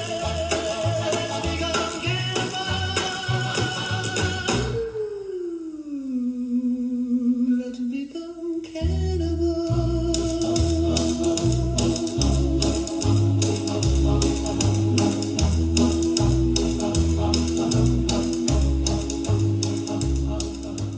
Benny Cochran from 1957. You're on KLAF 1190 with the Grottu Orloff Show, man. It's straight up 9 o'clock. 14 degrees out there, ladies and gentlemen. I'm a caveman. Baby, I'm gonna drag you by the head. I'm a caveman. I'm a caveman. Baby, in a night I'm gonna drag you by the head. I'm a caveman. I'm a caveman. I'm a caveman. I can take you where you wanna go. I'm a caveman. Don't you say no. A caveman is the kind of man for you. And baby, I'm a caveman through and through. I'm a caveman, baby, and I'm gonna drag you by the head. I'm a caveman, baby, and I'm gonna drag you by the head. Yeah, I'm a caveman.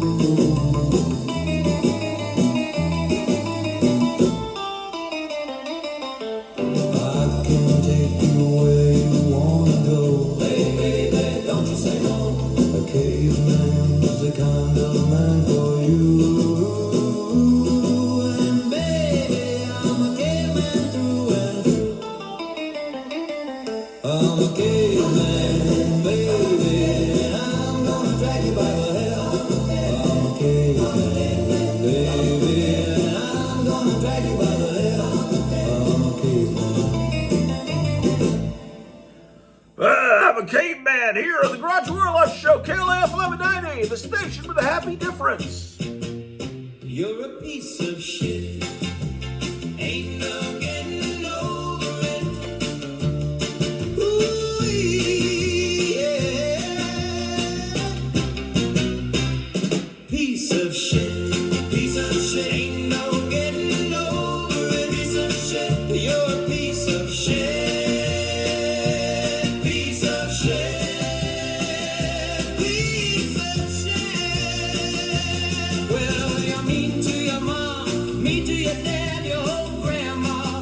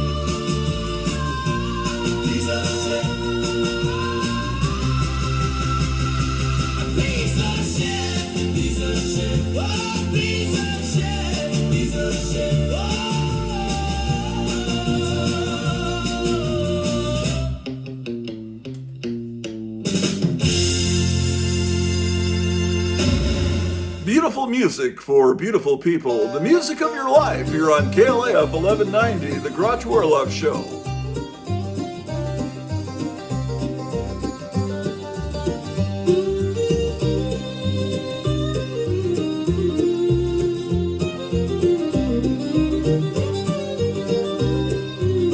I had no shoes on my feet the day I met you. Now my toes are dressed in their best. It's all because of you. You know I love you, darling, more than anything on this earth. But you and me and Kmart, it's like heaven on earth. I love Kmart, yes I do, because it brought me you. And that's a beautiful thing. You are a beautiful thing. You're the best thing on this earth. It's like heaven on earth. Smart is like heaven on earth.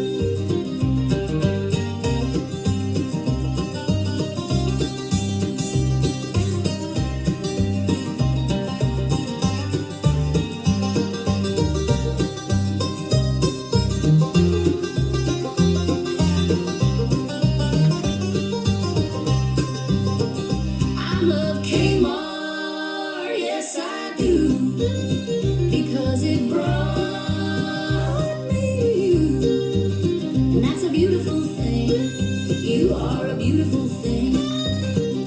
You're the best thing on this earth. It's like heaven on earth. Kmart is like heaven on earth.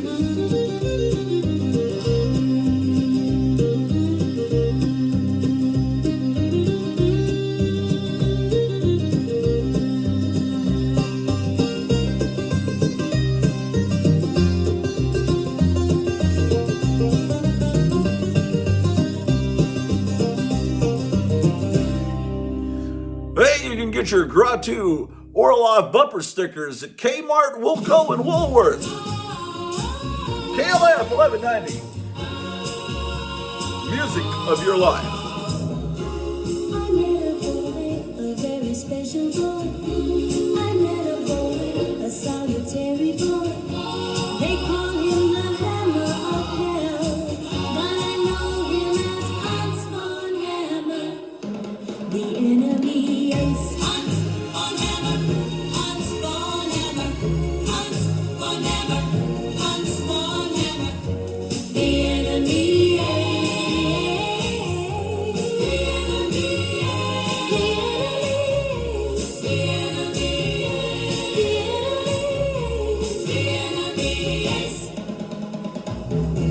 He's haunted by the cottage of war, but he has a strict code of chivalry. He's a lone wolf, a solitary figure, who often seeks solace in the company of a black wolf in the woods near his air base. Hans von Hammer, Hans von Hammer, Hans von Hammer, Hans von Hammer, the enemy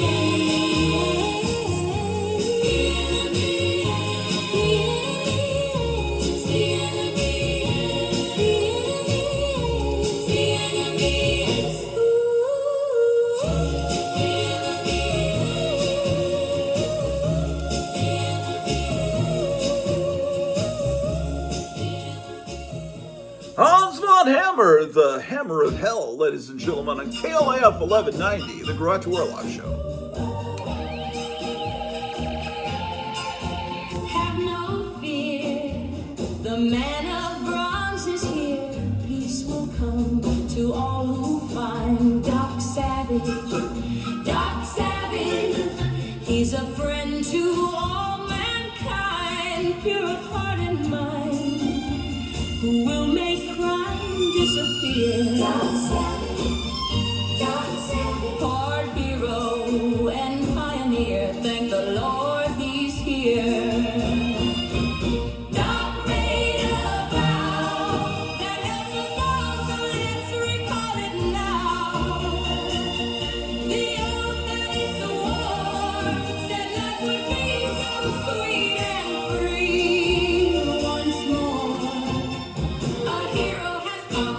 all join in as we begin the big parade. So bang on your drum and raise your flag, 'cause history is being made. Oh, bravely they rise, 6 righteous men will once again uphold the law. Their hearts filled with pride, determined to discover who they're searching for. Doc's father is dead, they must learn why he had to die before his time. There's danger ahead, Doc is cool to make the fool pay for his crime.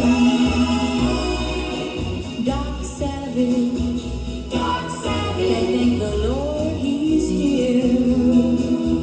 Now Doc made a vow that helps us all, so let's recall it now. The oath that he swore said life would be so sweet and free once more. He's noble and strong, he's got a brain, a super brain that will not rest. He'll right every wrong, and let's all try to soothe the savage breast. Long live the man of bronze. Long live the man of bronze. One of a kind, Doc Savage. Let's bring to mind Doc Savage and those who behind Doc Savage. Riding, riding, riding on to freedom. Learn sleuth who seeks the truth each place he goes. It's time to proceed. Stay in your seat and hope he'll beat this evil foe. Doc Savage, Doc Savage, Doc Savage, Doc Savage.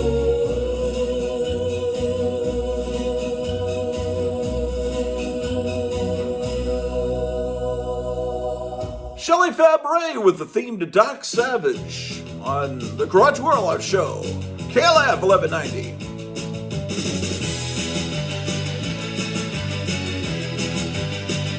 There are naked women floating in the sky. I don't know what it is, but it ain't right. Purple beaches, melting sun. I don't know what I've done. Spider webs are falling. Spider webs are falling. Spider webs are falling. Spider webs are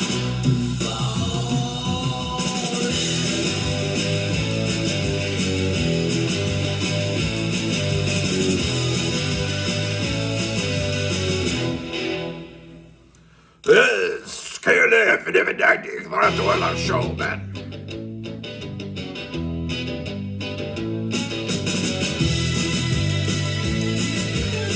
Not even the end of the song.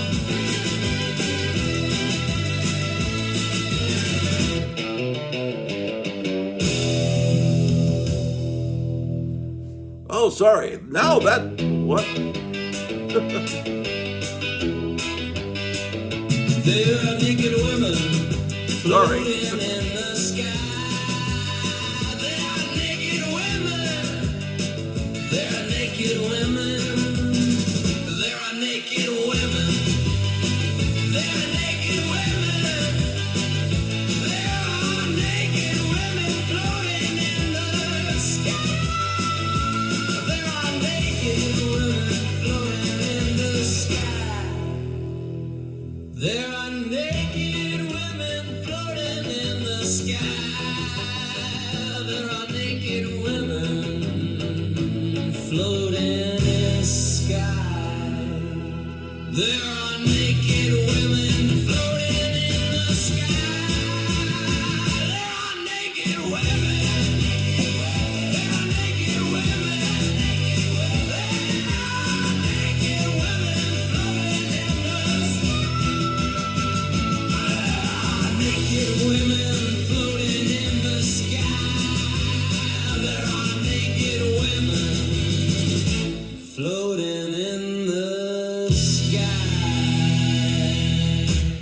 The Pendeos from 1967 here on KLAF 1190, the music of your life. Beautiful music. I can't seem to do anything right. He's still in love with his dead wife. He put a ring on my finger, but my left hand looks bare. I wish I was the bride of Frankenstein. I wish I was the bride of Frankenstein. I wish I was the bride of Frankenstein. I wish I was the bride of Frankenstein. I wish I was the bride of Frankenstein.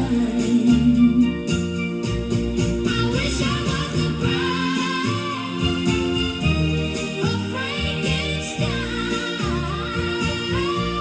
I wish I was the bride of Frankenstein. I can't seem to do anything right. He's still in love with his dead wife. He put a ring on my finger, but my left hand looks bare. I wish I was the bride of Frankenstein. I wish I was the bride of Frankenstein. I wish I was the bride of Frankenstein. I wish I was the bride of Frankenstein. I wish I was the bride of Frankenstein. I wish I was the bride of Frankenstein. I wish I was the bride of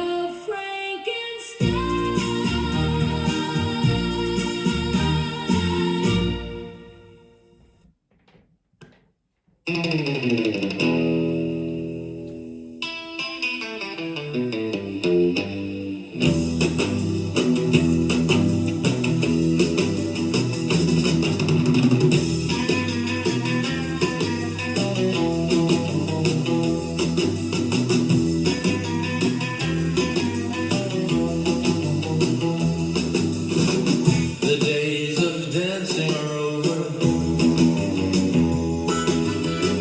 The preacher has arrived with fangs like knives and stones for eyes. Oh no, there will be no survivors. Oh no, it's a cannibal orgy in this town tonight. It's a cannibal orgy in this town tonight. It's a cannibal orgy in this town tonight. I got a black spot on my hand, a sure sign of the end. It's too late for me, but please save yourselves. Oh no, it's a really ugly way to go. Oh no, it's a cannibal orgy in this town tonight. It's a cannibal orgy in this town tonight. It's a cannibal orgy in this town tonight.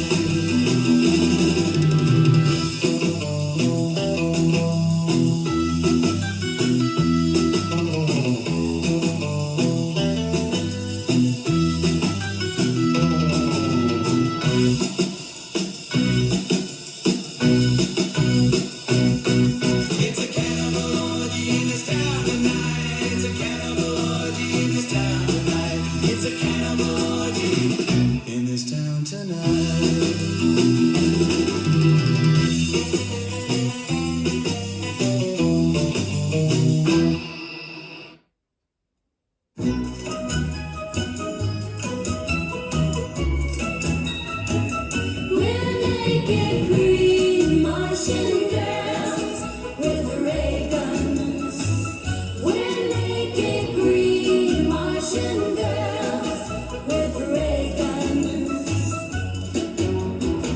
We're green as far as the eye can see.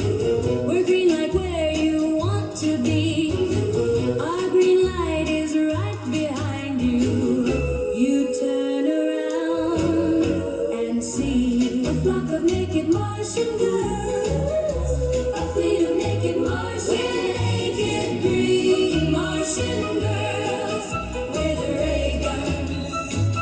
We're naked green Martian girls with ray guns.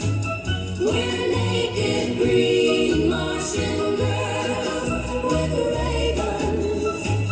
We're naked green Martian girls with ray guns.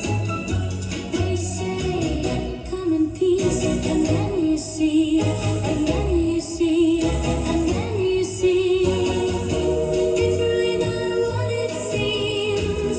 We're not what we seem. We're a swarm of naked Martian girls, an army of naked Martian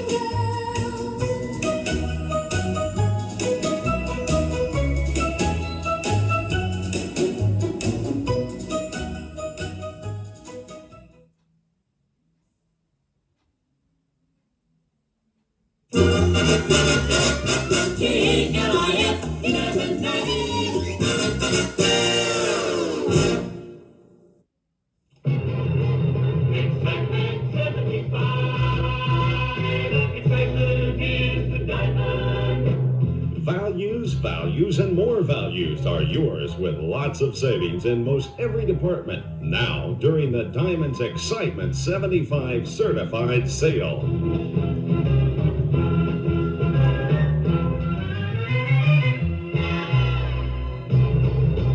Excitement 75.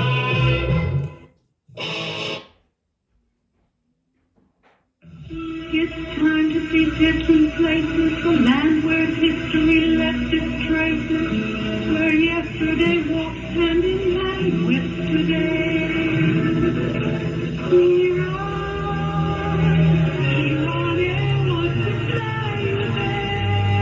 Iran Air is the fastest growing airline in the world and serves most European capitals and the Far East. Now, Iran Air is coming to America, and Americans are going to Iran, where they receive a traditional Persian welcome. Persians have been welcoming strangers for 2,500 years, but they don't want anyone to be a stranger. We've been welcoming strangers for 2,500 years. Call the travel expert, your travel agent, or Iran Air. 5 flights weekly from New York's JFK to Tehran via London. See beautiful Tehran today. They're having a hot time there. A little drink, a little fun. But the law of the land shouldn't be for sale. Buford Pusser. He became a legend in our time, and he never stopped walking tall. You let them do this to me and get away with it, then you give him your total life to do the same damn thing, any one of you. Walking Tall. Now, more than ever, you must see it. Walking Tall. Rated R. Under 17, not admitted without parent. Now playing at a theater or drive-in near you. Horror of Dracula. Dracula, the most terrifying lover the world has ever known. Who will be his bride tonight? Horror of Dracula. Dracula, dead and yet alive for 600 years. Dracula, the human vampire who lusts for human blood. See Horror of Dracula. The greatest shock story of them all now achieves new heights of motion picture suspense. See Horror of Dracula and watch the fiend who rises each night from his coffin bed to seek the rendezvous that alone can keep him alive. See Horror of Dracula and watch those who came to destroy a monster stay to become his victim. See Horror of Dracula, but don't dare see it alone. The chill of the tomb won't leave your blood for hours. Horror of Dracula, all new and in flaming Technicolor. Now playing the Century Drive-In in Grand Prairie, Texas. This weekend, where the action is, KLIF 1190. It's the Grottu Orloff Show. It's 10:30. Take it off. Take it off. Take it off. Take it off. What makes him tick? He's a lunatic. Has he got some screws loose in his brain? Why is he so insane? Can he be stopped or will he succeed? He's a madman who gets what he needs. And what he needs is my bikini. Dr. Orloff and his bikini removing machine. Dr. Orloff and his bikini removing machine. Take it off, take it off, take it off, take it off, take it off. The power of his big invention, it has all of my attention. One thing on my mind, what does he want with me? I know he likes to play with fire. He's got something burning inside. And now he needs my bikini. Dr. Orloff and his bikini removing machine. Dr. Orloff and his bikini removing machine. Take it off, take it off, take it off, take it off, take it off. You know he drives me wild with his boyish smile. I know he's just a man, but oh, when he says, take it off, take it off, take it off, take it off, take it off, take it off, take it off, take it off, take it off, take it off, take it off. Annette Funicello with the theme to that great 1965 AIP film, The Grottu Orloff Show.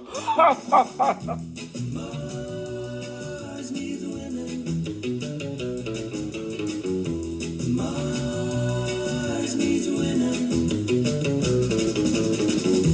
Planet Mars is red and dry. No girls to wet our lips. And when I think of those curves, I die. We need females for our spaceships. Mars needs women. Mars needs women. Oh, the life of a man is lonely without a girl to hold his hand. And when I see one, I lose control. Man, we need females for our spaceland. Mars needs women. Mars needs women.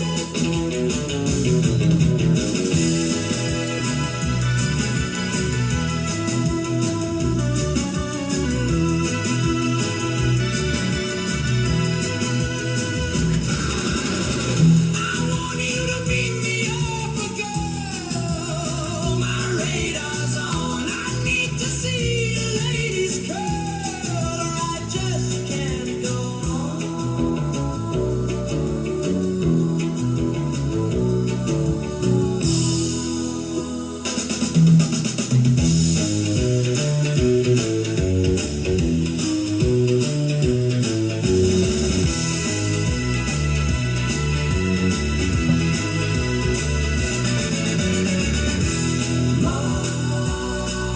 needs women.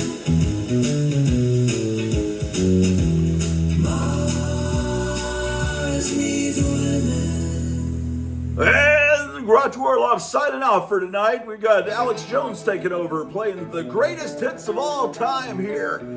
Stay tuned to KLAF 1190, man. We'll blow your mind.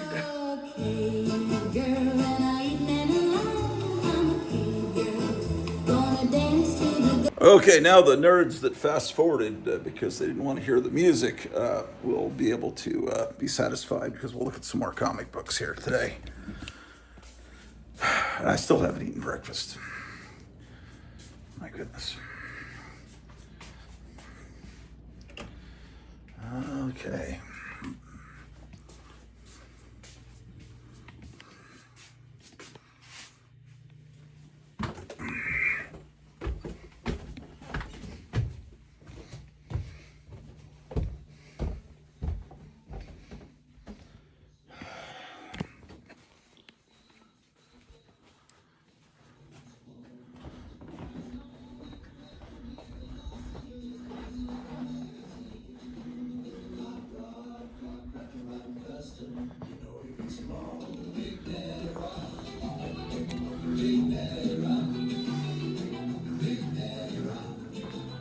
All right.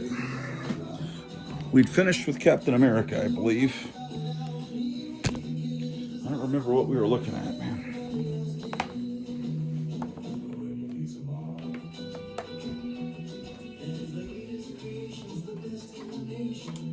Maybe I'll skip breakfast and just start with lunch.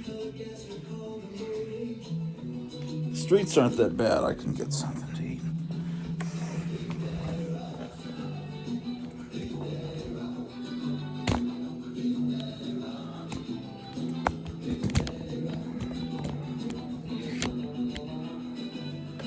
Okay, whatever. So, what? There's more Captain America comics? Uh-oh. Thought we were done with the Captain America. Okay, we have a bunch of these. I don't even know what they are. This is a... Oh, I need more light. I said oh again! I never used to say that. I don't think I did. Who put this ear horn in my head to say oh? It's really obnoxious. Okay. This is when Captain America Winter Soldier came out. It caused me to seek out these Ed Brubaker Captain America comics.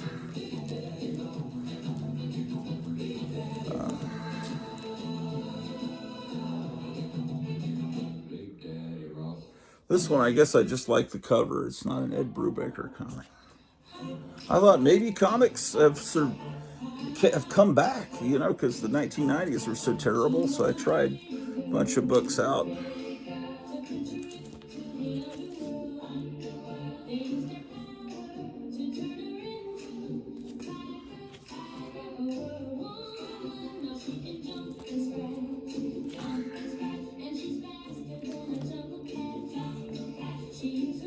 This one doesn't have a bag and board.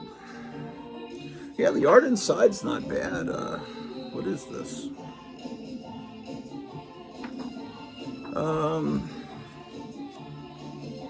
I don't know what time period this is from. 2010, featuring Nomad. So yeah, that first Captain America comic I got that had Nomad, his first appearance. Ooh. This was in like a $2 bin. That's terrible. That's the worst depiction I've ever seen of the thing. I don't know what they're doing. Did we just look at this book? But Nomad, is that a girl or is that a little kid? I don't even know what they've done. I don't even bother putting these in order because I can't figure out what these books even are. Because they didn't keep the original numbering from the old days. This one looks pretty good.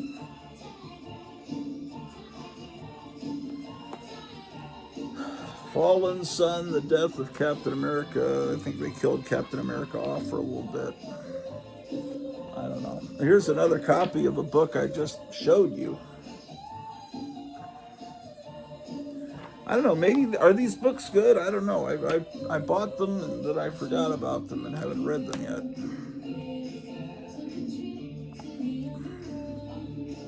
This doesn't feel like, this is like a slick, it feels like the paper in National Geographic. It's all everything's slick.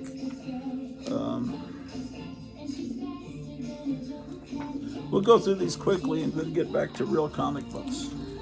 Not that these are fine. These actually look like they're pretty good, believe it or not. I got really excited when Winter Soldier came out because that was such a good movie. It's unbelievable how far they've fallen. It's actually kind of incredible. Oh well. What can I say? A few more Captain Americas. Ooh, see, that's the 1990s. See, that's why I complain about the 1990s, things like that. Citizen Kane. Indeed.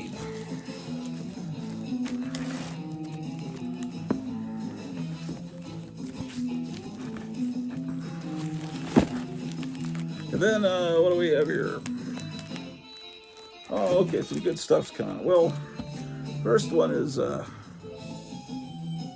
you'll have to tell me, this is Captain Atom number 8. It's the only Captain Atom I have that's not from like the Charlton age. I thought I had more Captain Carrot books. This is number 7. I thought I had the first issue. Look at them doing Conan the Barbarian as a dog. Balzar. Yeah, oh, wait, I said oh again. That's 7. They're out of order. Here's 6. And then there's Captain America and his Amazing Zoo Crew in the Oz Wonderland War. I should have more of these books. I don't understand that. That's bizarre. Okay, Captain Marvel 22. The earlier issues of Captain Marvel would be in the Silver Age boxes. Everything in these boxes is when the Marvel strip goes across instead of the corner box, and the price went to 20 cents. So that's 22. Here's 24. So we're going to have Captain books for a little bit here. But when Captain Marvel came back at DC, they called the comic Shazam, so it won't be in this. That time I said ooh instead of oh, so I guess that's okay. Here's who drew this cover? 30. Excellent cover. 31.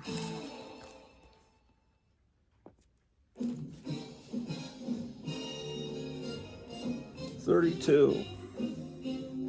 This might have a little bit of extra value because of the early Thanos and just Drax the Destroyer and stuff that was used in Guardians of the Galaxy. It's another copy of the same one.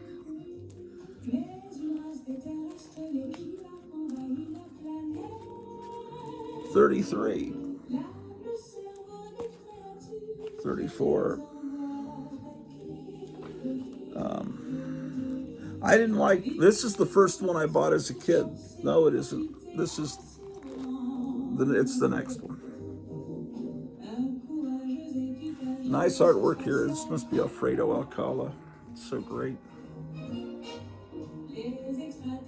Yeah. Alfredo Alcala was a great artist. Marvel Value Stamp number 1 was Spider-Man. Oh, I'm starving. He's so good. Okay, so that's 35. But this is the actual childhood copy because it's in my light. This is the first Captain Marvel I ever bought. Then Marvel killed off this character, and I didn't like that. I don't like when they kill off characters. I think it's stupid and unnecessary. But no one asked me, a 4th grader, what I thought.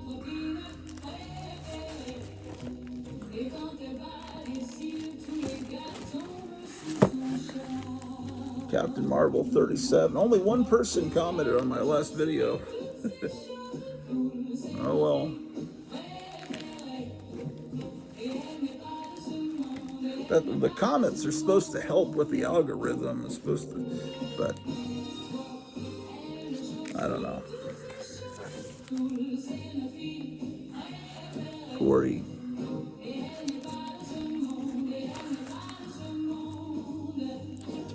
45.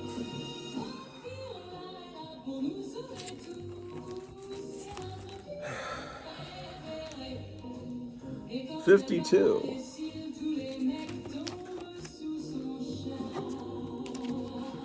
This book came from someone else. This must have been a gift from someone else. I don't. It has this kind of. It's in a different kind of bag. I think it might have come from Night Tiger. 52. 54.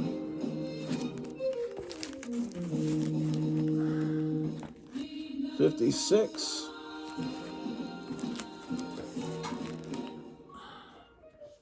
58.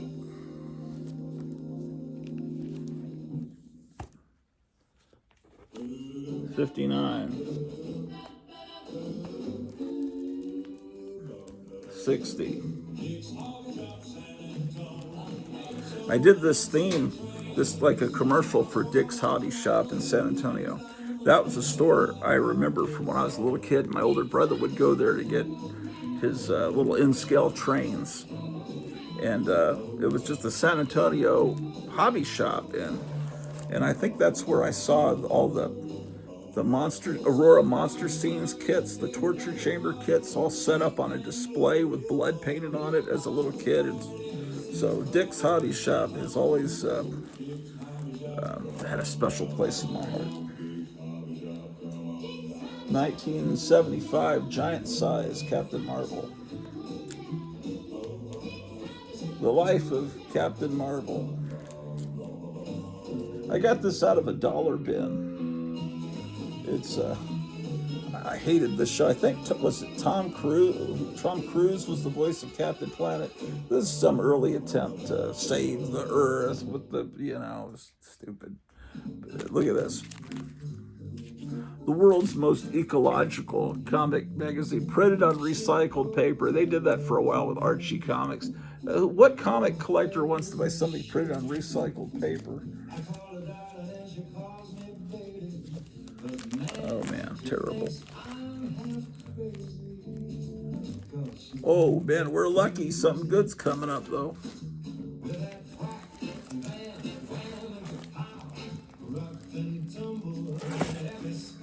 Oh, every time I see this.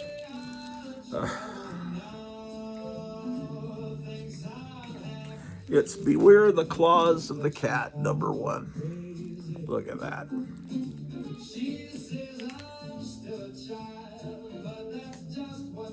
Unbelievably great. So great, it only lasted a few issues. Here's issue 2.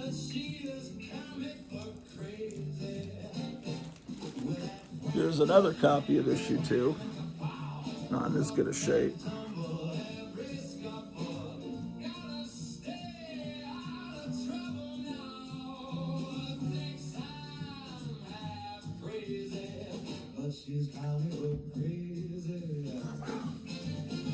There's issue 3. I think I have the full run because I think there's only 4 issues. I'll have to check. Okay, then.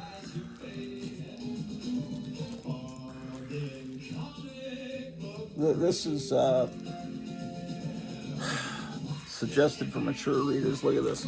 In the ruins of innocence, the Batman's enemy is born.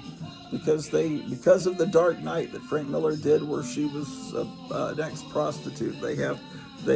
He didn't mean that to become part of the continuity. He meant that to be a story separate. But DC ran with it and changed Catwoman into that, which I thought was terrible. In the classic comics, she was a cat burglar. So anyway, that's what this is. In the 90s, they had this Catwoman comic that I liked. It was just Mortal Kombat 2. And I would buy it. Issue 0 never made any sense to me. I mean, the artwork is, I mean, it was 90s. The artwork inside is okay. This is, the actual first issue was August 1993. And it was comic books for, it's all everything is, I don't know if you can tell, it's all raised. It's like Braille. It's like comic books for people that can't see. You just feel the contours. I got another copy of that. Yeah. And here's Catwoman number 2. I don't know how many copies. Here's 3. So there were some things in the 90s I seem to have enjoyed for. I got a lot of these things. You want to see all of them? I don't know, man. Another copy of the same issue. 5. Another copy of 5. 6. No, we're not going to look at all of them. That's just silliness. What am I even thinking? It was a good comic, but it's just. So what's after Catwoman?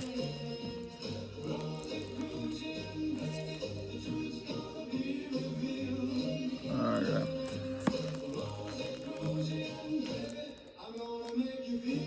Okay. How long did that comic go? Here's issue 51.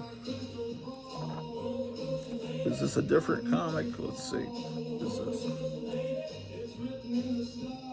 Number 52. Maybe that's the last issue. Then this Ed Brubaker, the writer, and Darwin Cook and Mike Allred did this comic that's a classic. But this is not from the 90s. This is from January 2002. And inside, it just has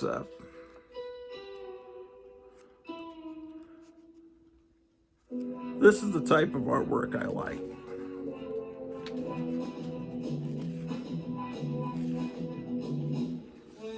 He was the guy that did Kingdom Come. So that's Catwoman 1, Catwoman 2. Fortunately, Darwin Cook passed away. 3. Man, if he had just survived, how would the comic industry be different? But he doesn't stay, because issue 5, you can immediately tell that Catwoman looks different. She's got like a big lower lip, and it's some artist named Bader. Wait, the interior art still is Darwin Cook, isn't it? Or no?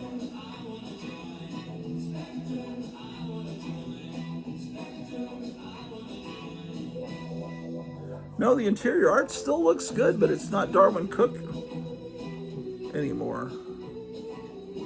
What?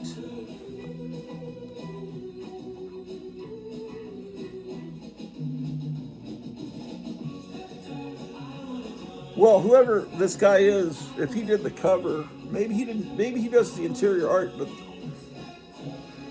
I don't know who did this cover because it's not very good. But the interior art still looks a lot like what we've been seeing with Darwin Cook. It's not. It's good. What is the deal? I need to go back and reread these books, I guess. Because then with issue 6, the interior art still looks good, but they've got this ugly girl on the cover. I mean, it's ugly. And same thing with issue 7. The girl on the cover is ugly, but inside it's good art. I don't get it. Okay, so that's that. That's the end of that run, I think. No.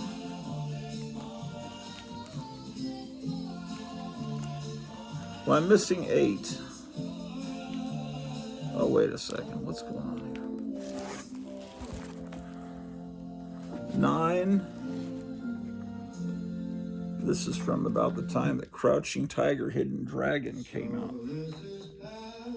This is then they started a new Catwoman that had really good covers during the pandemic, but I don't know about the inside. That's 12, and this is 34. I think I got this from Kevin at Gotham City Comics, just because I like the cover. The interior art is good, but I don't know if the story's any good. Okay, this is a different Catwoman comic. I don't know. And then this is still, oh, I said oh again. Some of these are out of order. Because before the Darwin Cook run was the 90s run, and I just now finding more of those. The year 1, this should go with those. They're out of order. And oof.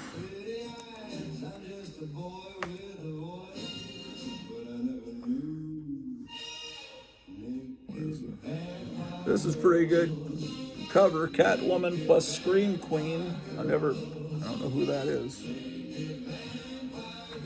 Interior arts, nah, not too good.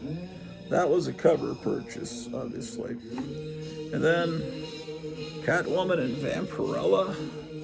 Apparently that's from that same time period. I don't know. Catwoman Defiant.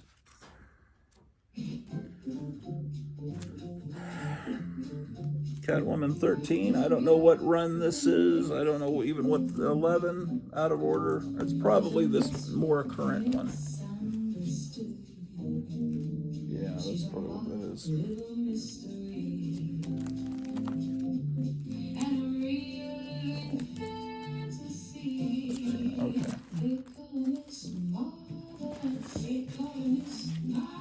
Okay, so that's that.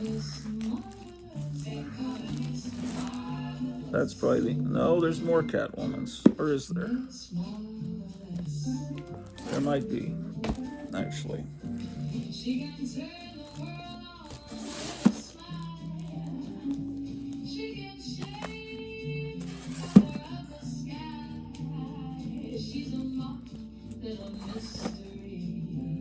Huh. Okay, what are these? Catwoman 73, and here's this one again. And this is Catwoman 1. It says Jones and Allred. Maybe this one's good. This is a variant cover. Here's Catwoman. I think I got a Catwoman that I need to put in here. I think I have one, rather, that I got from one of those cardboard displays at the gas station. A reprint. This is Catwoman teaming up with Tweety and Sylvester because DC, or Warner Brothers owns DC, and well, obviously they own the Warner Brothers characters, but they bought DC, and then they also bought Hanna-Barbera, so they had Superman teaming up with Tomcat, but this is I can't explain it. Centurion's Power Extreme DC. This must have been a toy line that they're trying to. Okay, next we've got Challengers of the Unknown.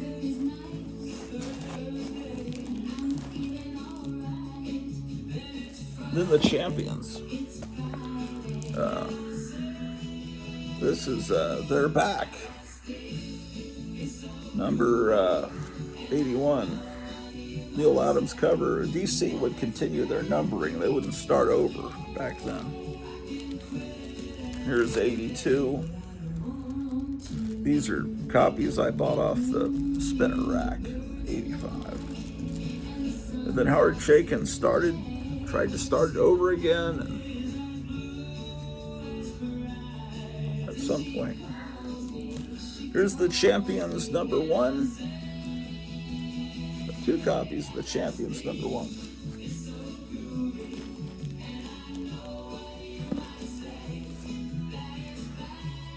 Champions 2.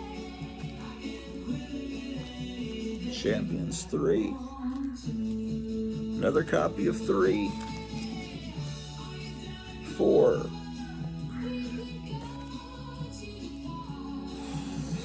That's a Jack Kirby cover. 6. I don't have 5.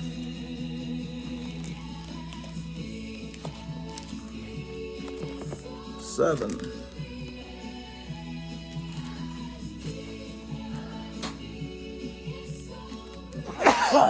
8. I don't have 9. There's 10. Another copy of 10. 11 with Black Goliath. Don't have 12. Here's 13.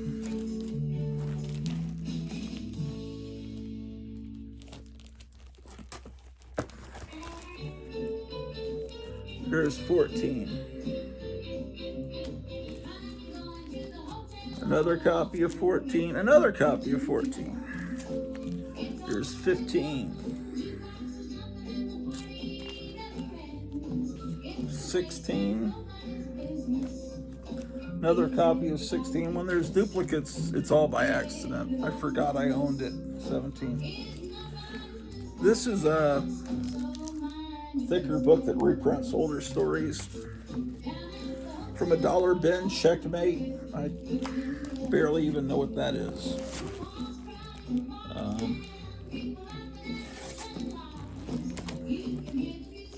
That's from that time period. That was one of those comics that wasn't on a newsstand. It was sent only to comic stores. And usually those comics held no interest to me.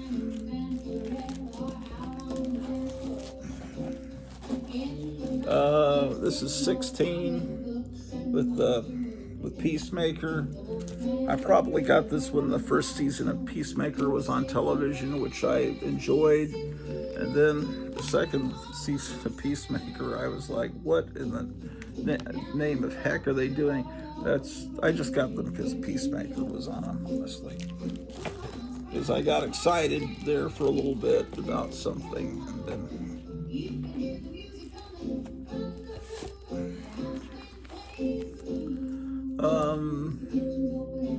that was just a cover buy because the cover looks like an old poster. Okay, I know there's some books I need to file in here.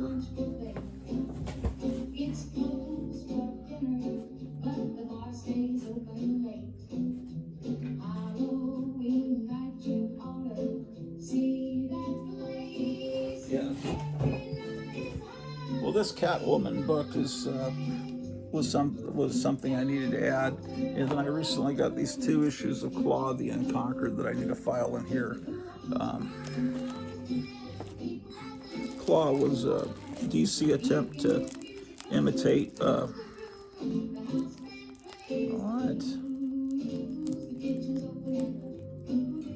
Oh no, I did that wrong. From 1963, you're on KLIF 1190. I had to go get breakfast for my wife and I. Sorry I was late.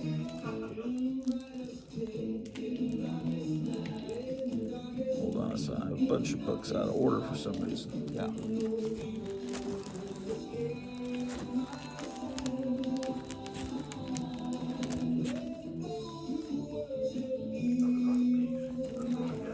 What time is it, man? It's 10 o'clock. Wow.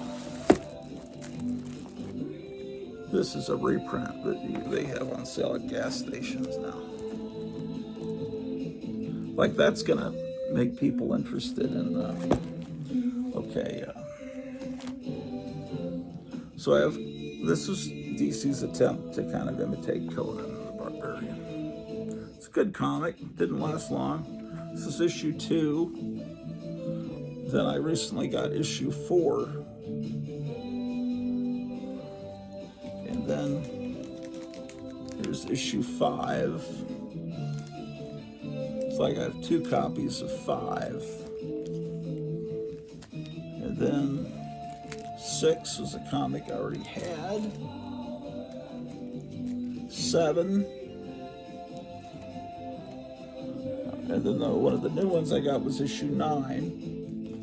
And then issue 11. I guess this one lasted longer than I thought. I even got Joe Kubert doing a cover on 11.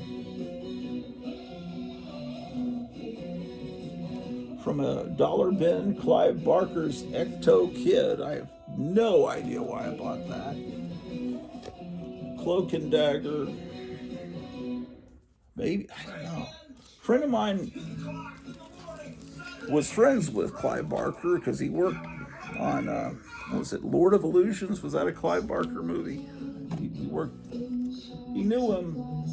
He worked on as the special effects coordinator on a couple of his movies, Combat Kelly, which is ironic because my friend and I we drove to Fort Worth to see Hellraiser when that came out in the mid-'80s, and it was a special preview of Hellraiser. It was a sneak preview, and one of those where you go to see it, special showing, and then they ask you to fill out a card what you thought of the movie, and then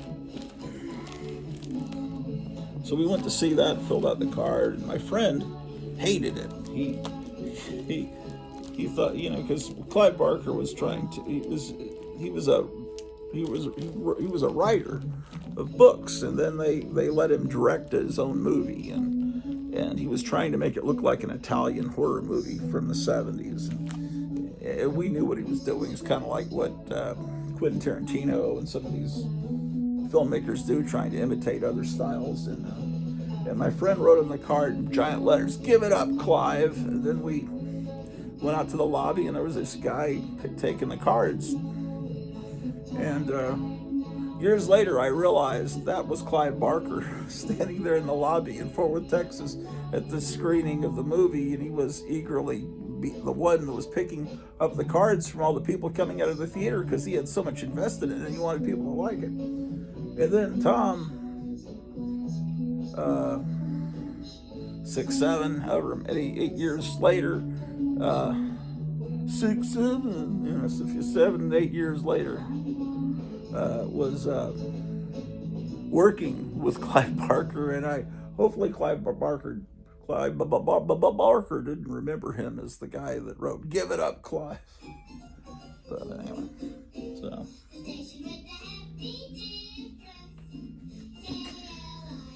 I can tell that story because my friend has passed away. Anyway.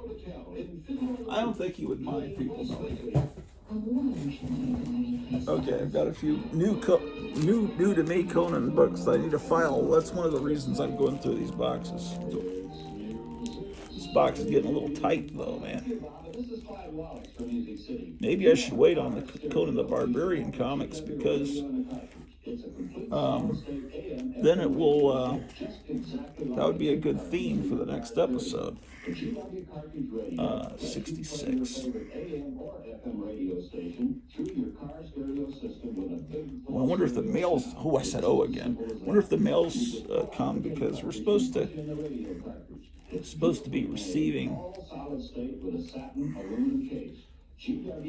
this home warranty company that's kind of is like a rip-off. We've had a really good one in Texas, sponsored by the electric company, and it's like if you had a problem with your air conditioner or something, you would call them and they would send someone out, and you would pay $30, maybe the first $50, and they'd pay the rest. Even if you needed a whole new air conditioning unit, they'd pay everything. It was, and they really did it. It really worked. So my wife signed up for one here thinking it would be like that. But no, you have to jump through a million hoops, and then eventually they send a check out. They say, oh, we need this, we need that. And then we're about to supposedly get a check from last June from when they fixed our air conditioner. That I think it's for $300-something. In which case, if we get that, then that would be enough money for us to be able to eat the rest of the week, and maybe get the toilet, the plumbing disaster in the basement fixed. So let's go see if that check has arrived, because that'll be a happy ending to this episode.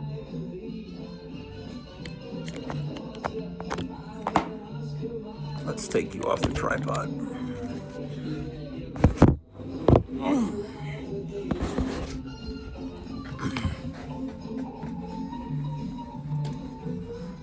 Boy, I guess I should put on a coat. Catch my death of cold.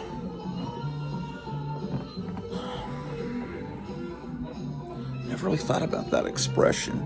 Catch your death of cold. That means that you would catch your death. You would die from a cold. You would catch your death of cold. That's got to be an expression that goes back to the 1800s.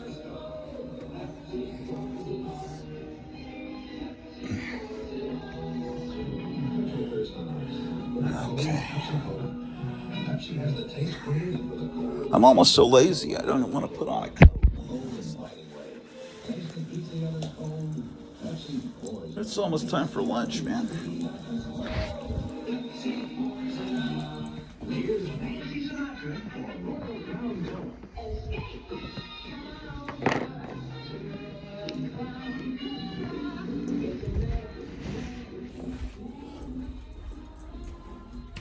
Okay.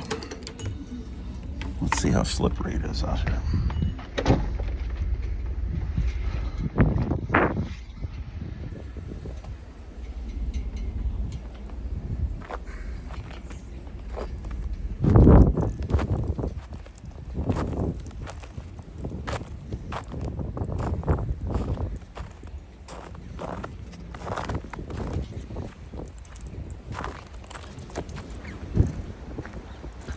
Well, let's hope we got the checks, man. It's supposed to be 2 checks, actually.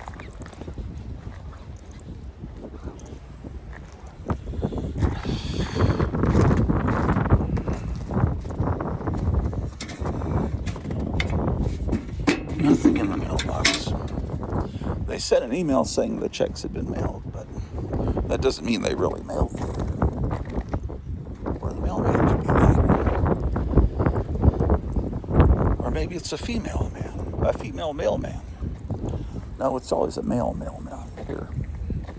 We did have a female mailman once. Oh, it's all so confusing.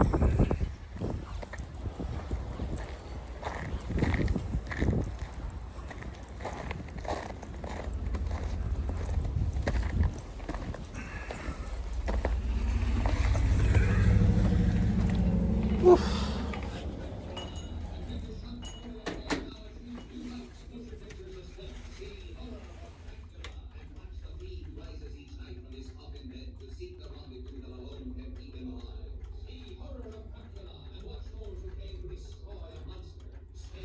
God bless America, ladies and gentlemen.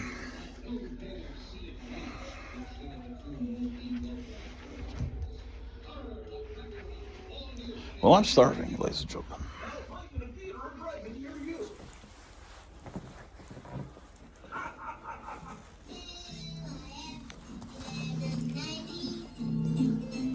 The station with a happy difference. Yeah, sure does, man. Let's see what's going on in the news. The Grottu Orloff Show, let's rock and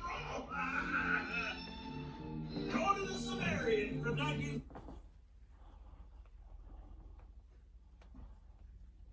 Let's see. what's in my YouTube feed here.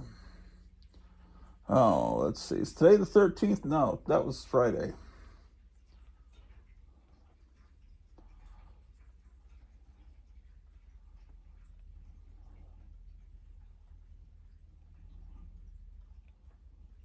Okay. D-Day Cobra is saying that Alex Jones is wasted on Timcast. Apparently, that must mean that he was drunk. Alex Jones is completely drunk. I want an exit strategy here. And I would love to rhythm with He is completely fucking drunk. I need to watch that. Slurring and shit. Alex is. Well, I'm going to go watch this. I'll see you guys later.